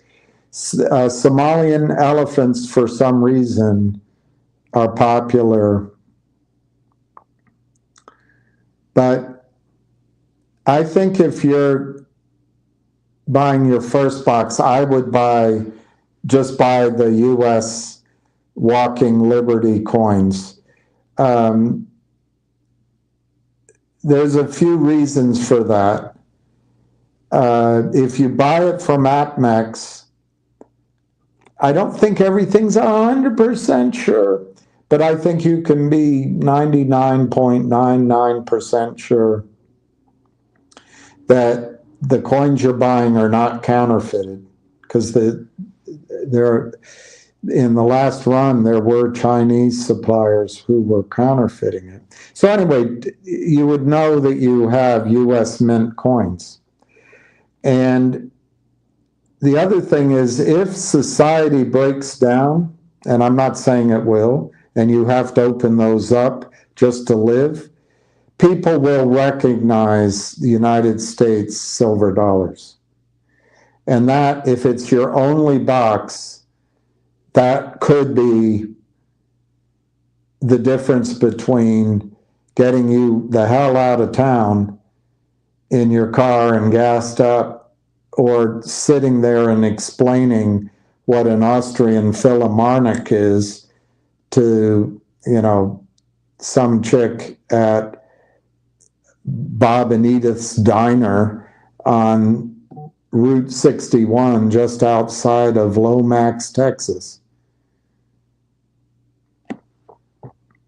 So I think I would focus on the U.S. Silver dollar. To the extent there's premiums out there, there'll be premiums on the Canadian wild animals, or the koala bears, or the Somalian elephant, or there'll be premiums on some rare coin. Those all are there to get you buying and moving and excited. And they have a place because remember, it's a hobby as well. But if silver's going to do what I think it's going to do, you do not want, in my opinion, when you're first starting, you don't want to pay $50 a coin when you can pay, I don't know what the premium is right now, but maybe $38 a coin. You don't want to spend that extra $12 because it's a nicer coin. Just get the silver. And then if silver goes, let's say the Somalian elephants are trading at $60 and the walking Liberty, the US coin, is trading at $38. You're paying $22 more. You're paying 30% more for your ounce of silver. Those might go to 100, and that might be an interesting trade, but you get less silver. But the other thing is, if silver's going to go to $1,000, I don't know, nobody knows. I don't know that the Somalian elephant is going to go to $1,300. My suspicion is it's going to go $20 above, $30 above the U.S. coin. So you've just cheated yourself out of whatever the difference is in the amount of silver. And we really are, I haven't done it myself, but we're really at a point for the people who've been stacking silver over the last decade, bravo. But we're at a point where you should be going through your house. I mean it. You're going to think I'm crazy. You should be going through your home, your second home, your storage. You should be selling everything that doesn't mean anything to you. Start there. And if you can get, $1,500 out of that, you should go buy silver. And so you condense your shit that you don't need anymore down to silver coins. There will come a time where people don't have money to buy your crap. So sell it now. I'm telling you, that's what's could be ahead of us. So anyway, if you buy a monster box and you're getting it at home, it comes in a brown box.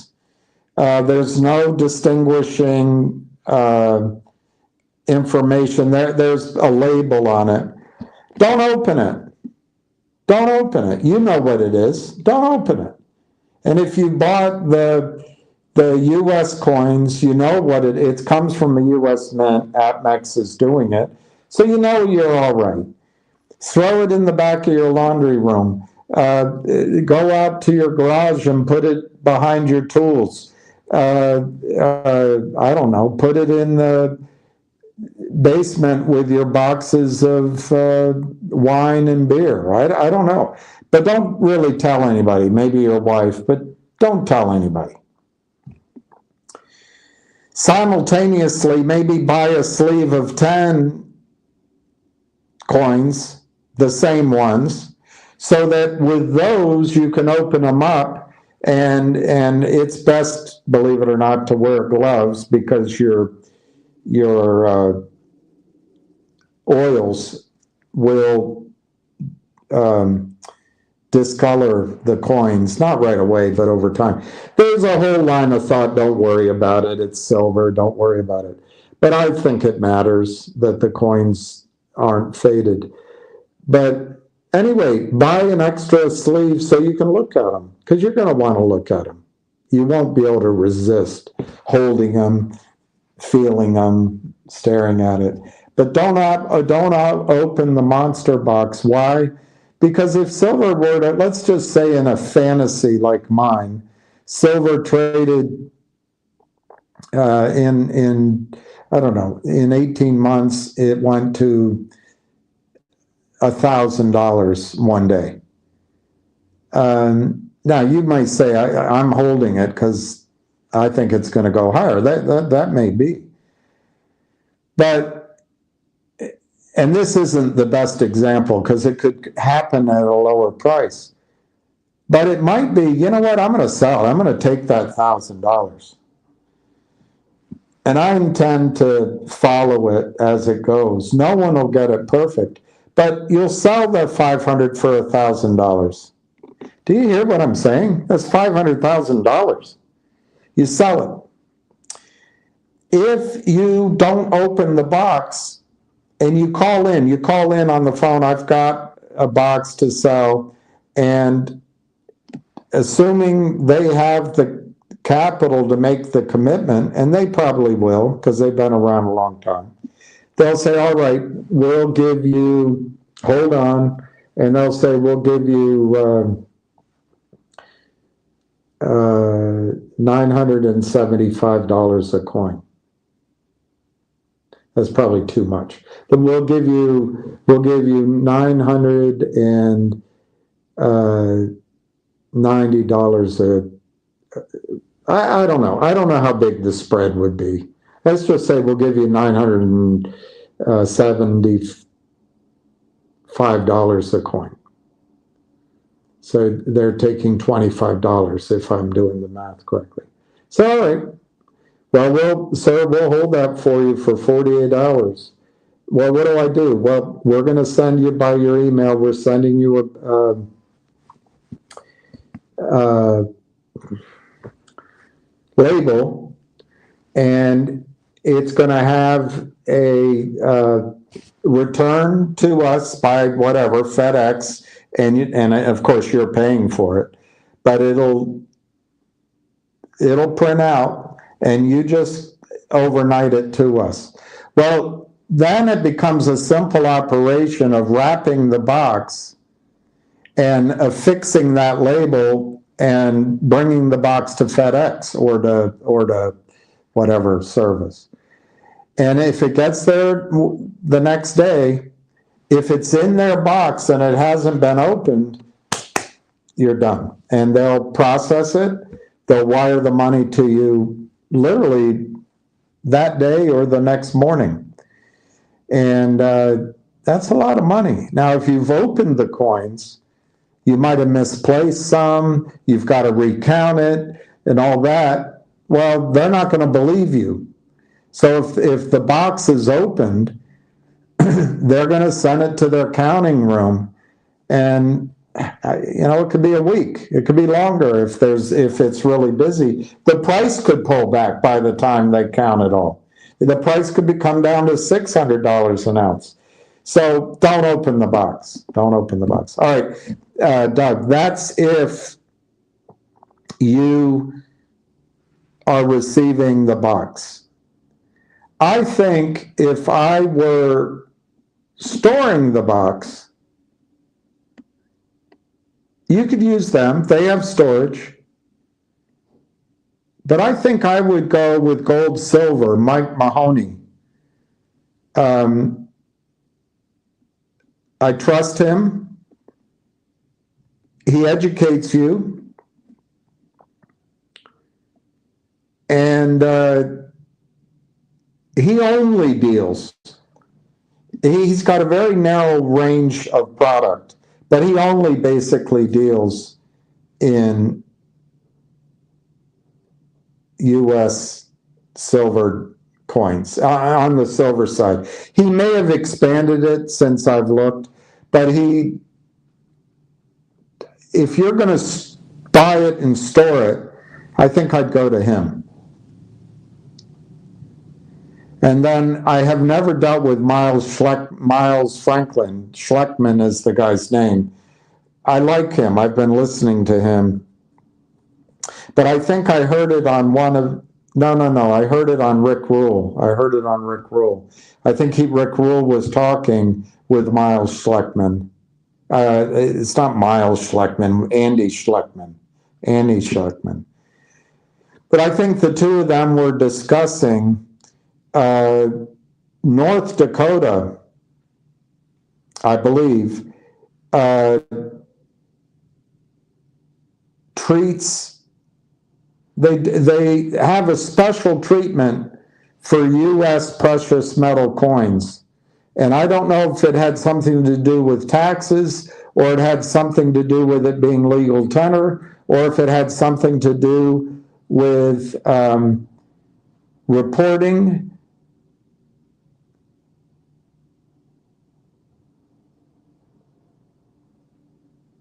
In other words, it might have been a privacy thing. I can't remember. I'm going to have to look that up. But let me look that up. If there's an advantage to storing your silver in North Dakota, maybe. I got to look it up. Maybe Miles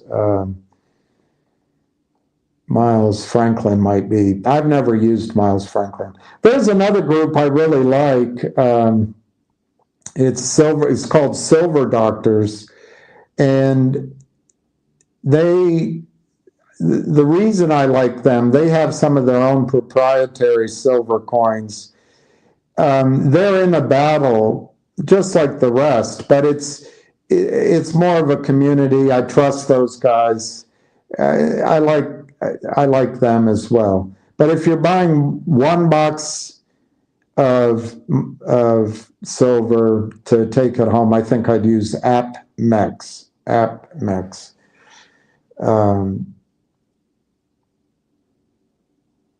I think it's American Precious Metals Exchange. I think that's what it stands for.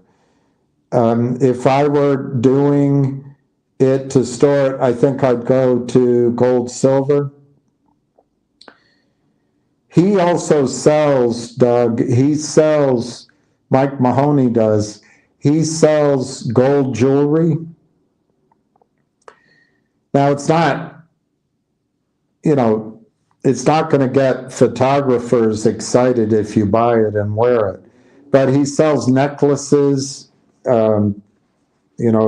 wrist things, and other, where you can buy the gold.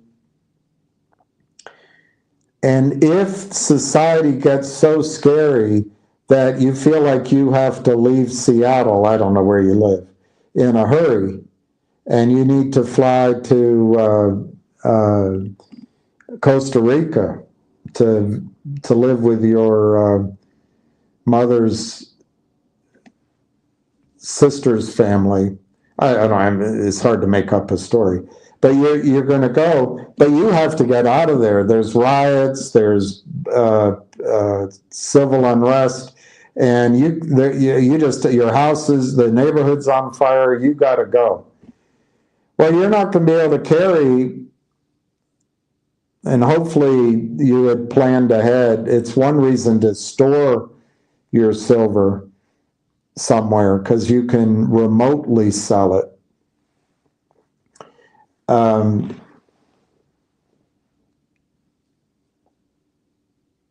But the weakness of storage, by the way, is just, do you store stuff anywhere? Just look at the guy or the woman that's running the storage facility that you have. And it's got keys, and it's got roll down gates, but it's got one guy. If a mob came to try to steal that gold, how are they going to stop it? And then you got guards you hope can't be bought off. I don't know. Storage has its weakness too. So anyway, Mike sells these gold jewelry that you can put around your neck. You can fly out of the country, and you can go through customs. I don't know, check the rules on all that. I don't think you have to report personal jewelry, though.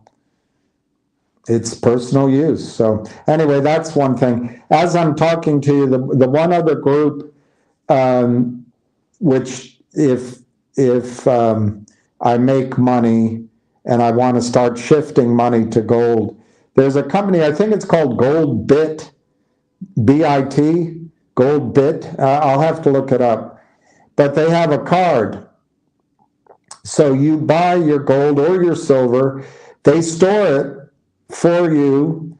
There's fees involved, but it's done in segregated accounts. I don't think it has your name on it or anything, but it's all audited.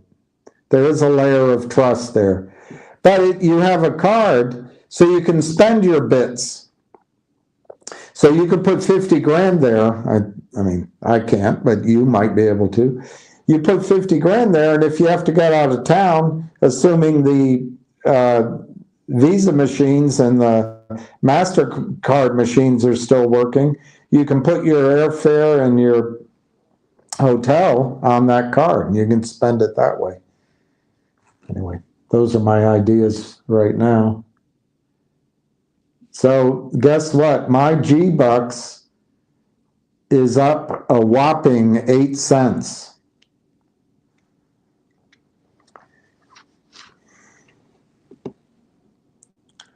Any G-Bucks news, any calls from Marge?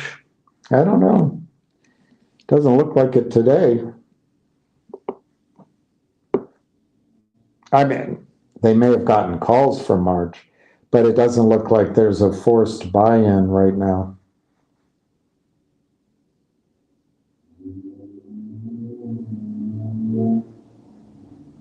We'll see. I've got 99 shares riding on it. Oh, you're in New York.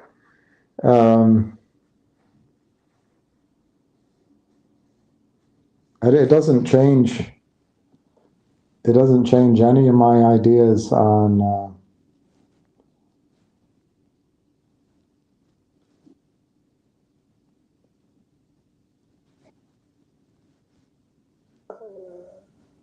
I don't know where NY. I don't know where you're saying they have monster boxes. NY.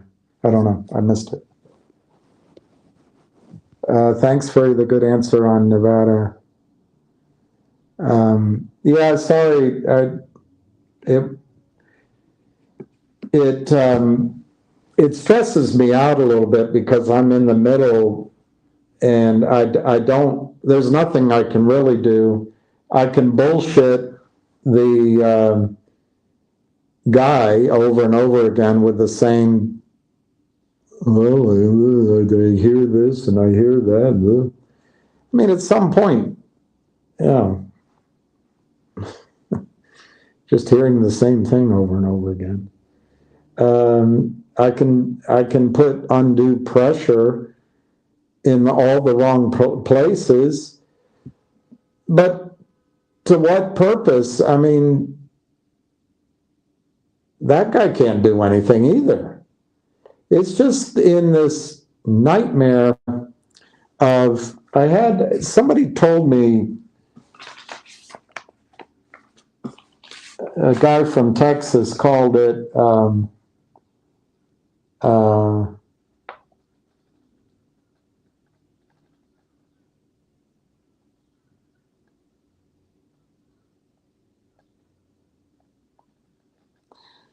I didn't write it down.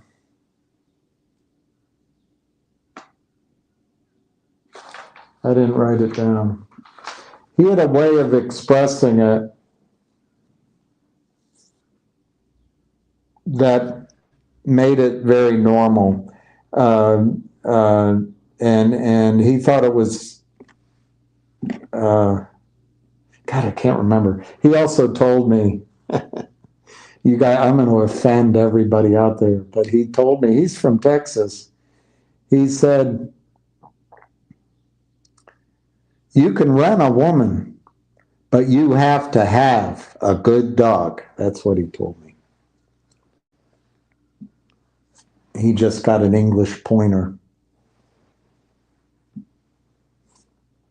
Anyway, I forget what he said, but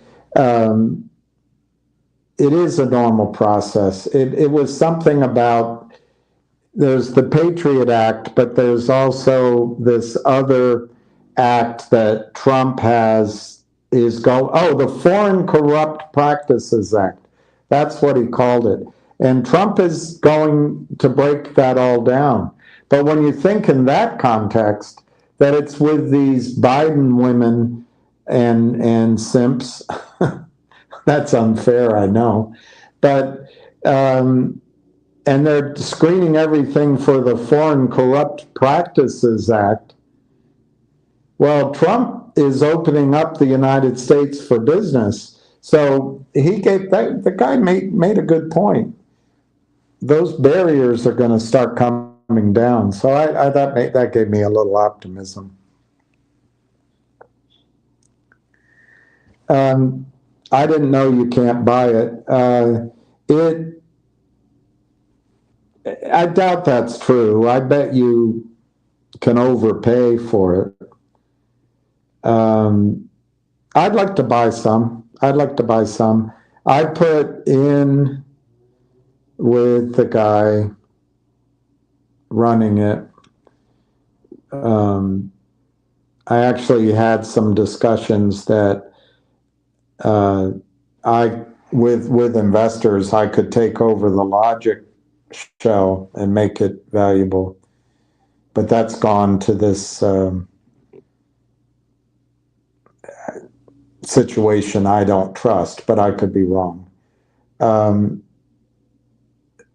but once that happened, I said, I'm there for the Go logic, and I can help you there. So maybe there'll be something we can get done. I think it's a good idea. It's just a shell, though, and okay, it's 4 o'clock.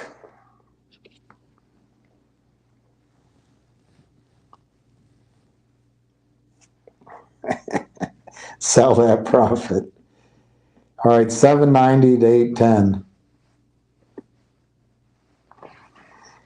Benjamin, what I'm looking for with G-Bucks, I've said to everyone, it's up. It's up 10x. So I know that it could collapse, and since I bought it, it probably will. It could collapse to $4, $3. But that's not why I bought it. I became convinced today listening to him, which is probably a little too seductive. But the last several days, that stock has gone up, G-Bucks, without pullback, without collapse, without selling coming in as it goes down. And I do not think they have toxic financing in place. In fact, I'm not sure the stock's been around that long because I can't get charts on it, but I don't know those things for sure. So the reason I bought G-Bucks is just to be in a squeeze. And I don't think it's squeezed yet. Squozen? Had a squeeze?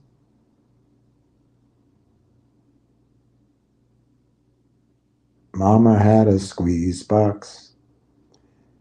So that's why I'm in it. I'd like to wake up and my 99 shares are trading at $25 and they're on their way to, 200 or something. Just to say, I can say, hey, I was in it. That's why I bought it. But the odds of that happening, those are long odds. It's much more likely that over a 3-day weekend, they figure out something to do. But I'm down 57% on Finger. Well, I don't know how many shares you have. I'm not sure you're a real person, but if you're down 57%, I don't know. I'm going to assume your average cost is $2.25, $2.25. I think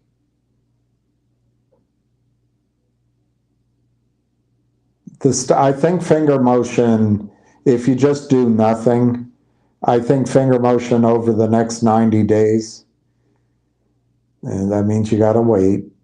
I think it has an excellent chance of being a $2 stock, being a $2.50 stock, being a $3 stock.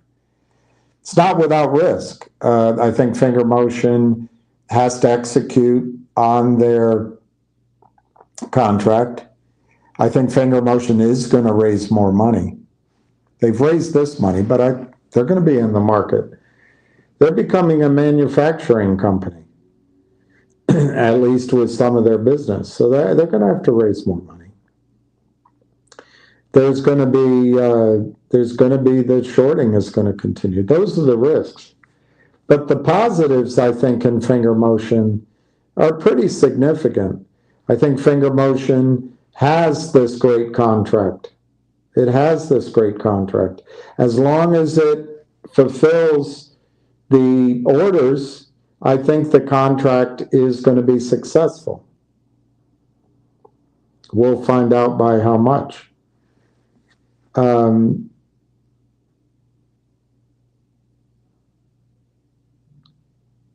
I think finger motion is on the verge of showing you positive earnings for the fourth quarter. I don't know that they'll be significantly positive, but what's in the body of the earnings is what'll be important. If we can take the fourth quarter and project that 2026 is going to be profitable, that's it. That changes the value of finger motion. That's coming, I think, or the possibility of that is coming. There's a research report coming on finger motion. It should be in depth. And if that appeals to institutional buyers, that could change the price of finger motion. The other areas of business of finger, particularly their cloud-based computing, AI, I think, and their insurances business, these could revolutionize the revenue of finger. There's that investor, he's starting to buy in China, I forget his name, Telluride or Telurez or something. There is risk in the China trade, but there are people wading in too. So I think over the next 90 days, there's some reason for hope for finger to get to $2 or $3, and you'll be flat. Now you have a choice. Should you buy more if I'm right? And that's one thing you could do. You could buy more now, bring your average down, and then if it goes up, sell what you bought to book that profit and keep your original position. The other thing you can do is sell some of your finger motion here. Personally, I don't think I'd sell a significant part, but that's a decision you have to make. But you could book some losses. Losses have valuable. Coincidentally, losses are about 50% valuable to you, 40 to 50%. And the key is you won't be able to buy the stock back for 31 days. The other thing you can start doing with finger, if you're at the point of disgust and you're here posting negatively, basically, the other thing you can do with finger is start selling the calls against your position. I don't have it in front of me, but you could sell the $1.20 calls, the $1.50 calls that expire in a week. Bring in 10 cents or 5 cents. That's probably not the one to do. You might have to take a little risk of losing your stock to get a higher premium. But maybe you go out to the March calls and you sell the 150s for 25 cents. I don't know what the premium is. But if on a day when the stock's up, you sell it for some premium. And the risk is that you lose the stock.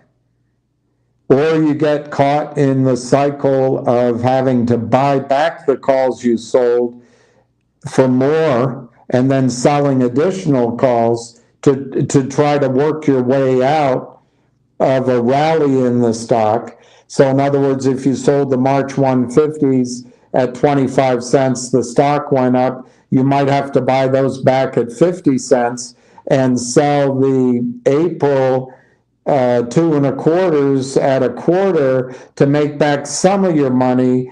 But if the stock ran, you'd make it all back. You get in that nightmare of sitting down with a pad of paper and trying to work out having sold calls and you didn't really want to lose the stock. That could happen. But if you can put it in your mind, I don't care if I lose this stock. I'm going to sell the calls. I'm going to sell the 150s for 25 cents. I'm not going to do it for my whole position. I'm just going to do it for a quarter of my position. I'm going to bring in 25 cents. If they expire worthless, you just brought down your cost basis. So the next time you post, you're going to say, I'm down 37%. You might say that instead of 57%. And if you can do it over a series of months, you can get that stock trade back to break even. As long as in your mind, you don't care if it exercises, just sell the calls, the short end calls. Sell the March calls, collect the premium. If you lose your stock, fine. Reestablish the position after you lose your stock and sell the next month's calls. And just do it month after month after month. And you'll make back your losses. You'll create a lot of short-term capital gains, but you can get your account back to break even. I've done it before. And I wasn't down 57%. I was down 80 some percent, 90%, 100%. I made it, I brought my entire positions back to slightly positive within 6 months. And you can do it. You don't have to just sit there, I'm down 57%. Their Finger has premiums in their calls. You can start earning those premiums. And you can just be brutal about it. I'm going to sell it. If it's exercised, fine. That next month, that Monday, I'm going to buy the stock back, sell the next month's, and I'm going to do it across my whole position. And you can get your money back. You don't have to sit there crying about being down 57% in Finger. You can make the money back. It'll take time, and you have to sell calls, and you have to be brutal about just losing the stock. If it happens, you just buy it back. And you do it month after month after month, you'll get your money back on Finger motion. The other thing is hold Finger. I think Finger will double or triple from here if things go well. Is there risk? Yeah, there's risk in Finger. There's risk. The bad guys want to get it under $1. Why? They know Martin has to raise money. And the bad guys want to give it to him at 50 cents. And I'm not sure Roth doesn't work with the bad guys, whether they know it or not. So there's risks in Finger. Yeah, there's risk. But I've given you all the positives, and right now I see the positives outweighing that risk. I think there's a lot of, I met them, there's a lot of deep-pocketed investors who stand behind Finger. Will Martin do a deal with Roth again, and then Roth gives it to toxic convertible short guys? Well, maybe. How do you tell? There's no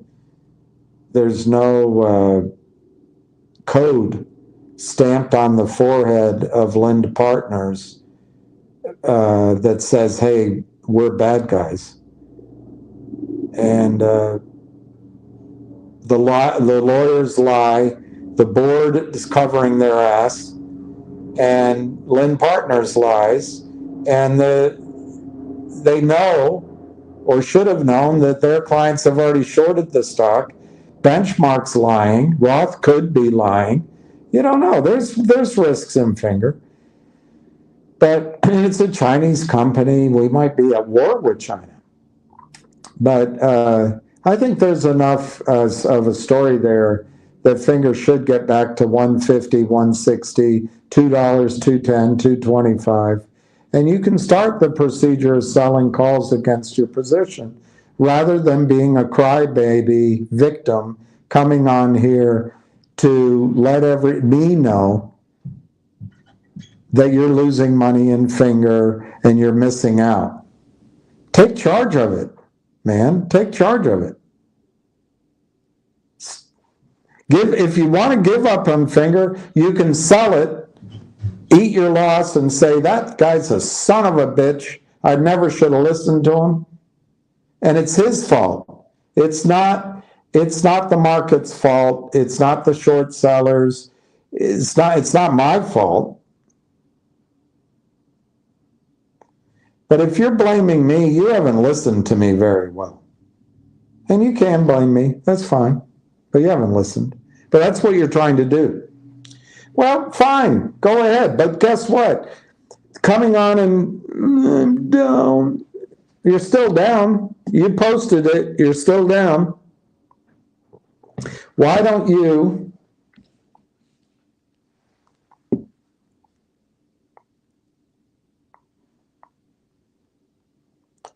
tomorrow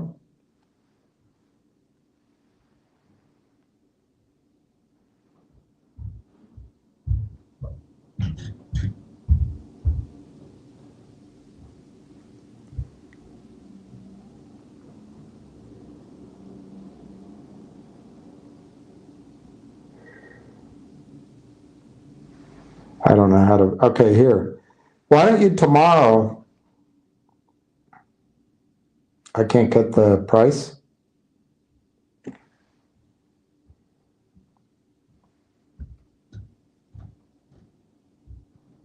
See, it's not that exciting, but you could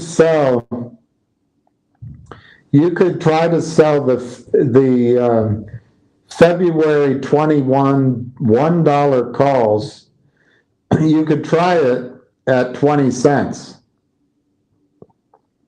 It's risky because the stock's trading at $1.16. But if you steal your heart and you say, you know what, I don't care if I sell it at $1, at $1. Right now you could get, it looks like you could get maybe $1.10 for the stock if you sold it tomorrow. But if you sold the dollars calls at $2, at 20 cents, if the sale went off next week, you get $1.20. But what if the stock stays under, they try to drive it to $1, you get that 20 cents for nothing. But how about if you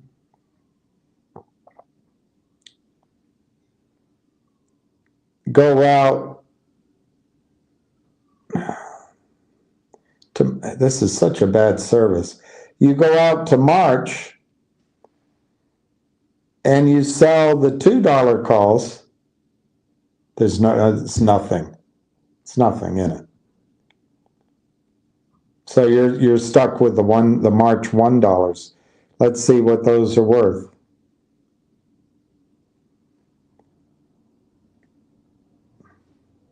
The best time to sell calls is when everybody's excited. All right, so the March $1 calls, you could probably put it out there at 25 cents and get them. But then you've got to wait an entire month, 5 weeks, and hope the stock doesn't go over $1.25. it's not, there's just not a lot of premium in these trades.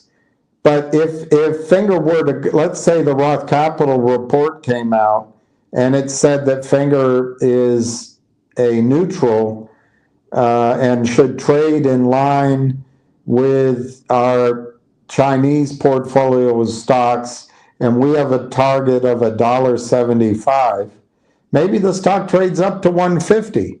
Well, then, and it's 2 weeks from now, then you could sell the marches maybe at 65 cents. Yes, odds are maybe the $2 you could sell at 10 cents. Yes, the odds are you might lose the stock, but you start bringing in premium. Start bringing in premium. Ham was right yesterday when he corrected me that he made money on almost all of the trades. That's not what he said. He didn't lose money. He didn't go to zero on his options trades. But that's a guy that's in there and he's not afraid to sell. He buys it and he might be telling you that let's say he bought calls on G-Bucks. I know it doesn't have calls. And he's telling you he bought the $10 calls that expire next week. I know they don't exist. And he's telling you he thinks G-Bucks is going to the moon. It's going over 100. But I tell you what, he's not afraid to sell. If he owned those calls and the stock went to 15, the hell with 100, he's probably already sold it. So he's got a different mentality. He's got a trader's mentality, which you may not have. I don't always have. But if you can steel yourself, if you can get cold to your own positions, dislike your position. I hate Finger. Well, then you can start trading options against it with a dispassionate eye, and you can make the money back. It might take several trades, and it might take reestablishing the trades, but you can make 10%, 20%, 30% on each exercise because you're selling the calls at that higher percentage. So if the stock goes up, you make it. Or if the stock stays where it is or goes down, you just collect the premium for free, and you have that opportunity. You could have been doing it while the stock was up, but I know it's better to come on and let me know that while G-Bucks is up, while I'm talking about Railtown, while I'm talking about silver, it's better to come on and let me know you're down 60% in Finger. I'm sorry you are. I'm a little cold about it because I lost a shitload of money in Finger doing a stupid video two summers ago. So pardon me for both caring and feeling badly you lost money, but also kind of being a little bit cold about it because, pal, I went through it too. The only difference is I'm not coming on here and saying to you, I'm not blaming you. Right, so G-Bucks right now is 808. So let's figure this out. Today it opened at 640. They tried to sell it off. They got it down to 633.5. And then it looks like it closed at 8, but the last trade is 808. I don't know. This is a bad service. I don't know why it's hard to read. So the volume was high, but not unduly high. So let me ask you a few questions about G-Bucks. The volume was 175,000. Do you think the shorts covered any shares?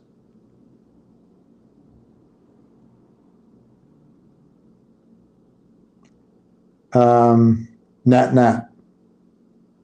I'm not talking about one short. I'm talking about the whole group of shorts. Well, there's probably some people took their profit. They bought it at 80 cents. They sold it at 8. So there might be some.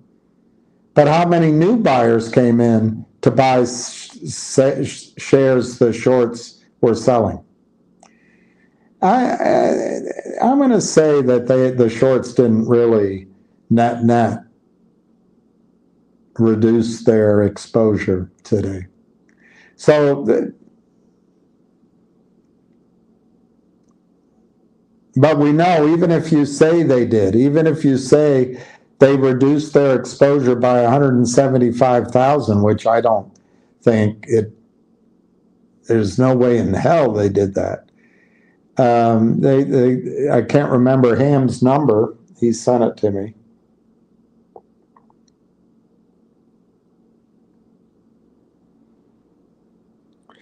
It was almost 1.6 million shares short this morning. Is that accurate? Well, you can debate it. I don't know.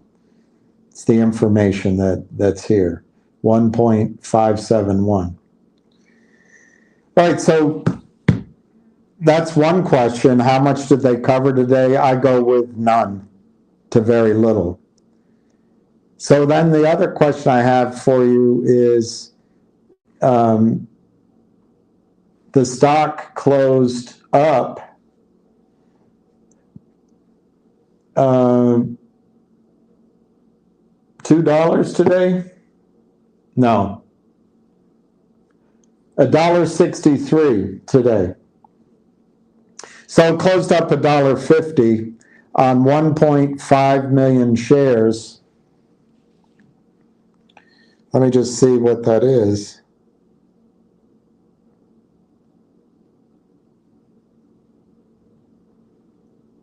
That the criminals are down over $2 million on paper today. Let me ask you my second question. Do you think that the shorts in Boca Raton or Ridley Park, New York, or Toronto, do you think they're going to wire to their brokerage firm $2 million tomorrow morning? I mean, you can have your own answer. My answer is no, they're not. They're going to lie. They're going to say, we're taking care of it. My client's going to send the money. We're buying it in. He's sending shares. I think they're going to be lying and to their compliance officer. All right, this is my second question. All right, my third question is, do you think that the prime broker and the broker dealers, the so-called market makers, the trading offices that have extended credit to these guys are going to want to go over the weekend with 1.5 million shares down $6, $7.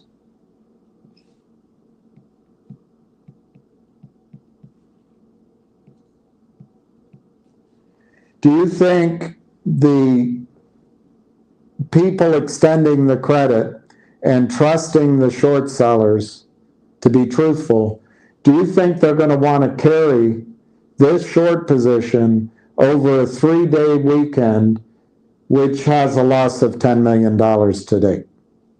That's my third question.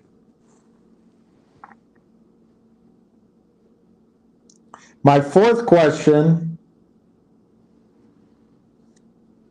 is, who's going to sell stock to them tomorrow? Who's going to sell in one fell swoop 1.5 million shares to them tomorrow?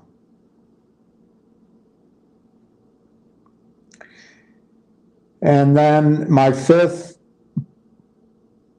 question, which is an observation more than a question, is that tomorrow, trust me, there will be a lot of cowboy shorts shorting this stock at $8 tomorrow. They'll be trying to get it down pre-market and at the opening. There'll be guys probably listening to me. They know I have 99 shares.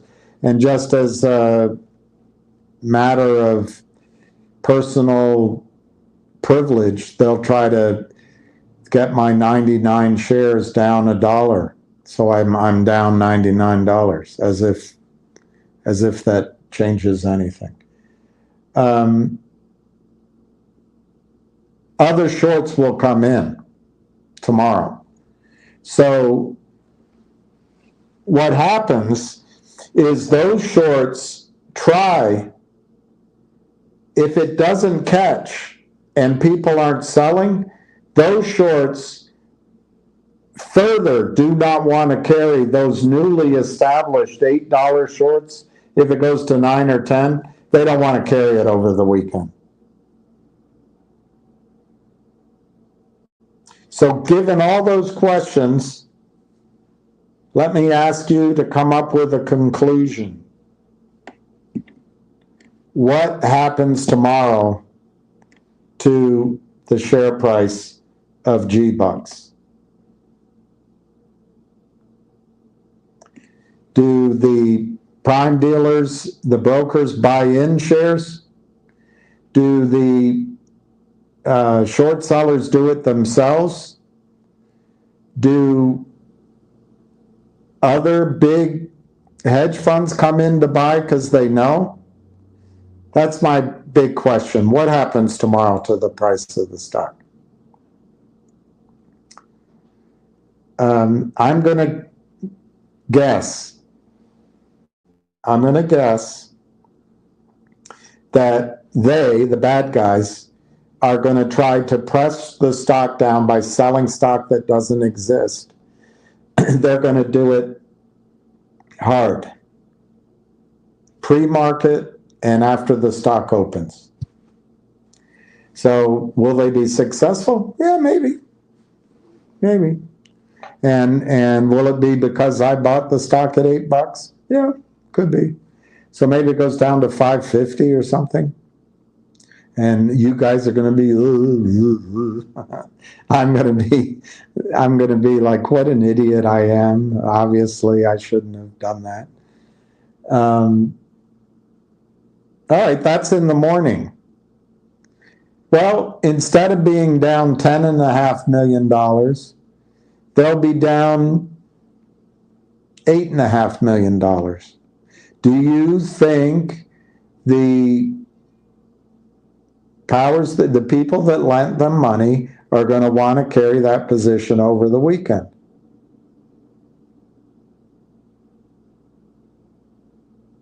I can only think that the shorts might lie to them and say, we're bringing the money, we're going to work on it over the weekend, we're your biggest account. There could be an aspect of that. So to the extent they're effective liars, they could buy time. But I don't think they'll give them the weekend. So I think sometime around either 10:30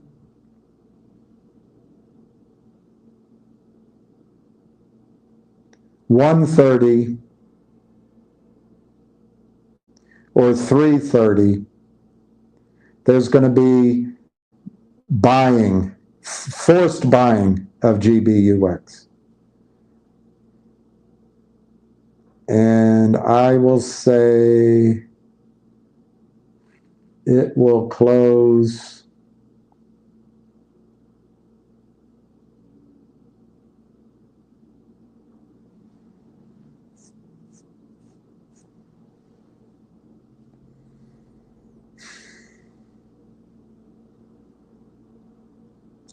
I'll say it'll close over $10 tomorrow by the end of the day, maybe as high as $12.50. All right, that's my answer. What's happening to GME?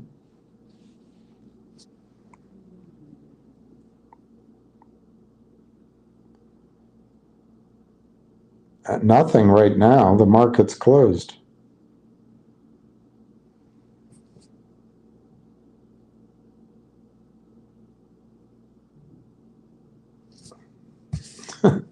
Guys, you all can chase GME. You've done it now at least 7 times since I've been on this. Go ahead. I'm done talking about it. But you know, sure as you're sitting here, that the management of that company will sell $1 billion worth of stock into any rally. So listen to Lion, get excited, go buy GME, but just take your money out as soon as you have a profit. Just take your money out as soon as hit and run is my view. Lion's pretty good with his charts. What happened to ZJYL and GDC that we used to talk about?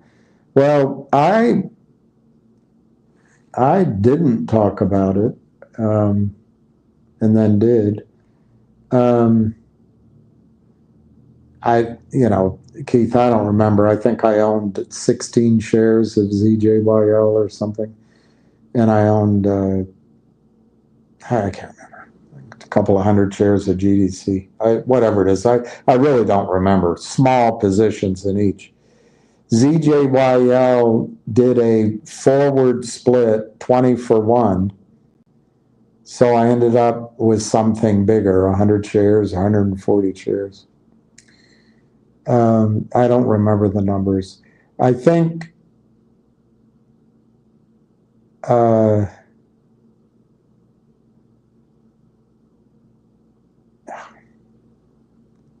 just can't remember.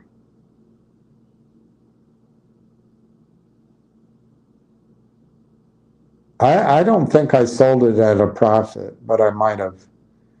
Either one of them. But I did. I went into a different trade. And I'm trying to remember what trade I did. It might have been, that's what it was. It was NIXX, N-I-X-X. And I told you guys about NIXX. I sold NIXX, and we're not talking big bucks here. But I sold NIXX up approximately 85% to buy Rail, R-L-A-I-F. And I think I'm up on Rail or break even. Rail has, you could focus on negatives for Rail. You could say it's Canadian stock. They're promoters. You could say that it's Canaccord, and Canaccord are notorious for working with short sellers. You could say it's a penny stock, it's AI, and China just blew the socks off of all AI companies. And the team they've put together, sure, they built other software companies and sold them at a profit to big companies, and they've got great track records, but they're just all a bunch of bullshitters, and they're here to pump and dump.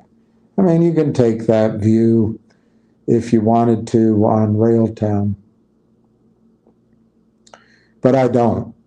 I think Railtown, after a 5-year R&D period, has built a suite of products led by Conductor, which allow the buyer, the payer, the user of those products to locate problems in their legacy software, to isolate it, to solve the problem, and upgrade that software in minutes as opposed to months or a year, with one person as opposed to 60 or 70 software development teams, for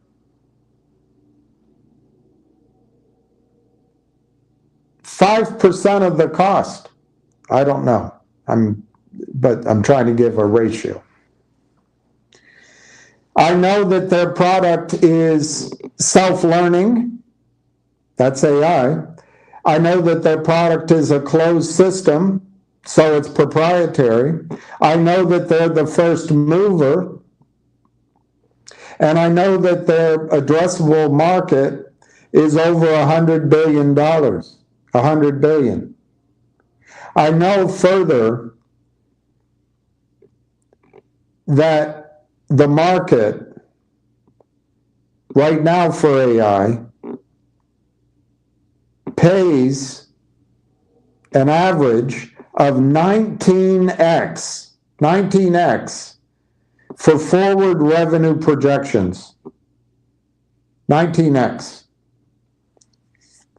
I know that Railtown is out of the R&D and is now in the marketing phase to get revenue from guys and girls that have done this before. I know they have a transformative product. I know they're in the AI space where everybody gets it. Unlike gold and oil and gas and other things, everyone apparently gets AI. At least they get it enough to write a check. Now we found out with AI, with Railtown, that they just bought, I mean, it's an MOU, but they just bought an entire network company. It's not worth much. According to ChatGPT, it's worth $6 million. But they're buying it. What are they buying? A Rolodex. What else are they buying? They're buying wallets. What else are they buying? They're buying other access to the cream of the crop of other AI software which can generate revenue. But they have to buy those companies in separate deals. But in their press release, they said they're going into a roll-up strategy. So I believe Railtown's a better place to be than ZJYL, GDC, probably NIXX. I sold my NIXX, although I'm very nervous about NIXX and ZJYL and GDC. But I'm not Rockefeller or Goldwater or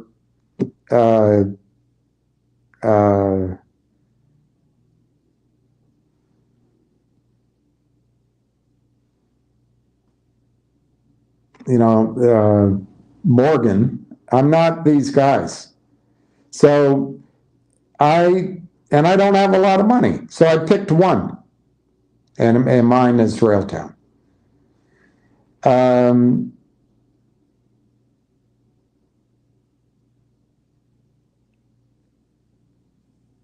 Nixie, which I think I gave everybody a pretty good trade, and I also backed off of Nixie, right? And I did. And for those who read the tea leaves, they booked a nice profit. But let's start with Nixie. You didn't mention Nixie. But Nixie, I think what's happening with Nixie is whoever they are, whether the buyers were short sellers from all the years of Recruiter.com shorting, or whether it was new investors, something happened in October that 52 million shares went around the carousel in 3 hours. The stock went to 12 pre-market and it went to 8 at the opening. I, of course, thought this is on its way. This thing is going to go to 20, to 30. So I didn't sell. And I waited. I think a lot of people, after it didn't take off, I think a lot of people sold into that trade. And then I think the shorts came back in because they're always there. And they were able to sell the stock down from 12, 10, 8, 6 down and take that money. And now Nixie is basically a wholesaler of gifts with big dreams and profits. They made $4 million on $10 million in revenue last year. But it's going to take money and it's going to take time and all of that. So I think the criminals come in and short it down. Everyone gets bored. They move somewhere else and the stock is down. So my view on Nixie right now is I think the short position is still there, whatever made that 52 million shares happen. I think the commitment of the insiders, the management who put out the press release saying they want to be $1 billion company, I think that commitment is still there. I think the team is still there. I think the investors, the backers are still there. So I think at $2 and something, $2.60, Nixie looks like a great risk reward for the original energy, whatever that was in October, to come back in from $2, $3 and do it again. Now, will they get it to 20 or 30? I don't know, but could they get it to 8 again? 6? It's like Lions. It's like Lions GME. And I said it here. Lion wasn't here, but I don't think. But when GME with the Roaring Kitty idiot came on, the stock went to 85. I came on here and said, sell calls, sell the stock. Ham was talking, so I don't know if people heard me. But Ham said it too. His daughter got out at 85 or 83 or 79 or something. But I know I said that GME is a bouncing ball. They'll get it to 85. Next time it runs, it'll be to 50. Next time it runs, it'll be 35. Next time it runs, it'll be 32. Next time it runs, it'll be 29. It's got energy. It'll go up. But they'll sell stock, and the shorts will cover, and the next time they run it, it won't go as high. That's what could happen with Nixie. But I think Nixie has a run in it. I think Nixie will still be sexy Nixie. I think there's a large short position. There's a dedicated team, and I think there's money investing in the company. So it's possible, I'm not promising it, that NIXX can have a run to $8, $10, $12, break out, and it could go much higher. But from $2.50 to $10, that's a nice trade. Or $12.50, it's a nice trade. All right, that's my Nixie story. It's risky. It's a short story, short covering story. But it has some fundamentals behind it. And I think it has strategery behind it. So I think it's a reasonable punt.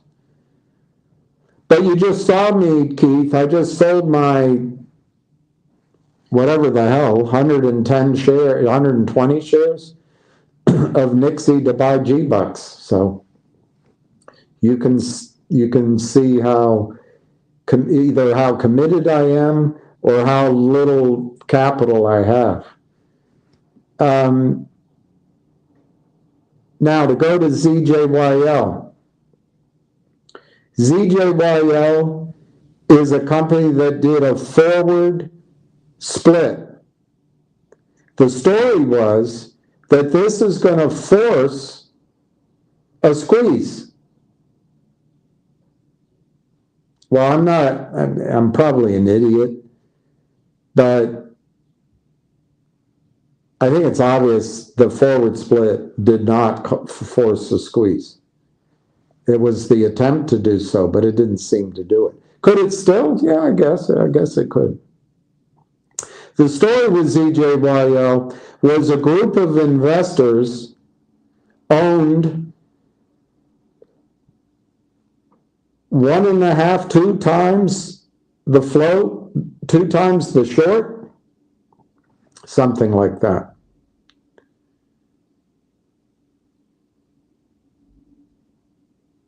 It was either NIXX or ZJYL that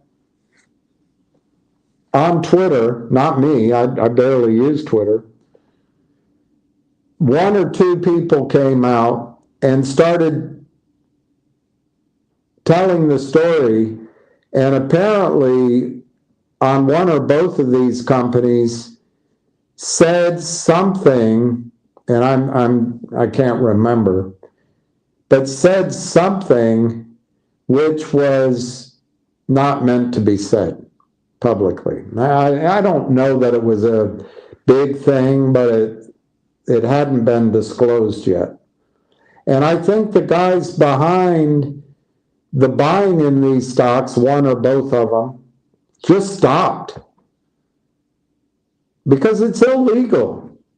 It's illegal to give, for longs, to give information that hasn't been fully disclosed.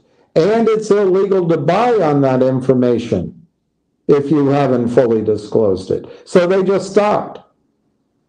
I don't blame them. Who wants to go to jail? The criminals can lie.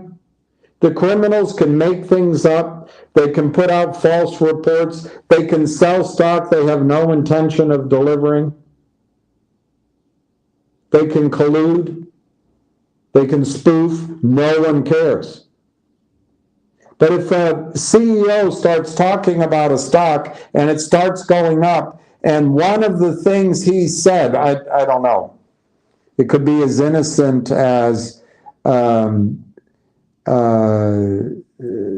hard to make up an example, but it could be as innocent as we're talking about a wheelchair contract. We don't have the information yet, but we're in discussions. Well, if somebody says that, even though they may have signed the NDA, and they say it and it goes out on Twitter, that CEO is going to stop because he can go to prison because he didn't fully disclose to everyone we're talking to a wheelchair company. I made that up, but it can be something like that. So the buyers in both, as I understand it, the buyers in both Nixie and in ZJYL, possibly GDC, and I don't know that they're the same people. There may be overlap. There's, wealthy people talk to each other. I don't know. I have no perfect information here, but it's my understanding that everybody just pulled back and waited for full disclosure. So what does that mean, Keith? That means full disclosure means you have to, if you're in a negotiation, you have to wait until a point you can disclose it without screwing up your negotiations. If it's a situation where there was a screw up, you've got to wait enough time that that screw up does not affect anybody's decision. The test is, would that information, had it been disclosed, affected a typical investor's decision to buy, hold, or sell the stock? And if there was a screw up, you've got to wait enough time that that screw up doesn't affect investors' decisions to buy, sell, or hold. That would be the advice. If I were a lawyer, I would tell a CEO. So to the extent that there was some sort of mutual effort to focus on one or two of these stories, they backed away for a while. We had tax loss selling, GDC and ZJYL are both pieces of shit companies, just like many of these companies. GME is. GME's a piece of shit. AMC, piece of shit. Changed now. It's changed, but at the time. They're all squeeze stories. Well, the one thing that wealthy people and management want to do is not go to jail. They like their freedom. So that's my guess what happened. My guess is there were loose lips. There were people out there telling what they shouldn't have.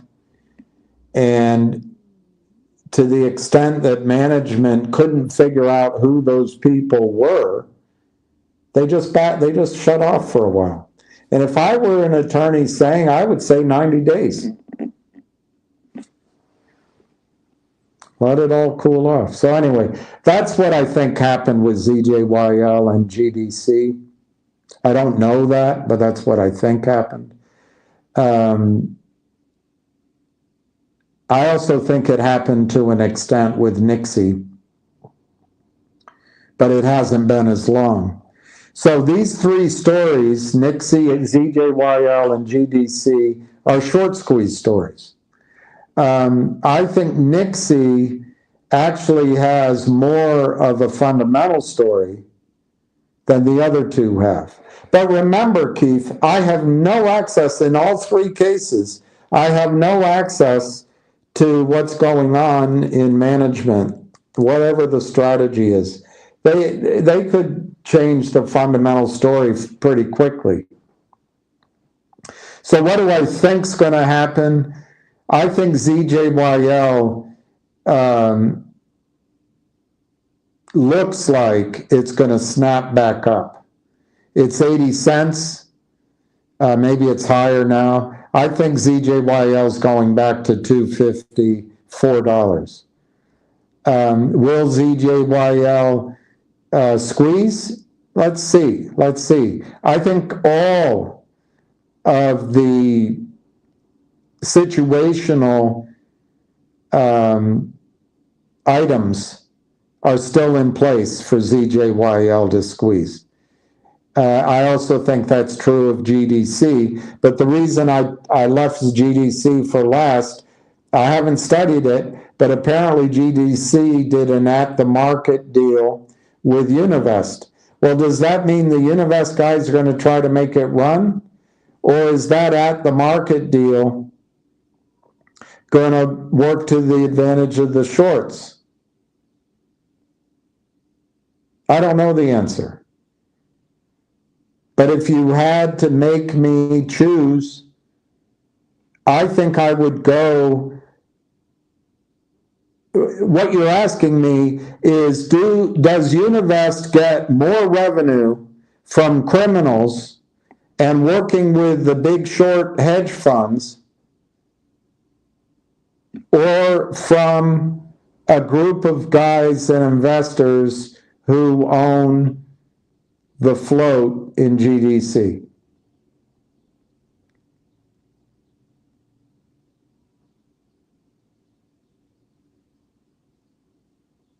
And that's a tough call.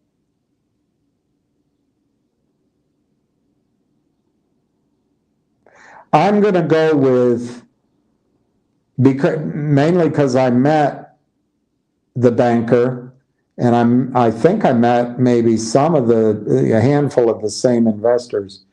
I'm going to go with that Univest wants to work with GDC. That's what I'm going to go with. So I think GDC, ZJYL, NIXX all have upward moves ahead of them. I can't tell you when, They don't seem to move when we want them to. And just like that guy he's down 57% in finger motion, we get in positions that are down. And I'm no different than anybody else. When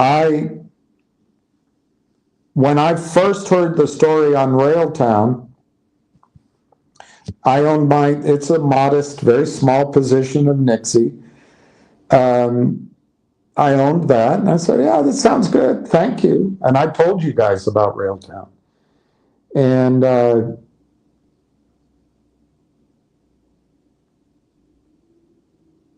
I'm trying to remember, but I think it was a Thursday or a Friday, I had talked to you guys enough about Railtown. And the story of Railtown is very similar to a private company that I've been working with. I know the principals. I know one of the principals as a very close friend and professional associate for 25 years. It's very similar to it's a company,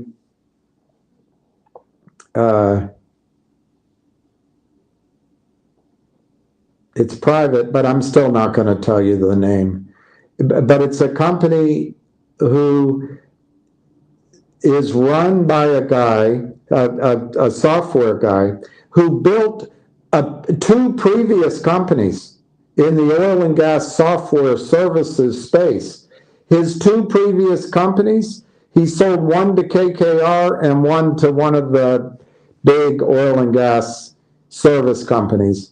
And he made, I think it was 5x on one and 10x on the other, something like that, from the last round, from the final round of raise, something like that. But anyway, this company he's doing is a guidance communications tool that goes at the front of the drilling pipe or the drilling bit. And I don't know if they still call that a pig or not, but there's this thing right behind the bit that has all the brains.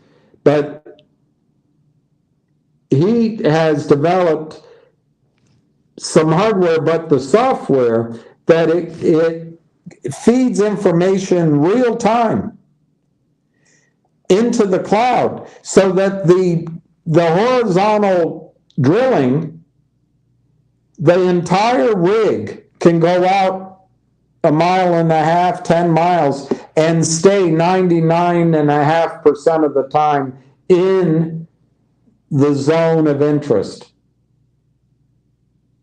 And the cloud communication allows teams, they could be in London, they could be in Lexington, Kentucky, they could be sitting at the pool down in Dorado Beach. And they can communicate and they can talk about, all right, go ahead. Well, it looks like we have a fault. Well, Bill, what do you think? Well, I don't know. Mac, what do you see? Larry, well, I don't know. Why don't we just drill forward a little bit further? Well, all right. What do you all think? Let's go. Let's do it. All right. They drilled another 6 inches forward. Well, it doesn't look like it was a fault. Great. Just keep going. Great. And so that real time, that saves a day or 2 days. That saves flights. That saves shutting down the rig, starting again, spinning the water while decisions are made. Anyway, this software, it boils down to, brings the costs down, brings the time down, and it turns tier 2 assets into tier 1 assets. Turns tier 2 assets into tier 1 assets. It gives oil and gas companies a greater return on the money they're spending drilling sooner. And can I say better? That's bad English. Well, this guy, it's the same story. This guy is doing it all in the cloud. He's grown from, when I first heard the story, it was just conceptual, and I loved it. And I went out to people I knew. It made sense to me. You can do it off of your phone. That was about, I'd say that was about 3 years ago. And I went to one of my investors who doesn't talk to me anymore. And I went around to other groups. And some people said, oh, we already know how to do that. And it turns out I don't think they do, but maybe.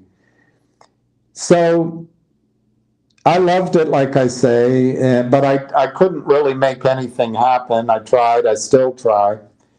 But in the meantime, that guy is, to my memory, he now has 22 oil and gas exploration companies that bought their software service, that are using their service, that are putting it in their projections, that are putting it in their websites, that are going to conferences and saying, this asset that we thought was marginal is now our best asset. And they're giving credit to this software. And so the company, I think, it pretty much has raised all the money they need. And I've been asking them to hold it open because I have an investor I'd like to finish it off. But everything drags out. I don't know. But anyway, the point is, as I was listening to the Railtown story, I was saying, wow, it's the same concept. You spend a few years with a team that's done it before, developing the software, but then you prove up the product.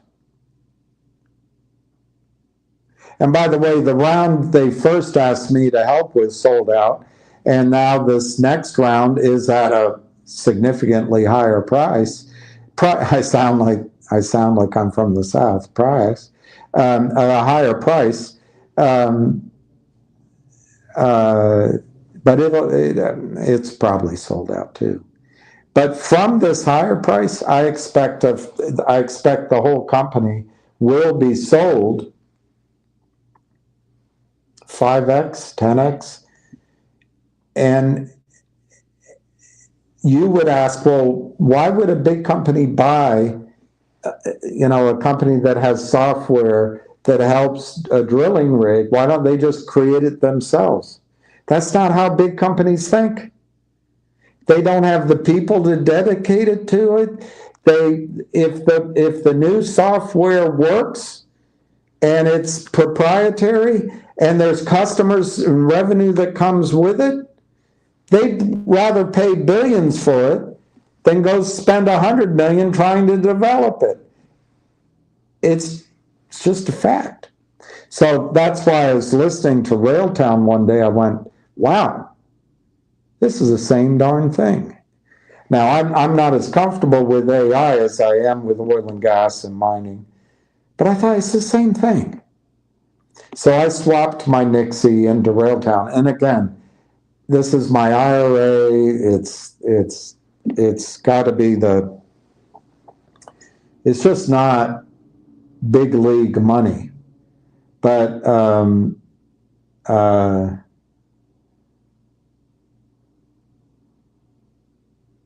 Keith, I'm trying to think what I wanted to tell you about. Oh, Railtown to me gives the same potential of 5x, 10x, 20x, 30x even, as a short squeeze does. But it's on that S-curve. This other company in the oil and gas service business without any money from me, I couldn't get anybody to act on it. And I stopped working it because the deal closed and I went away for a couple of years. But without me doing anything, they've moved up the value curve and they've brought in the customers. They've proved that they got the best. Now, it's not risk-free. I mean, there's alternatives like desktops and things. But they're up the value curve, and I think they're ready to be bought out. Will it be this year? Maybe not, but very soon by a Schlumberger or a Halliburton. Okay.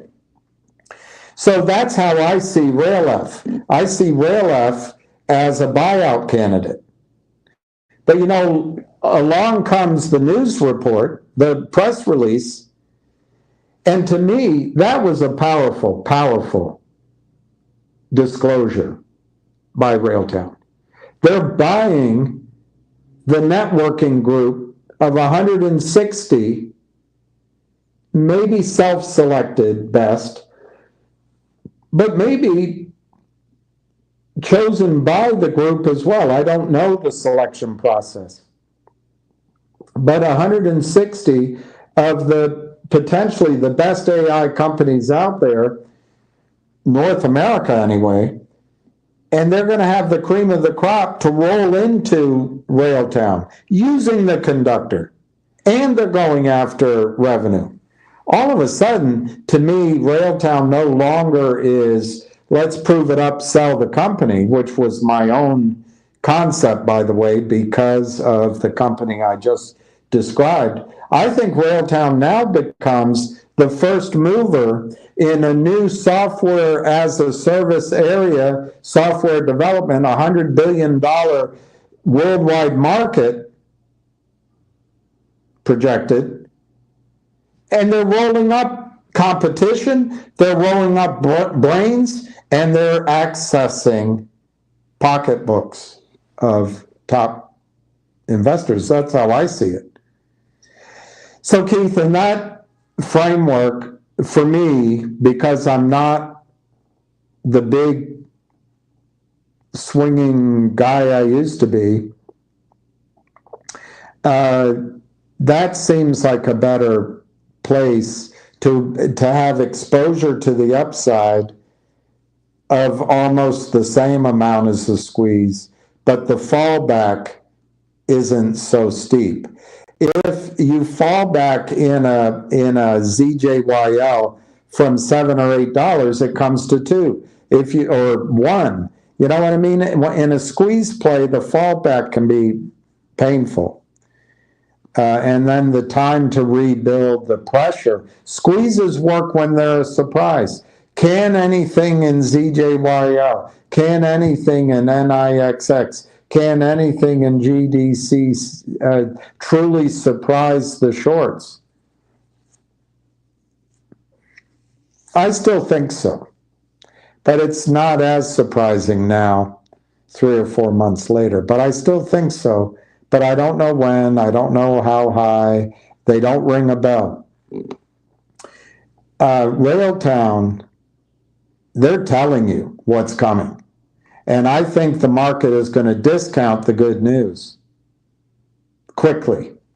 Why? Because everybody's brains, family offices, mutual fund managers, stockbrokers, investors, big institutional funds, retirement plans, their brains are all greased to invest in AI.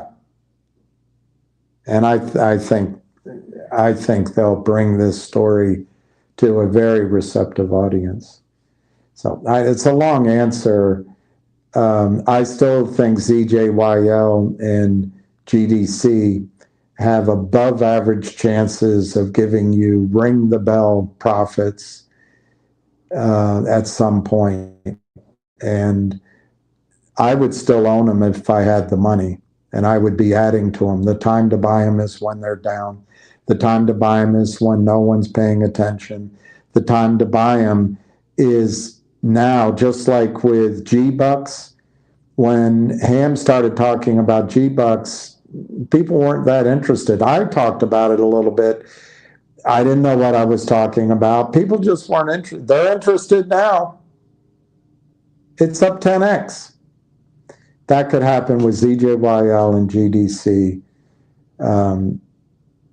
I think Nixie's set up to get 5 to 10x and maybe more. I just don't know when. And frankly, I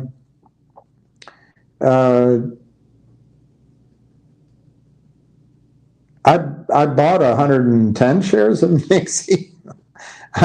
I laugh because it's just embarrassing. It's just so embarrassing. 120 shares. And I just sold it. I made 50 cents, 60 cents on it, 55 cents on it. So I made, what, $60? And I just put it into G-Bucks at the highs, like a total idiot. But the thing going on right now with Keith, with G-Bucks, the thing that's annoying you with ZJYL and GDC and the other gentleman with Finger is the weight. That's what's annoying you. You don't really have a perception of what is the value of ZJYL and GDC. No kidding. What is the value in ZJYL? What is the value in GDC? I have no idea. I'm not sure you have a value in mind for Finger. I do. It's not as exciting as Ham's story, but I don't think my value story for Finger precludes Ham's squeeze story for Finger. I don't think they're mutually exclusive. But because I have a value idea in mind, it can help me understand whether I want to own it, buy it, and what's happening. I just gave you a long-winded value proposition that I see for Railtown. And I think Railtown, let me bottom line it, Keith. Railtown has fewer than 150 million shares. Railtown, as far as I know, has very little revenue.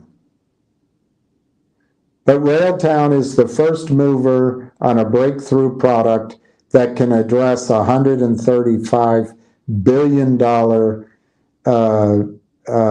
target market. I think it's by the end of the decade, 5 years, over the next 5 years. Well, let's just say that Railtown gets 20% of that market would be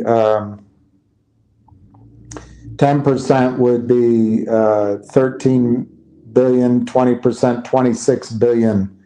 Let's say they get 26 billion in revenue. Let's chop that down to 20 billion. So let's say they get 20 billion in revenue. Let's increase the number of shares up to 200 million.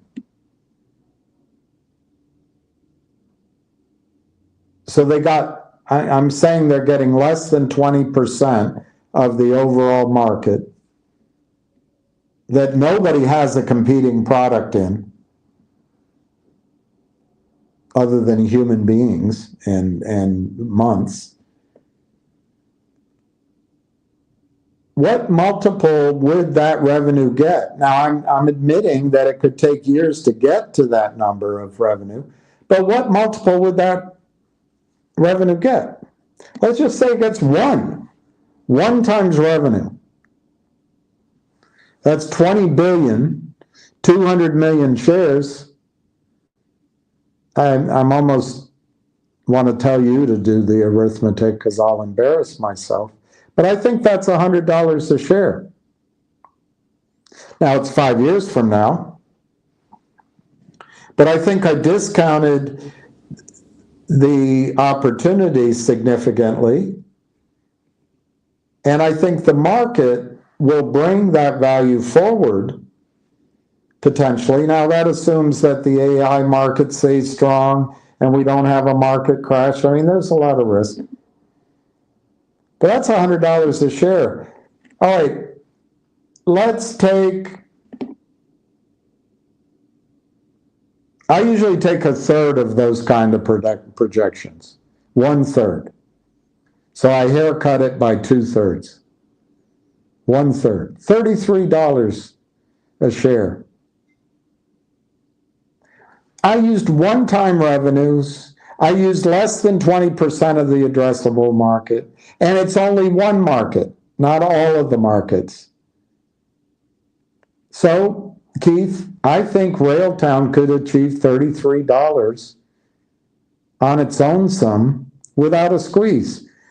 My risk is I have to wait. But my benefit is I don't see Railtown at the bottom of its S curve. I don't see Railtown going from 33 cents to 3 cents. I don't see Railtown going like ZJYL from $8 down to 80 cents.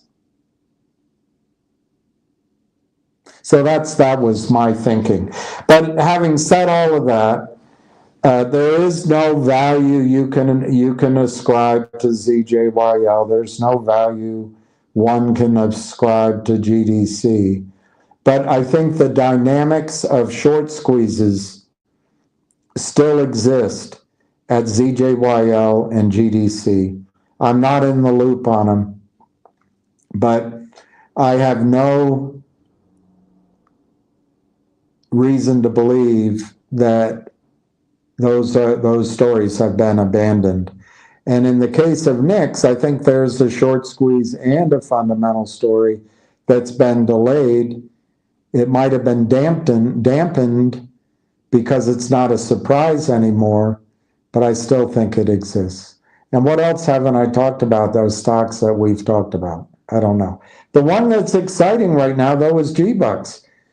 The reason I bought my MMTLP, by the way, at $8, just like this one, is I wanted to see if I could participate, one of the reasons, in a short squeeze. I think I own 99 shares. Maybe I'll participate in a short squeeze, and I'll be able to tell my next dog. All right, I talked too long on that story. What did I do wrong, Lion? What did I do wrong? I don't know. I got 3 stacks of high society. Should I hold or split between Rail F and ZJY? Well, if you already have big positions in both Rail F and ZJYL,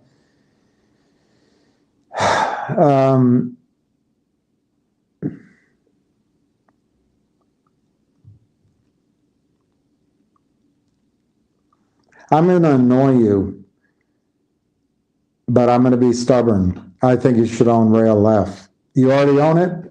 I think you should own more. I can't give you financial advice. You have to decide yourself. But on the other hand, ZJYL could snap back like a son of a bitch from 80 cents. It could be $2 or $3 before you know it. And on its way, you know. But I think Railtown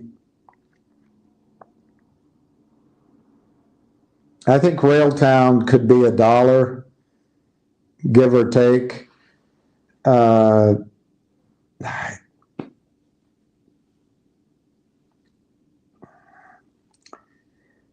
I think it could do that in 2 weeks, by the beginning of March.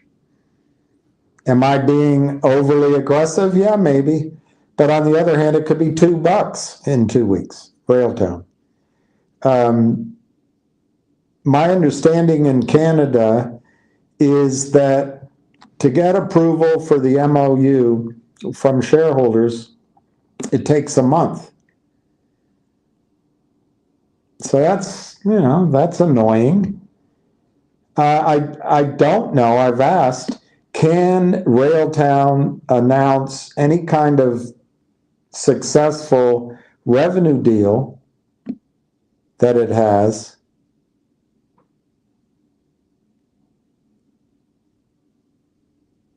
before that acquisition? And I don't know the answer to that. One guy told me he didn't. I mean, he's like me. He doesn't have. But he thought that they'd have to finish the acquisition first. So there's a chance with Railtown, we have to wait 4 weeks, 5 weeks, 6 weeks. But my opinion on Railtown is that news was great. And I think the computers automatically sold because they read headlines. I think it was AI generated, ironically. And the modus operandi of a guy like Lynn Partners is, as soon as they know a company needs money and there's enough volume, they start selling the stock before the agreement's made. They start selling stock that doesn't exist because Adina Friedman doesn't care. They start counterfeiting shares because Gary Gensler's in on the deal via his ownership of Goldman Sachs. And they build a war chest of cash by selling stock that doesn't exist.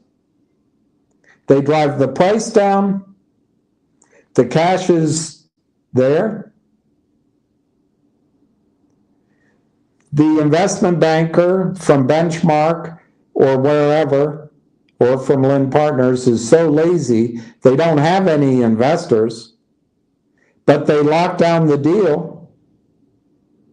It's a shite deal for the company, but they lock it down. The lawyers back it up with a bit of a lie going on, but lawyers don't lie. They just, we were assigned the task to represent our client, and there is a precedent in Bellows versus Bloomberg, Monty Hawk, 1974, that justifies this action. Oh, great. So you're honest. You're breaking the law, but you found something and you're lying, and in principle you're stealing, but you found something to back you up. Great, great. So they create a pool of cash out of thin air because they sold stock out of thin air, breaking all kinds of securities laws. They have 10 million sitting there. Lynn Partners goes to the company and says, we'll give you 10 million. You've got to pay us 15% or 10% in interest. We want 1.5 warrants, and we're going to do the stock down 60% from when we sold it. And we want a trailing free look that we can get the lowest value WAP price for 3 days for the trailing 20 days minus 30%. Where do I sign? That sounds great. Okay, sign here. Jeff Lind goes to his criminal client. The criminal client sold the stock out of thin air, has $10 million sitting there, has no place to go. He can't settle those trades. It's just sitting there. All right, we'll wire it in. Boom. All right, so Jeff Lind gives the company $8.5 million because they take their fee out. The company has to pay back $10 million plus 20% plus penalties, plus they have to issue stock at an ever descending discount. And this is what Adina Friedman and Gary Gensler call the world's best capital formation markets. They're either as stupid as a brick or they're liars. So how does that relate to Railtown? I think Railtown came out with this announcement. The computers for the hedge funds kicked into gear. By the way, a lot of these criminals are clients of Canaccord. It's just a fact. So they figure we can sell the stock down, and Canaccord's going to call us. We're going to be their first call. And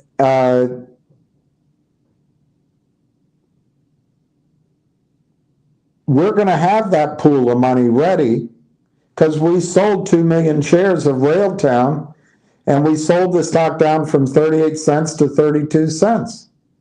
And let's see if we can get a panic going. When they call us, we'll tell them we'll only give you money at 23 cents plus 2 warrants at 25 cents. And we're going to print money. And we'll get our investment banking fees. We'll get to put a tombstone in the paper. We'll get to go home and jam our sales assistant and go home and sleep with our wife, and then take our kids to the zoo, and we will fly into conferences, and we're big deals. I think this time, though, they missed their mark. I don't think anybody sold Railtown. I don't think any of the insiders sold Railtown. I don't think any of the investors that have purchased Railtown sold Railtown yesterday. I don't think very few people here that I talked to sold Railtown. And it's a really strange, if it's some kind of pump and dump, it's a really strange one. You're going to pump it. I know it was 3 cents just a while ago. But you raise money and you spend tens of millions of dollars developing a product, and recently it's 33 cents. It goes to 38 cents, and you're going to sell? That doesn't make sense to me. So then the question is Railtown going to do a deal with Canaccord? Probably. Canaccord's their banker. All right, so is Railtown going to do a deal with Canaccord that's a legit deal, or that's a flow-through to Canaccord's criminal short-selling funds that are their bread and butter? I'm going to side with that these guys that have created this software know what they're doing, and they're not going to do the deal with Canaccord if it's a crap deal. They're going to go to the penthouse and deal with real investors that want to invest in Railtown for real reasons, not just an Adina Friedman flip of the stock so the company can get destroyed and then delisted and do a reverse split while she makes sure that these expiring companies, these companies headed to extinction, have women on the board of directors. So anyway, I think Railtown is going to go up very soon. So I'd buy Railtown. ZJYL could, Steve. I'll look at the chart. ZJYL could snap back very quickly. But you asked me, I would do Railtown. GameStop is considering investing in Bitcoin and cryptocurrencies. Awesome. It makes GameStop a fantastic purchase. The stock is trading at $29. The last time I looked, they had either $7 or $10 in cash a share. That's GME. So let's be generous and say it's $10 a share. They're trading at $30. So they're trading $20 above their cash position. So what can they do with that cash that justifies trading $20 above their $10 cash position? Oh, they can buy Bitcoin and crypto. All right, can they buy Bitcoin and crypto at a 66% premium out of the gate? Or did they have to make that bet and wait for the premium to catch up with the $30? And did I mention Jim Cramer says, oh, don't listen to Jim Cramer. Well, I think he's a pretty smart guy. Jim Cramer points out it'll cost, I forget his number, $1.2 billion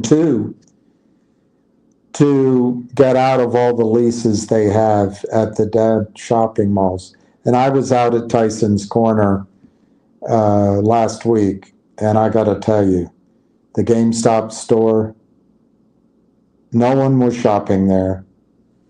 Everything in there looked like something you could buy online, and everything in there, it was in the high shelves, you couldn't reach it, and it looked like it'd been there forever. So that cash they have is going to be reduced, I think, by getting out of leases. So your suggestion is that GME makes a really brilliant purchase because they're getting into Bitcoin and crypto. Maybe it worked for Saylor, but I would suggest to you, Lion, if you want to own Bitcoin and crypto, just buy it yourself.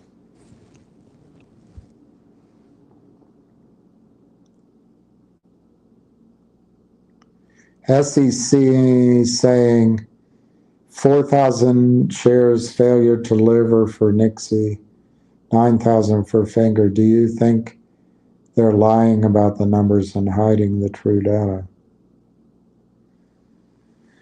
That's a loaded question. I'm not sure the SEC knows the true data.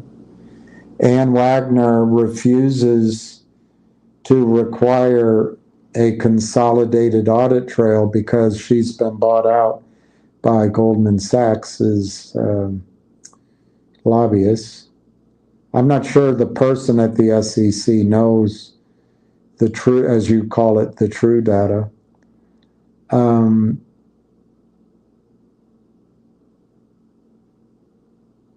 real short number, for example, at Finger Motion, I forget the number, millions, or a million, I don't know. Ham gave it the other time.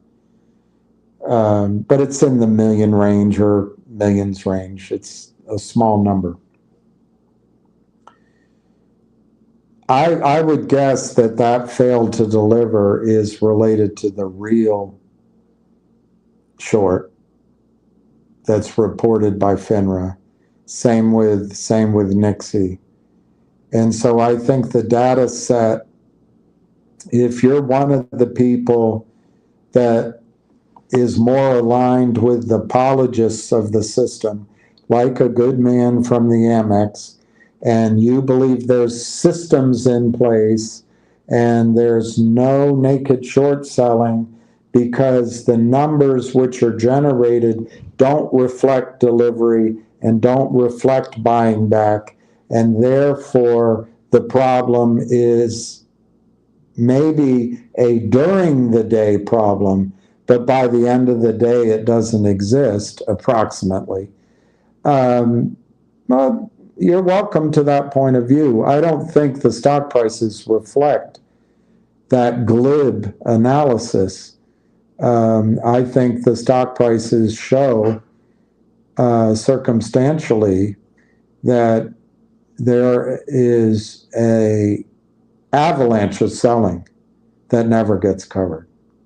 And your eyes can tell you that, but if you don't want to see it, you don't see it. But I don't know that the person reporting that or the system reporting that are lying.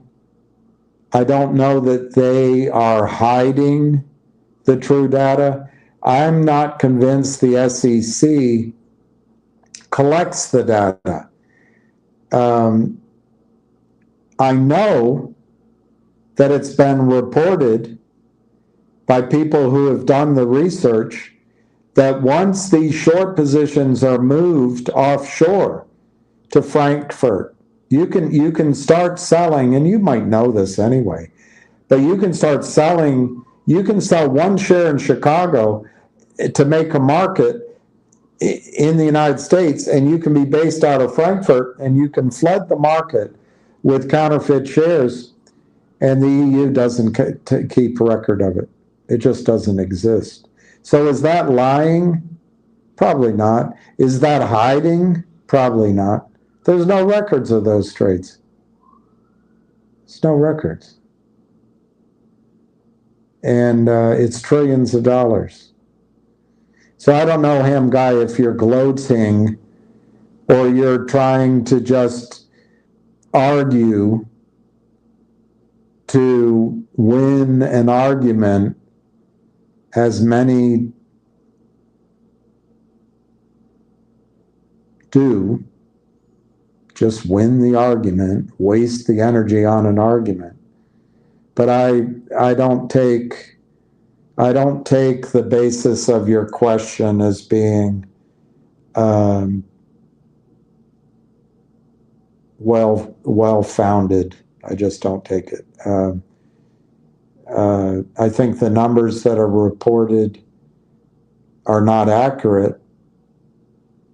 I think the crime is covered up by lawyers, by LLCs, by prime brokers, by shills, by people paid off, in some cases by CEOs, by market makers, by groups like Alpine.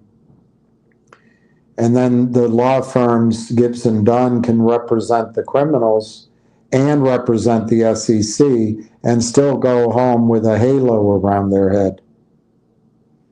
I think it's a massive deception. It's a theft on an industrial scale, and I think it's a handful of men who know each other very, very well and trust each other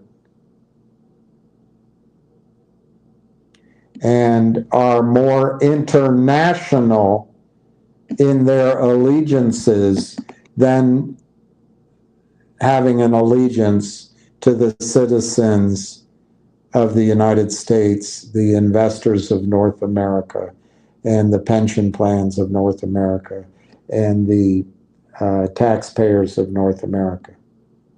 But you can argue these picayune points, but that's what they are. They're picayune.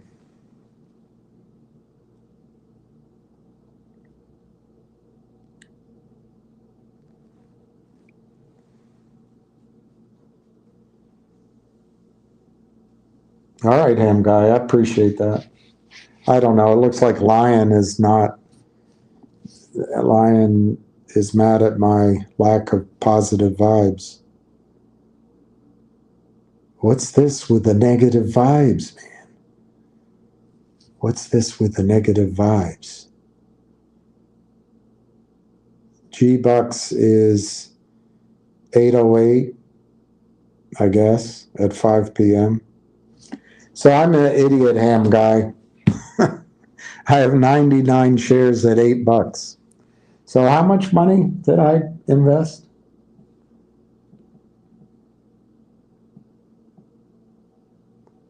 Plus 5. $797. I'm a big 401k. No, it's not 401k. It's IRA. All right, let me just, I know probably everyone's gone. Let me just quickly see if there's any news, and then I want to go. Trump orders reciprocal tariffs. All right. McConnell voted against RFK. Stocks up.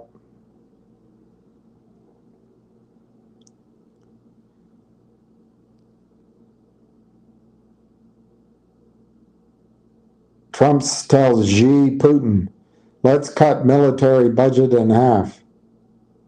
And he says Russia should be back in the G7. This guy is amazing. This guy's amazing. This guy's amazing.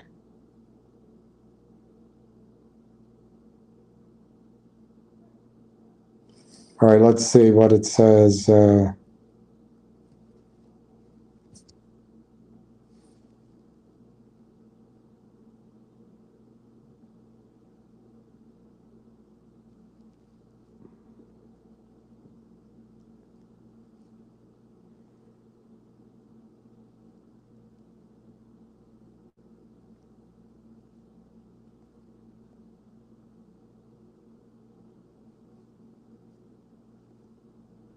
All right, nothing there. Let me try one more place. RFK is sworn in. Trump is going to audit the IRS.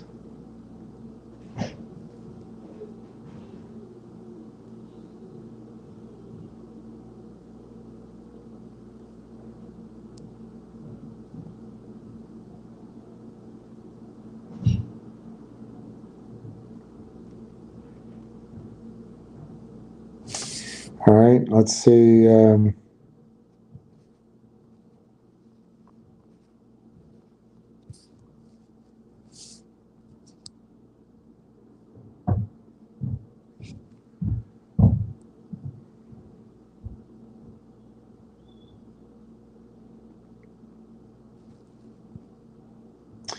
Yeah, there's no real news.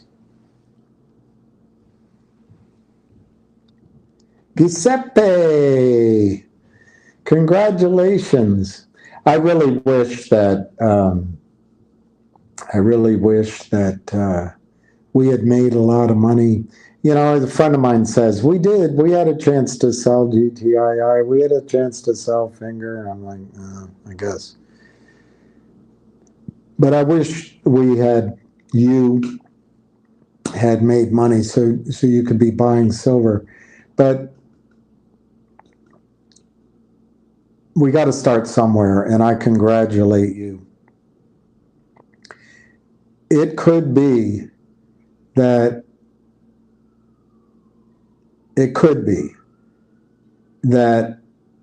in a handful of years, that box is going to allow you to buy, whatever you want. I mean, buy a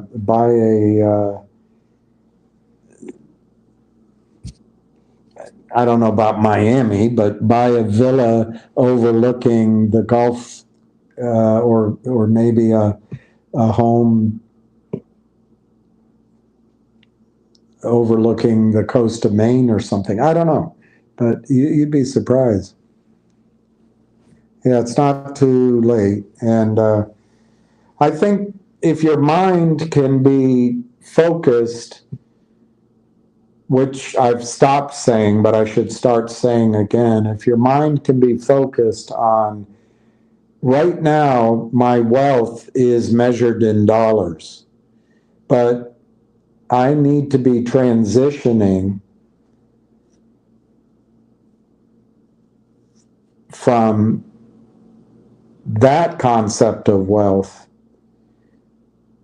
I'm going to pick one measurement, to my wealth being measured in gold or silver. There's other measures, health and friends and businesses and all that. Let's just leave all that out for now. But over the next months and years, I think you have to slowly or quickly move your dollars before everybody else tries to do it into silver, gold, and other things. Now, it may be early, and there's going to be ebbs and flows. And Trump's doing some smart stuff to delay it. But the fact remains, Giuseppe, that the world is $400 trillion in debt or more, $400 trillion in debt. And that is based on a fractional reserve banking system, which lends money out of thin air, creates money out of thin air, based on one concept: growth. Growth. All of our growth is predicated by economists like me on human ingenuity. The economists believe that when the oil runs out, the brain will come up with something else. But that makes no sense. It makes no sense.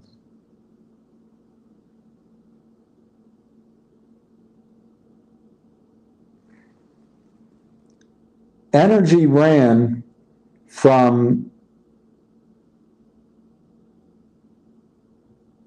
fire, wood, and that was basically it. Everybody used wood, to coal. Actually, it went wood to wind. Wind helped power the empires and the windmills and other industrial progress. But then it went to coal. And coal started our industrial revolution. It also put carbon back in the atmosphere to such an extent and in such a short period, and it lasts for 200 years in the atmosphere or more, that we have already passed the point of no return in terms of greenhouse gases. Now, the Republicans and Trump and Exxon and everybody want you to think that's a scam. It's not a scam. It's an experiment. It's not a scam, though. Well, why is the weather cooler? Well, weather's weather. But one of the reasons the climate hasn't reflected it all yet is that carbon has been absorbed by the oceans. The oceans are a carbon sink. So the oceans have sucked up the difference, the imbalances so far. Many believe, and I do too, that the oceans are maxed out now on absorbing the carbon. You can see it in the reefs being destroyed. So what happens now that the carbon, if it's true that the carbon will not be absorbed by the oceans? Well, we can start seeing a rapid rise in the carbon in the atmosphere and then the heat. Anyway, that's coal. Then we found whale oil. Then we found kerosene. I forget what it was called, rock oil. And then we found oil. And the population of the world went from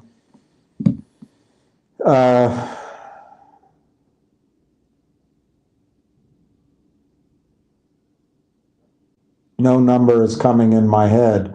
At the time of the Civil War, though, the world was well under 1 billion. I just don't remember what it was. Anyway, that's when oil was really discovered and machinery came into use. And the planet went to 1 billion people at the start of the last century, and we're now 8 billion.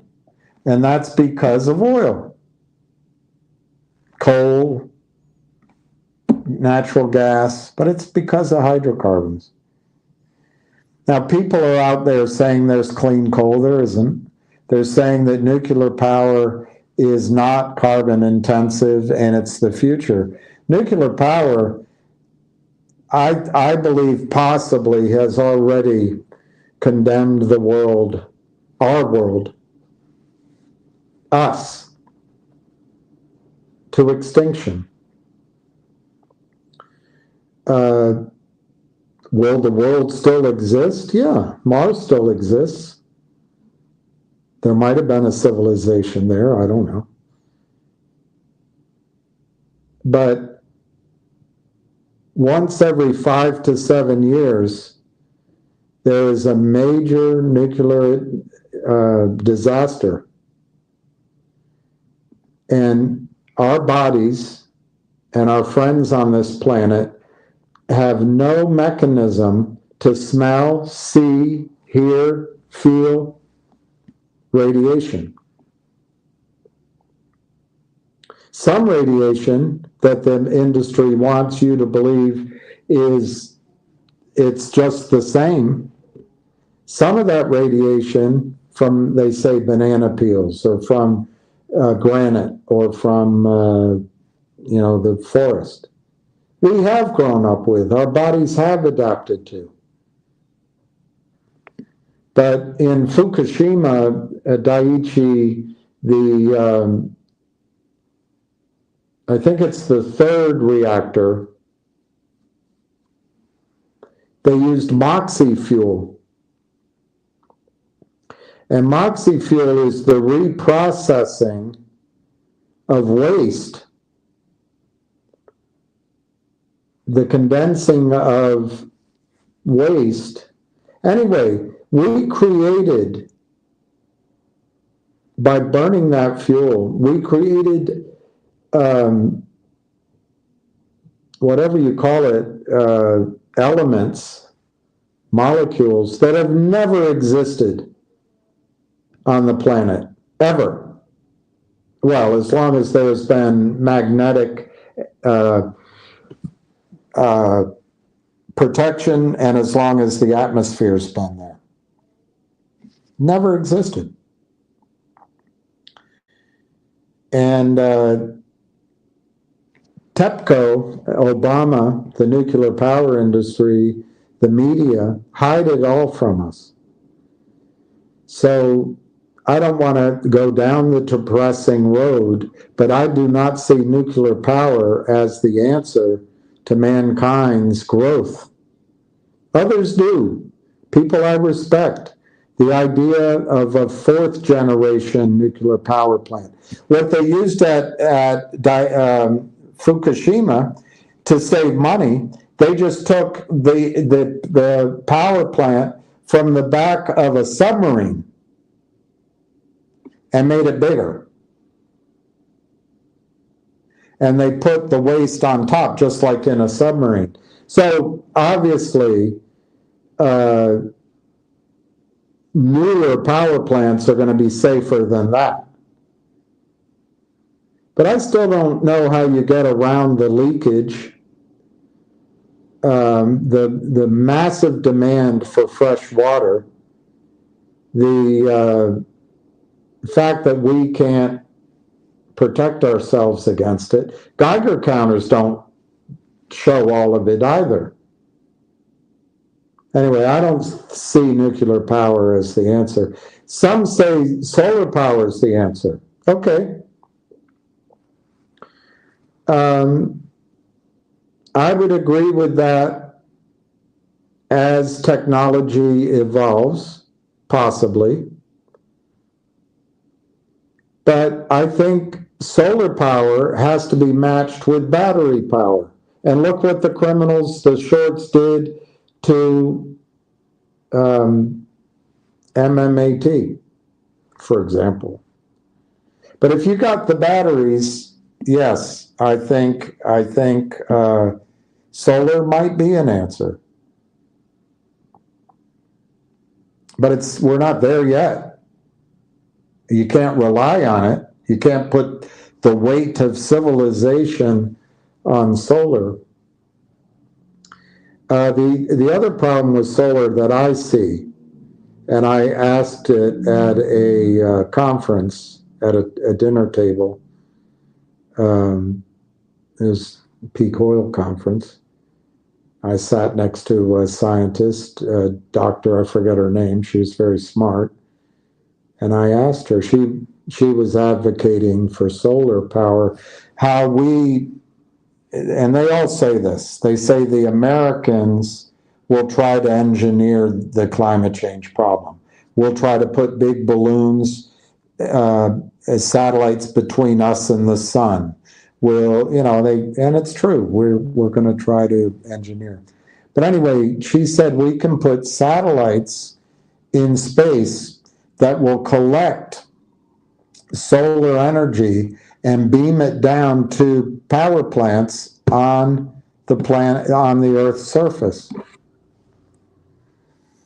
And I listened and, ate whatever it was, the rubber chicken, and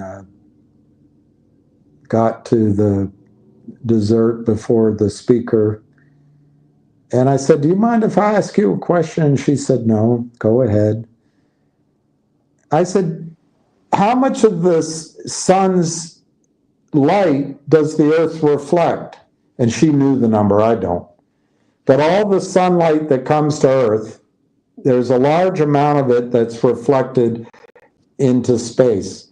I said, "How much of the sun's light that hits the Earth's surface gets reflected back out to space?" And she knew that number.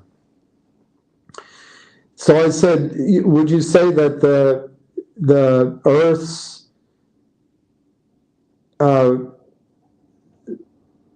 use of sunlight is in balance?" And she looked at me. I said, "Would you say that the sun, we receive sunlight every day as a planet, we use that sunlight, but a lot of it's reflected, so there's an equilibrium of how much sunlight we consume as a planet each day?" And she said, "Yeah, that makes sense." So I said, "Have you thought through if we as a planet, as a species, start absorbing sunlight via solar panels, via satellite, via heating water? If we start absorbing sunlight on a massive scale that used to be reflected to the solar system, isn't that going to heat our planet?"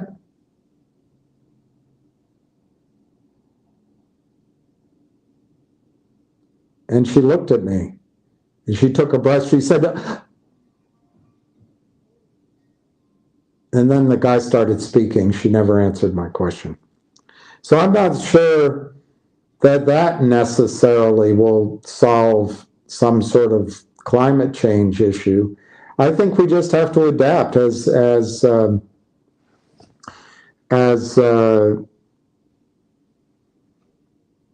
James Lovelock said, we just have to adapt. We have to use air conditioning. And I think he's probably right. He also thinks we should leave 2/3 of the earth to the animals and the trees. But anyway, Giuseppe, I'm trying to knock out other sources of energy, at least in a generational time frame. The only energy source that will allow the world's financial system to pay back its debt with growth is oil and natural gas. We're going to use the coal, I guess. It's too bad. But it's oil and natural gas. Maybe, just maybe, nuclear power has a solution with fusion instead of fission. Maybe. But there's not an alternative. Population could collapse because women aren't having children anymore. Their body counts are up, but their children count is down. And that's personal decisions. I'm not going to say. But if we have a population collapse, we're not going to be able to grow. We're not going to be able to pay back the debt. So anyway, that means to me that our currency is going to go down. And gold and silver are strong. And so you have to measure your wealth in what your dollar can buy for you now, because in the future it's not going to buy much. Wouldn't we all take on debt if we just print? Yes, that's what they did in the Weimar Republic. And it's a mutual deception. And as long as we believe each other, we can do it. But and I suppose if we conquer the moon and Mars and asteroids, we could bring wealth here. If our population grows, if we expand our economy digitally with Bitcoin and things like this, which needs energy, by the way, maybe we can keep printing, but I think there's a uppance to come. I find myself late in life without the ability to do the things I wanted to do. But one of the things I will do, Giuseppe, if I ever recover what I used to have and more, is I'm going to buy land and plant trees. Uh, Dr. Jim Hansen, I've told you guys this, he wrote a book, and he had 4 solutions. One is leave all the coal in the ground. 2 is all the small things like solar and geothermal is another source of power. Geothermal, move, consolidate where we live, use less, get rid of dryers. He also said 4th generation nuclear power plants. He likes them. They're small, pebble, I guess, and they don't have accidents. I don't know. Maybe he's right. And he said his 4th solution was what you're saying. He said, stop tearing down the trees. And in fact, plant trees, encourage the lungs of the planet to grow and absorb and process the carbon. That's what he said. And then he put a paragraph there. He said, do you notice what I didn't say? And the reader says, no, I didn't. And then he says, well, reader, I didn't say leave the oil in the ground. I didn't say leave the natural gas in the ground. We're going to burn the oil and the natural gas. It's just too powerful an energy source, and it warms us and it keeps our civilization going.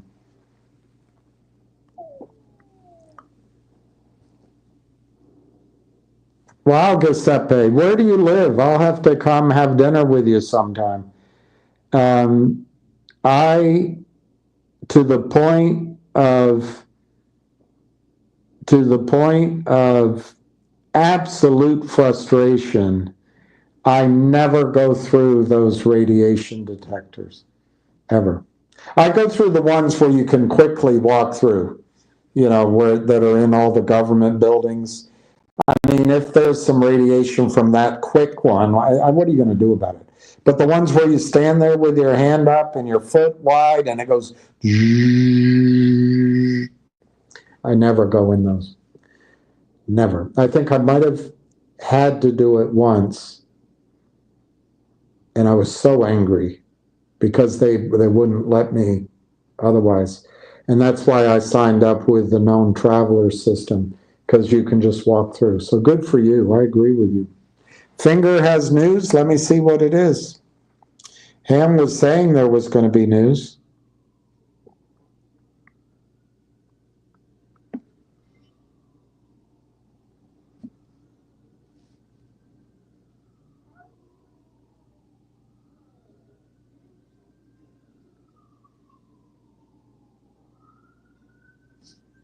I don't see the news. I don't see the news, but you're right. It's up 7 cents. It's up 6%. What was the news, DP?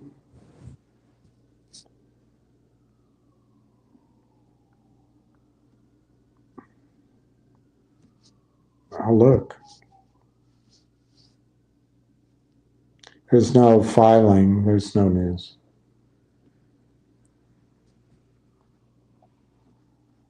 Oh, is there news? No, there's no news. There's no news. There's no news. All right, speaking of peeing, DP, I've got to go pee, so I'm going to sign off. Darn it. I had so much to do today. Just have to do it tomorrow or tonight. All right, so I wish everybody the best. Let's see how G-Bucks goes. I, like a genius, bought it at 8, 99 shares. So let's see if I was the kiss of death, or I finally am in a squeeze out of all these stocks we've talked about. Anyway, good evening, and sorry to Lion. I didn't mean to kill his buzz, but I think GME, stop getting fooled by GME. Anyway, peace, love, happiness. Ciao.